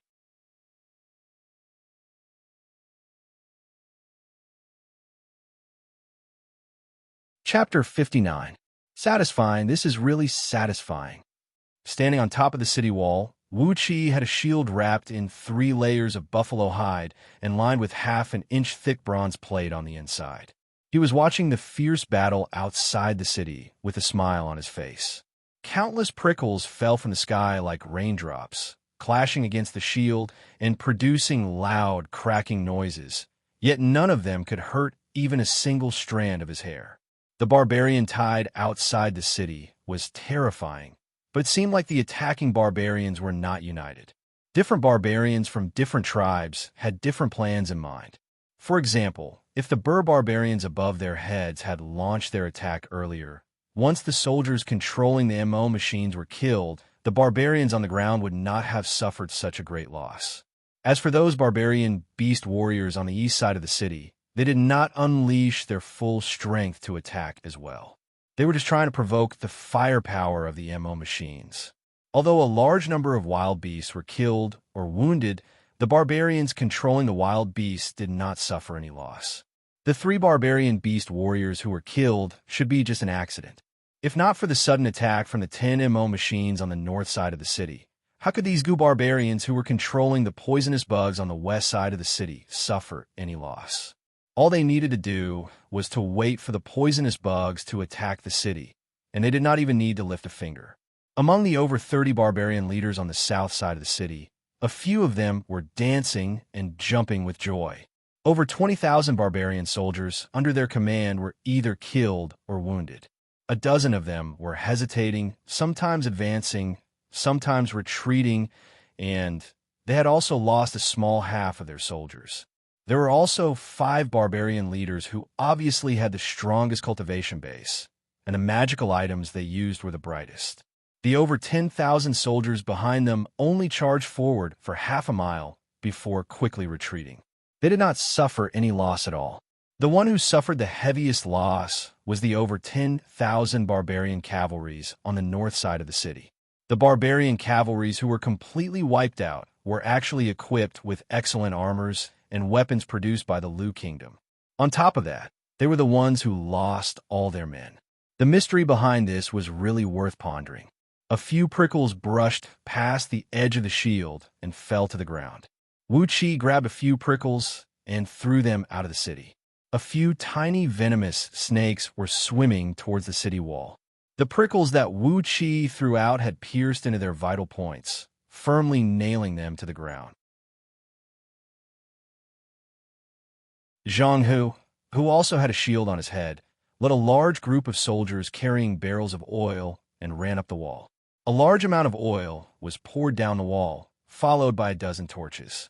Outside the western city wall, a large area of flames burned, and countless poisonous insects were instantly engulfed in the flames.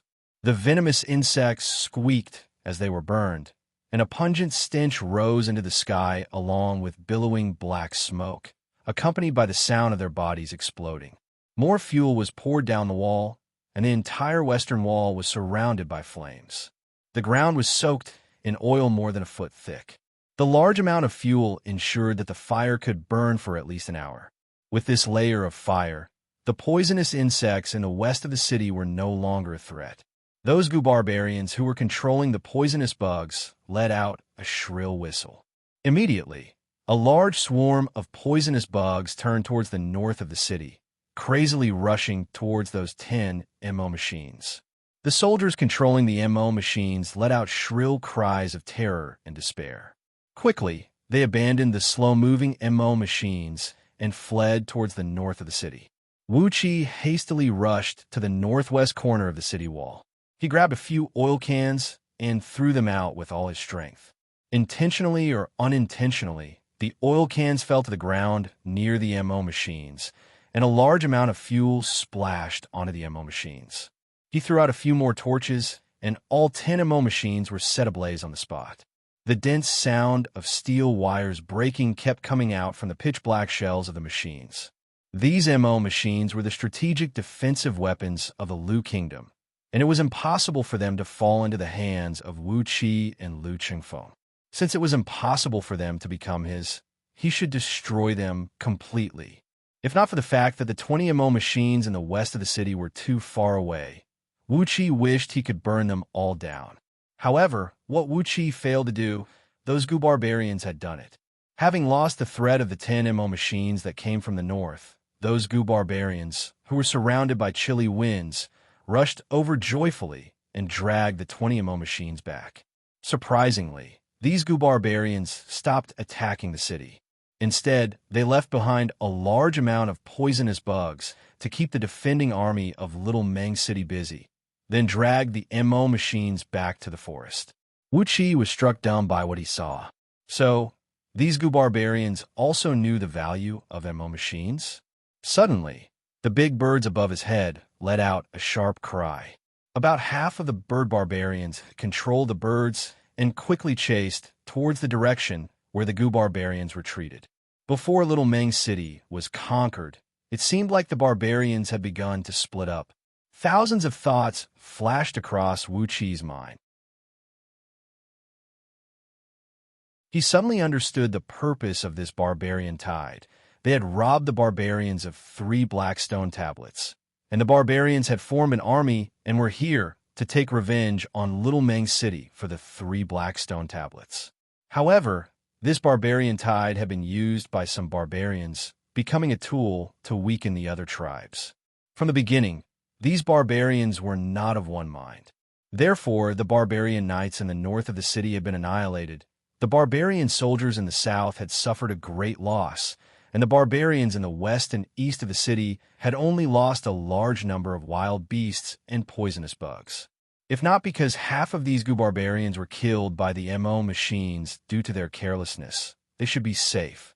Now, when these bird barbarians saw that the Gu barbarians had gained some benefits, they couldn't wait to fight for the spoils of war. Wuxia calmed down. This barbarian tide should be easier to overcome than what Zhang Hu and his men had told him. Although these barbarians were all elites, they were just a bunch of elites with ulterior motives. What could they do to Little Meng City? Besides, there was still Luo Kadi and Ma Liang outside the city. Suddenly, a gust of fierce wind came from above. A few bird barbarians on top of the eagles were addicted to killing. They actually let down their mounts and flew towards the top of the city wall. One of the eagles had chosen Wuxia as its target. Both of its claws grabbed onto the shield above Wuqi's head. Wuxia snorted coldly and thrust out his palm. The energy was spinning in his palm, and an invisible whirlpool of air sucked away the airflow underneath the eagle's wings. The eagle suddenly fell down like a heavy rock. 5 bird barbarians, who were laughing evilly on the eagle's back, screamed out in fear. They threw away the bows in their hands and jumped down from the eagle's back. These 5 poor bird barbarians had forgotten that the eagle was 50 feet away from the top of the city wall, and that the wall of Little Meng City was 30 feet away from the top of the city wall. Falling down from 80 feet high, 2 barbarians had their necks broken, and the other 3 had their legs broken. With one swift move, Wuxia grabbed the eagle's claw, unleashed a bone-piercing cold innate water energy, and sent it into the eagle's body, shattering its internal organs and freezing it into a block of ice. He lifted the eagle up and forcefully smashed it down onto the city wall. 3 bird barbarians who had their legs broken let out a miserable howl, as their bones were broken and tendons torn by the eagle, and they died on the spot. The situation outside the city had turned into a chaotic mess. Under the threat of MO machines, the barbarian soldiers and beast warriors were slowly retreating.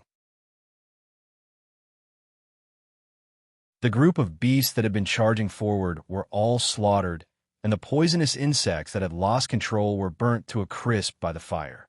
Other than the bird barbarian that was still shooting its prickles at the ground, the rest of the barbarians had already retreated to a safe distance. The sound of gears grinding kept ringing out. Suddenly, dozens of tiny holes were opened on the roof of the 30 over MO machines that could still operate. Following a series of twangs of bowstrings, nearly 1,000 crossbows shot up into the sky, reaching a height of over 2,000 feet. The bird barbarians were caught unprepared, and over 300 eagles were shot down by the crossbows. Their dead bodies fell down from the sky, while the bird barbarians on the backs of the eagles let out a long and miserable howl, then fell onto the ground and turned into a pile of meat paste. It was a complete mess outside Little Mang City. The barbarians were looking at the city from afar. Luo Kadi and Ma Liang had seized the opportunity and gathered all the soldiers who could still fight. Over 30 MO machines had also gathered together, forming a defensive circular formation 2 miles east of the city. With a pale face, Lu Chengfeng climbed up the city wall in a wobbly manner and came next to Wuxia. Fortunately, during these days, those clan elders have presented me with some special products from Mang Mountains, including a section of earth and wood. I've used it to make 12 formation pillars, and now I've deployed the grand white gold dagger formation near all 4 city gates. Whoever dares to break into the city will die for sure. After breaking through to the respiration tier of Xianxia realm, the amount of energy Lu Chengfeng could use had increased greatly, and the density of his energy had improved as well.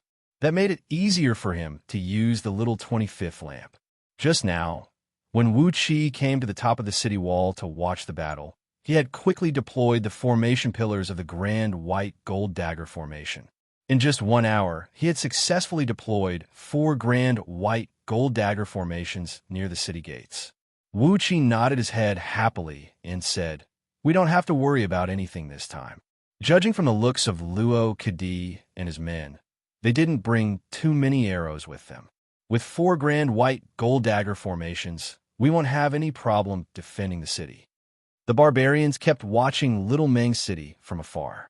Suddenly, a barbarian leader, who had a grayish-white flying dagger hovering above his head and was emitting a few feet-long blade beams, was walking slowly towards the city gate where Wuxia and his men were standing under the protection of a few beast warriors.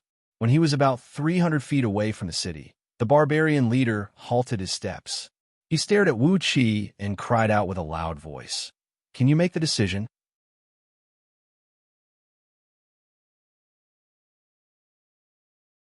Wuxia gave Lu Chengfeng a look, raised his voice, and cried out, "Of course, the mayor is standing right in front of you." The barbarian leader nodded his head and continued to cry out, "You know why we're here? You've stolen the stone tablets of inheritance left behind by our ancestors, and we have to come here. This is the order of the Elder Council of the Brotherhood of Mountains, the strongest clan in Mang Mountains. But we're no match for you. You've killed the knights sent by the Brotherhood of Mountains and all their soldiers. We want to have a talk with you." "What do you want to talk about?" Wuxia cried out with a stern voice. The barbarian leader cried out, "Tell us where the men who stole the stone tablets of inheritance have gone, and we'll retreat. Otherwise, we'll have to keep attacking you." The barbarian leader threw a fearful glance at Luo Kadi's men, who had formed into a circular formation, then complained loudly, "If not because you suddenly had those powerful bolts, we would have definitely attacked your city. But now that you have reinforcements, all the soldiers of the Brotherhood of Mountains have been wiped out. You can't blame us for this failure. Tell us where the stone tablets of inheritance have been sent to, and we'll retreat immediately. We won't make things difficult for Little Mang City anymore." Wuxia pondered for a brief moment. Then he turned to look at Lu Chengfeng. While both men were exchanging glances, suddenly, from the only main street that connected Little Mang City to the outside world, a dense, muffled, thunderous clatter of hooves was heard. The ground was shaking, and dust was stirred up in the distance. About 10 minutes later, a team of cavalrymen, clad in heavy greenish-gray armor and riding on huge, strange beasts with 2 horns, was seen approaching at top speed. Behind this team of cavalrymen was a long army of nearly 20,000 men. At the forefront of this team of cavalrymen was a luxurious flying coach, hovering 3 feet above the ground and driven by 3 tricolored deer. A beautiful girl was anxiously poking half of her body out from the window of the coach. Although she was still far away, she had already started calling out loudly. "Chengfeng, my son, don't be afraid. I'm here, and no one can touch even a single hair of yours."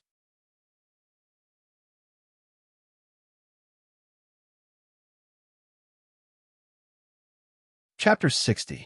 After listening to Tai Yuewu's words for a full 15 minutes, Lu Qingfeng raised his head up and said in an indifferent tone, "After a long period of work, they finally moved away those broken bricks, tiles, beams, and pillars that blocked the city gate and cleared out 4 paths into the city.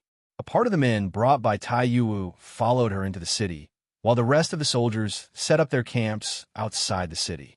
Lu Chengfeng rose to his feet and said with a dry and respectful yet emotionless voice, "Mother, please come to the mayor's mansion. If there's anything you want to discuss, let's discuss it in the mayor's mansion. The smell of blood here is too strong, and it will be disrespectful to Mother." The door on the side of the coach was kicked open by someone with brute force. Tai Yuewu, who was clad in a luxurious black palace dress, looking proud and beautiful like a fiendish phoenix, held her head high and walked slowly out of the coach with the help of 2 serving ladies.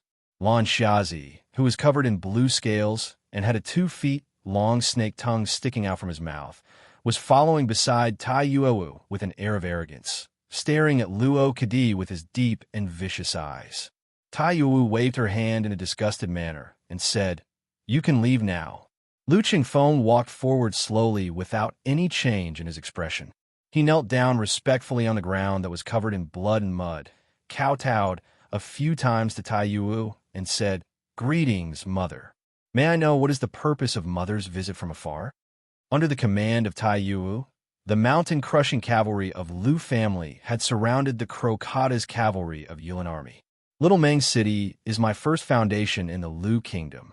Mother, please guard this place well for me, and don't let anyone invade it." Luo Kadi let out a miserable howl, hugging his thigh that was bleeding profusely and shivering violently. Tai Yuewu sat behind the table placed right in the middle of the hall and slowly told him the identity of Lu Qingfeng's biological father, as well as what had happened recently.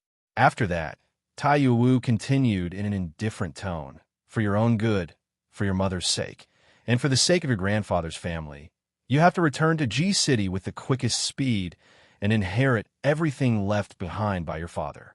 Wuxia felt a chill running down his spine. He sized up Tai Yuewu from top to bottom and sighed with emotion in his heart. Tai Yuewu sneered.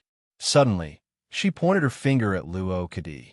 Lu Qingfeng, who was sitting on the right side of Tai Yuewu with his head lowered, had a calm expression on his face. Tai Yuewu snorted coldly and said, "Luo Kadi, how dare you?" Luo Kadi's facial expression turned ugly. He gritted his teeth and looked at the huge 3-leaved pansy emblem on the chest of the mountain-shattering iron cavalry. He then asked in a cold voice, "Madame Riong, what are you doing? Didn't our princess reach an agreement with your Lu family? If the Crocata's cavalry was a surging flame, then the mountain-crushing cavalry would be a stable mountain. Perhaps it was because the Lu family was wealthier than the royal family of the Lu kingdom. But no matter how Wuqi looked at them, he felt that the armors and weapons of these 8,000 mountain-crushing cavalrymen were much better than those of the Crocata's cavalry of the Yuan royal guards. Tai Yuewu had a bright smile on her face, but in her heart, she was shocked to the extreme. Without the help of his clan, without taking any miraculous pills, and without the personal guidance of a Xiantian realm expert, how did Lu Chengfeng manage to break through into the Xiantian realm? And how did he manage to keep a Xiantian expert by his side? This was simply impossible. Lan Xiazi, who was coiled behind Tai Yu, allowed a sharp hiss. With lightning speed, she leaped out and bit Luo Kadi's thigh. Luo Kadi let out a miserable howl, and his body suddenly fell to the ground. Ma Liang moved like lightning. He pulled out a dagger and swung it forcefully, slicing off 1 kilogram of flesh from Luo Kadi's thigh, cutting off all the flesh near the bite wound of Lan Xiazi. Tai Yuewu immediately turned to look at Lu Qingfeng with astonishment. Then she glared fiercely at Wuqi. Her pretty face was like a blooming flower in spring. She had a very charming smile on her face as she said, "Io, my dear son, you actually have the cultivation base of Xiantian realm? And how should I address you, little brother? To be able to reach Xiantian realm at such a young age, what a rare feat." Wuxia looked curiously at the mountain-crushing cavalry. Their mounts seemed to be a hybrid between a cow and a horse. They had the head of a cow and the body of a horse, and had a sturdy build. There were two sharp horns protruding from the top of their heads, and when they were clad in heavy greenish-gray armor, they gave off the impression of a small moving mountain. The mountain-crushing cavalry's cavalrymen were also burly men with exceptionally sturdy builds. They were clad in fully enclosed heavy armor, and each of them held a short mace in their hands. They looked mighty and heavy, and looked extremely intimidating. When Lu Chengfeng saw Tai Yuowu rushing over with the Lu clan's mountain-crushing cavalry, he couldn't help but widen his eyes. Hastily, he pulled the baffled Wuxia along with a group of hangers-on and selected 3,000 fully armored city guards. Then, they moved away the blockage on the city wall and lined up to greet the mountain-crushing cavalry. The mountain-crushing cavalry opened up a path. Ma Yang hastily bandaged Luo Kadi's wound. Then he bowed respectfully at Tai Yuowu. After that, he hastily led the remaining subordinates and left the encirclement. Over 30 MO machines were left on the same spot, and Ma Liang didn't ask anyone to take them away. The Crocata's cavalry of Yulin army left quickly. Tai Yu breathed out a faint sigh, then slowly turned around. Her pretty face, which looked like a 16-year-old beauty, was covered with sparkling and translucent tears. From afar, she spread her arms towards Lu Chengfeng and cried out with a sorrowful voice, "Chengfeng, my dear son, I'm late. Did you suffer any grievances?" A whistling of swords rang out, as 4 6-feet-long sword beams glinting with a bright green gleam shot out and circled around over 30 MO machines in a blink of an eye. The sword beams pierced into the MO machines from somewhere, accurately killing the soldiers who were controlling the MO machines. Muffled and miserable cries were heard coming out from the MO machines. In just a blink of an eye, over 30 MO machines had lost their threat. Is that so? Then, can I travel through the night to G City? Muffled footsteps were heard coming slowly. The heaven, earth, and human armies of blood-draining army had dismounted from their horses a few miles away, lining up in an orderly formation and slowly pressing towards Little Meng City. When they were about 2 miles away from Little Meng City, the three armies split up. The heaven and earth armies guarded the north, northwest, south, and southwest sides of Little Meng City, while the human army kept pressing towards Little Meng City. A whistle rang out, and the barbarian army quickly retreated into the woods, especially those bird barbarians, as they ran faster than anyone else. A great amount of feathers came raining down from the sky, and together with the shrill cries of birds, these bird barbarians transformed into a dark cloud and flew away. Tai Yu nodded her head slowly. With the help of her serving lady, she returned to the flying coach. Almost instinctively, Luo Kadi raised his right hand up high. Muffled, grinding noises of gears were heard coming out from all 30 MO machines.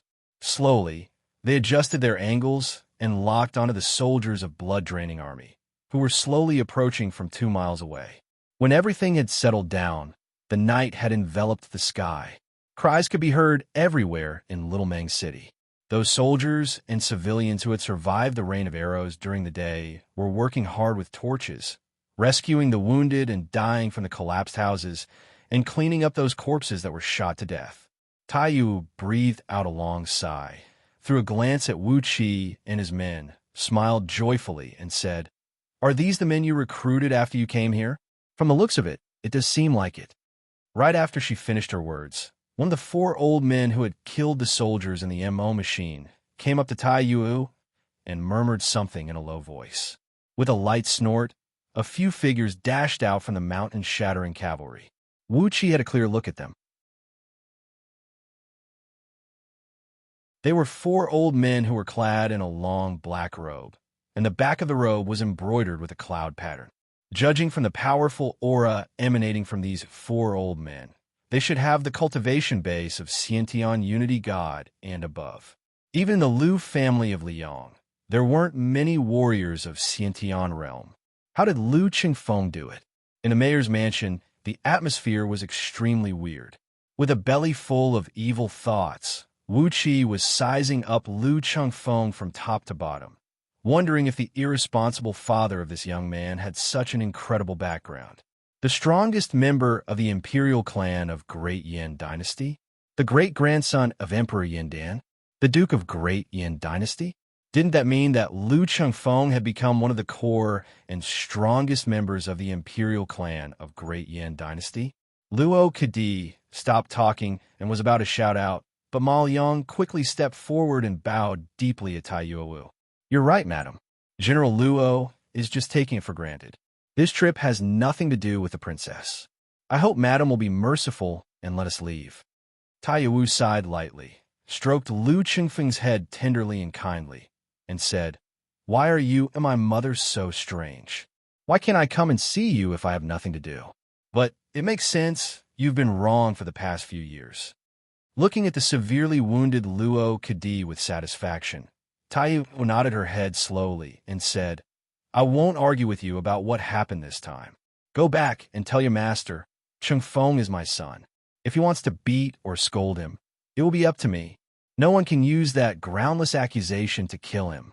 Three deer pulled the flying coach and arrived at the outskirts of Little Meng City. They circled around the city wall and came in front of Luo Kadi and Ma Liang. Looking at the approaching army, the barbarian leader's face fell. A scarlet-red carpet flowed out from the coach like flowing water, stretching out in front of Tai Yuowu and coming in front of Luo Kadi. With a cold face, Tai Yuowu walked slowly on the soft carpet and came in front of Luo Kadi. With the corner of her eyes, she gazed at Luo Kadi and said, Ridiculous. What right does Princess Yingchuan have to come to an agreement with us, the Lu family?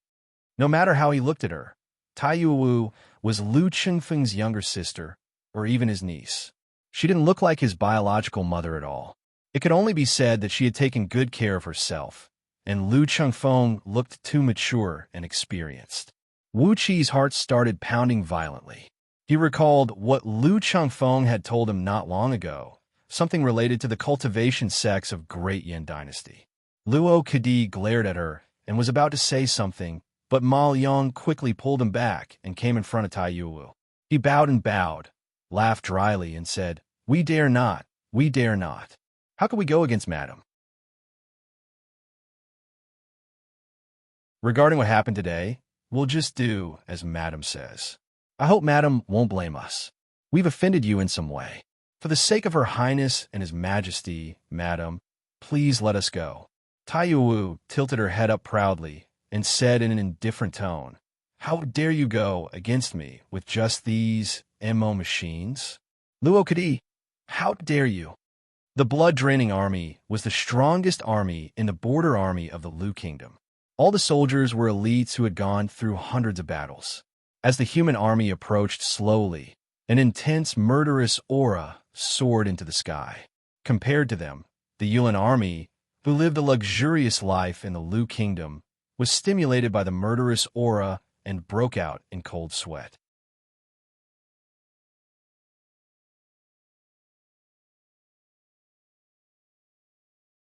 Chapter 61.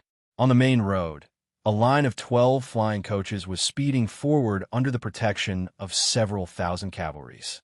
This was Lu Qingfeng and his men, who had set out overnight. All the coaches were of the same design, 8 feet wide and 50 feet long.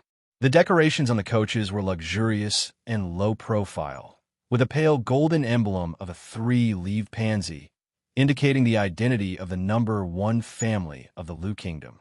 Underneath the coaches, a formation inlaid with pale green energy stones was glowing brightly, and an invisible airflow was pushing the coaches 3 feet above the ground. Occasionally, some leaves would fall from the woods along the road, but when they were a few feet away from the coaches, they would be blown away by an invisible breeze.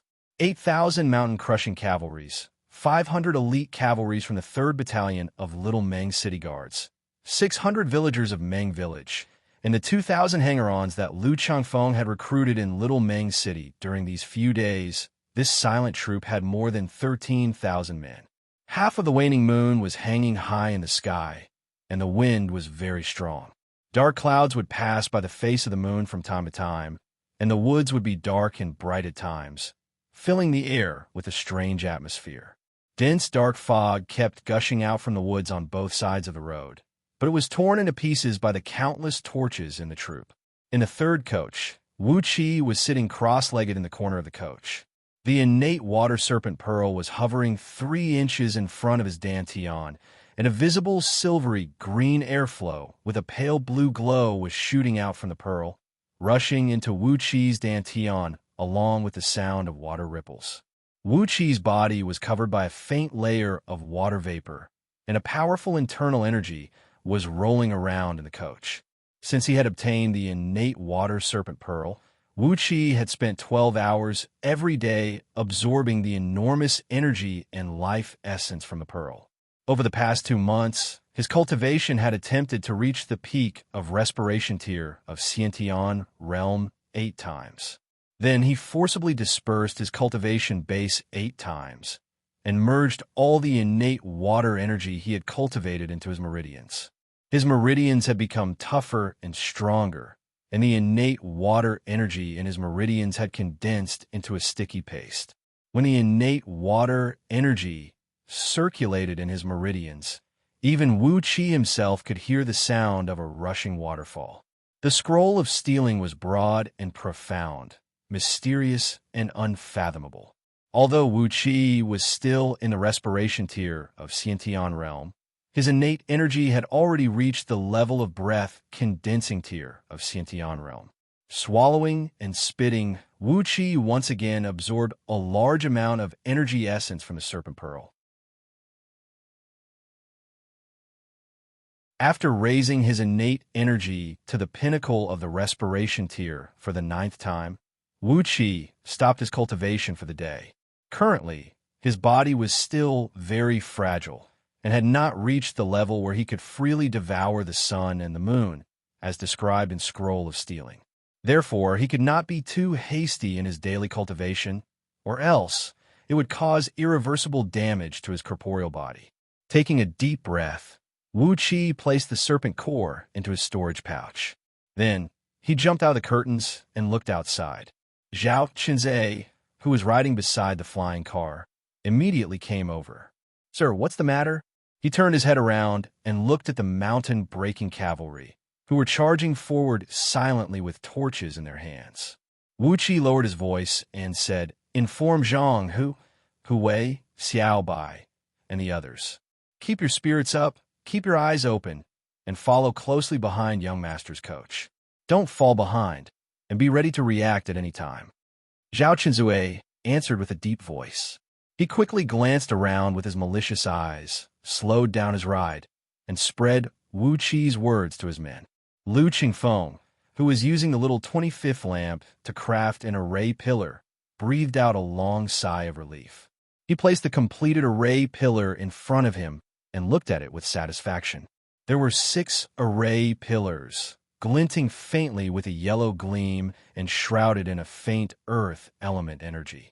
These were the array pillars of the Earth Spirit Armor Array that Lu Changfeng had the ability to craft after he stepped into the realm of Xiantian. It was the most basic defensive array of the Earth Element Array. He had the Grand White Gold Dagger Array for offense and the Earth Spirit Armor Array for defense, with one attacking and the other defending. Although Lu Chingfeng only had the cultivation base of respiration tier of Xiantian realm, he could at least handle the joint attack from 2 to 3 warriors of Unity Deity realm who didn't know anything about arrays.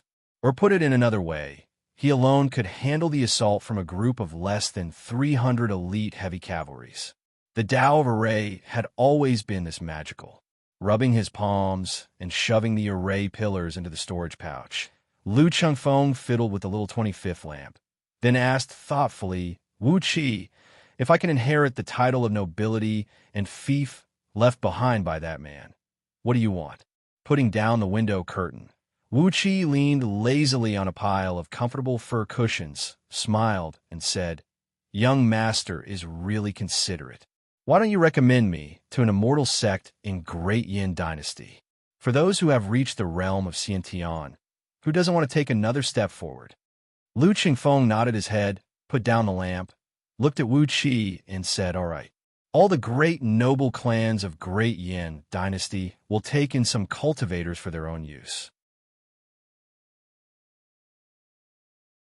The only person I can rely on and have the aptitude to cultivate is you.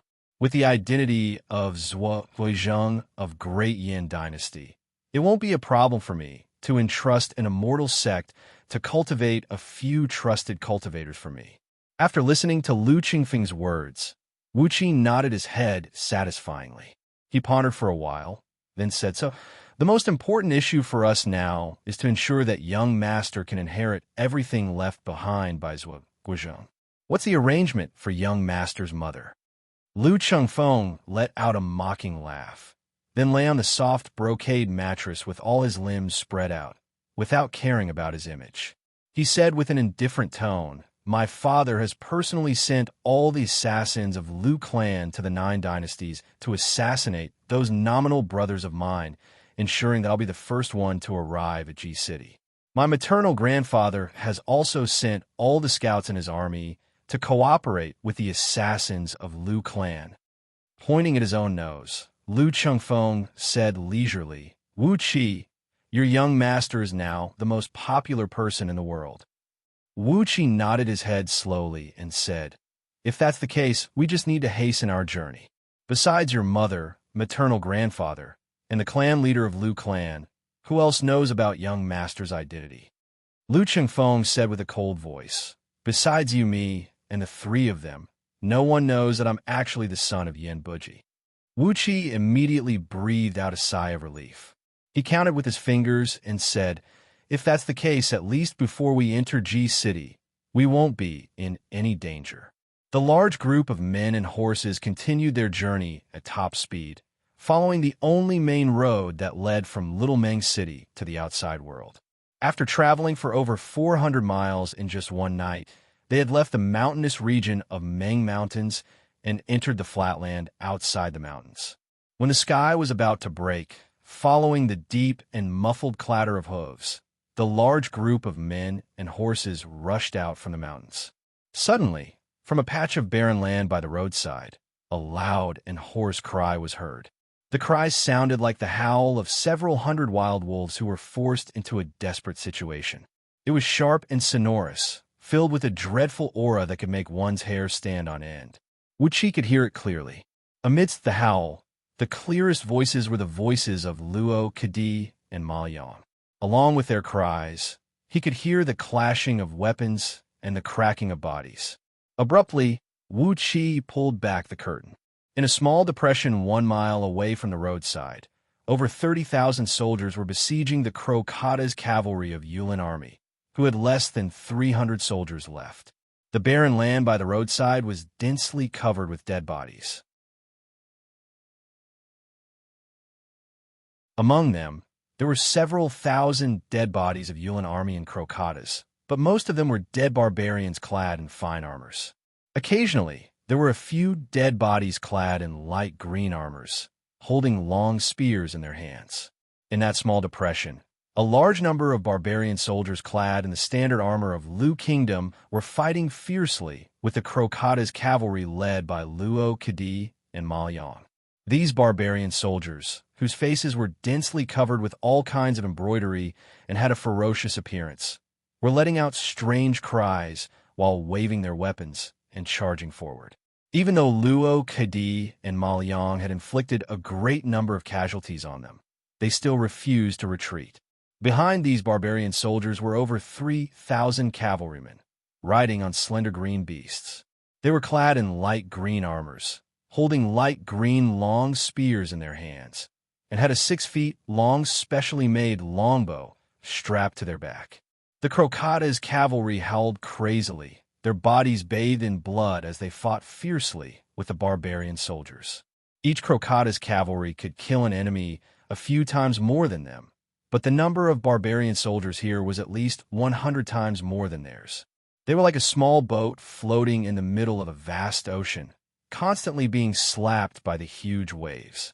Every time the waves slapped, a few Crocata's cavalry would be torn into pieces by the barbarians.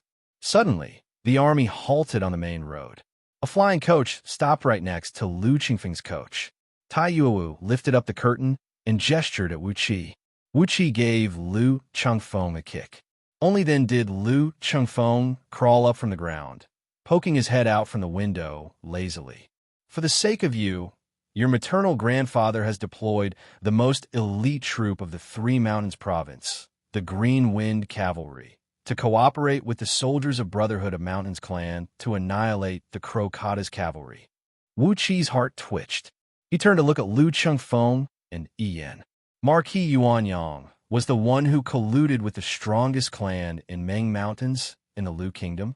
If that was the case, what was the intention of Tai Yuwu and the others when they sent Lu Chengfeng to Little Meng City? Lu Qingfeng's face twitched as well.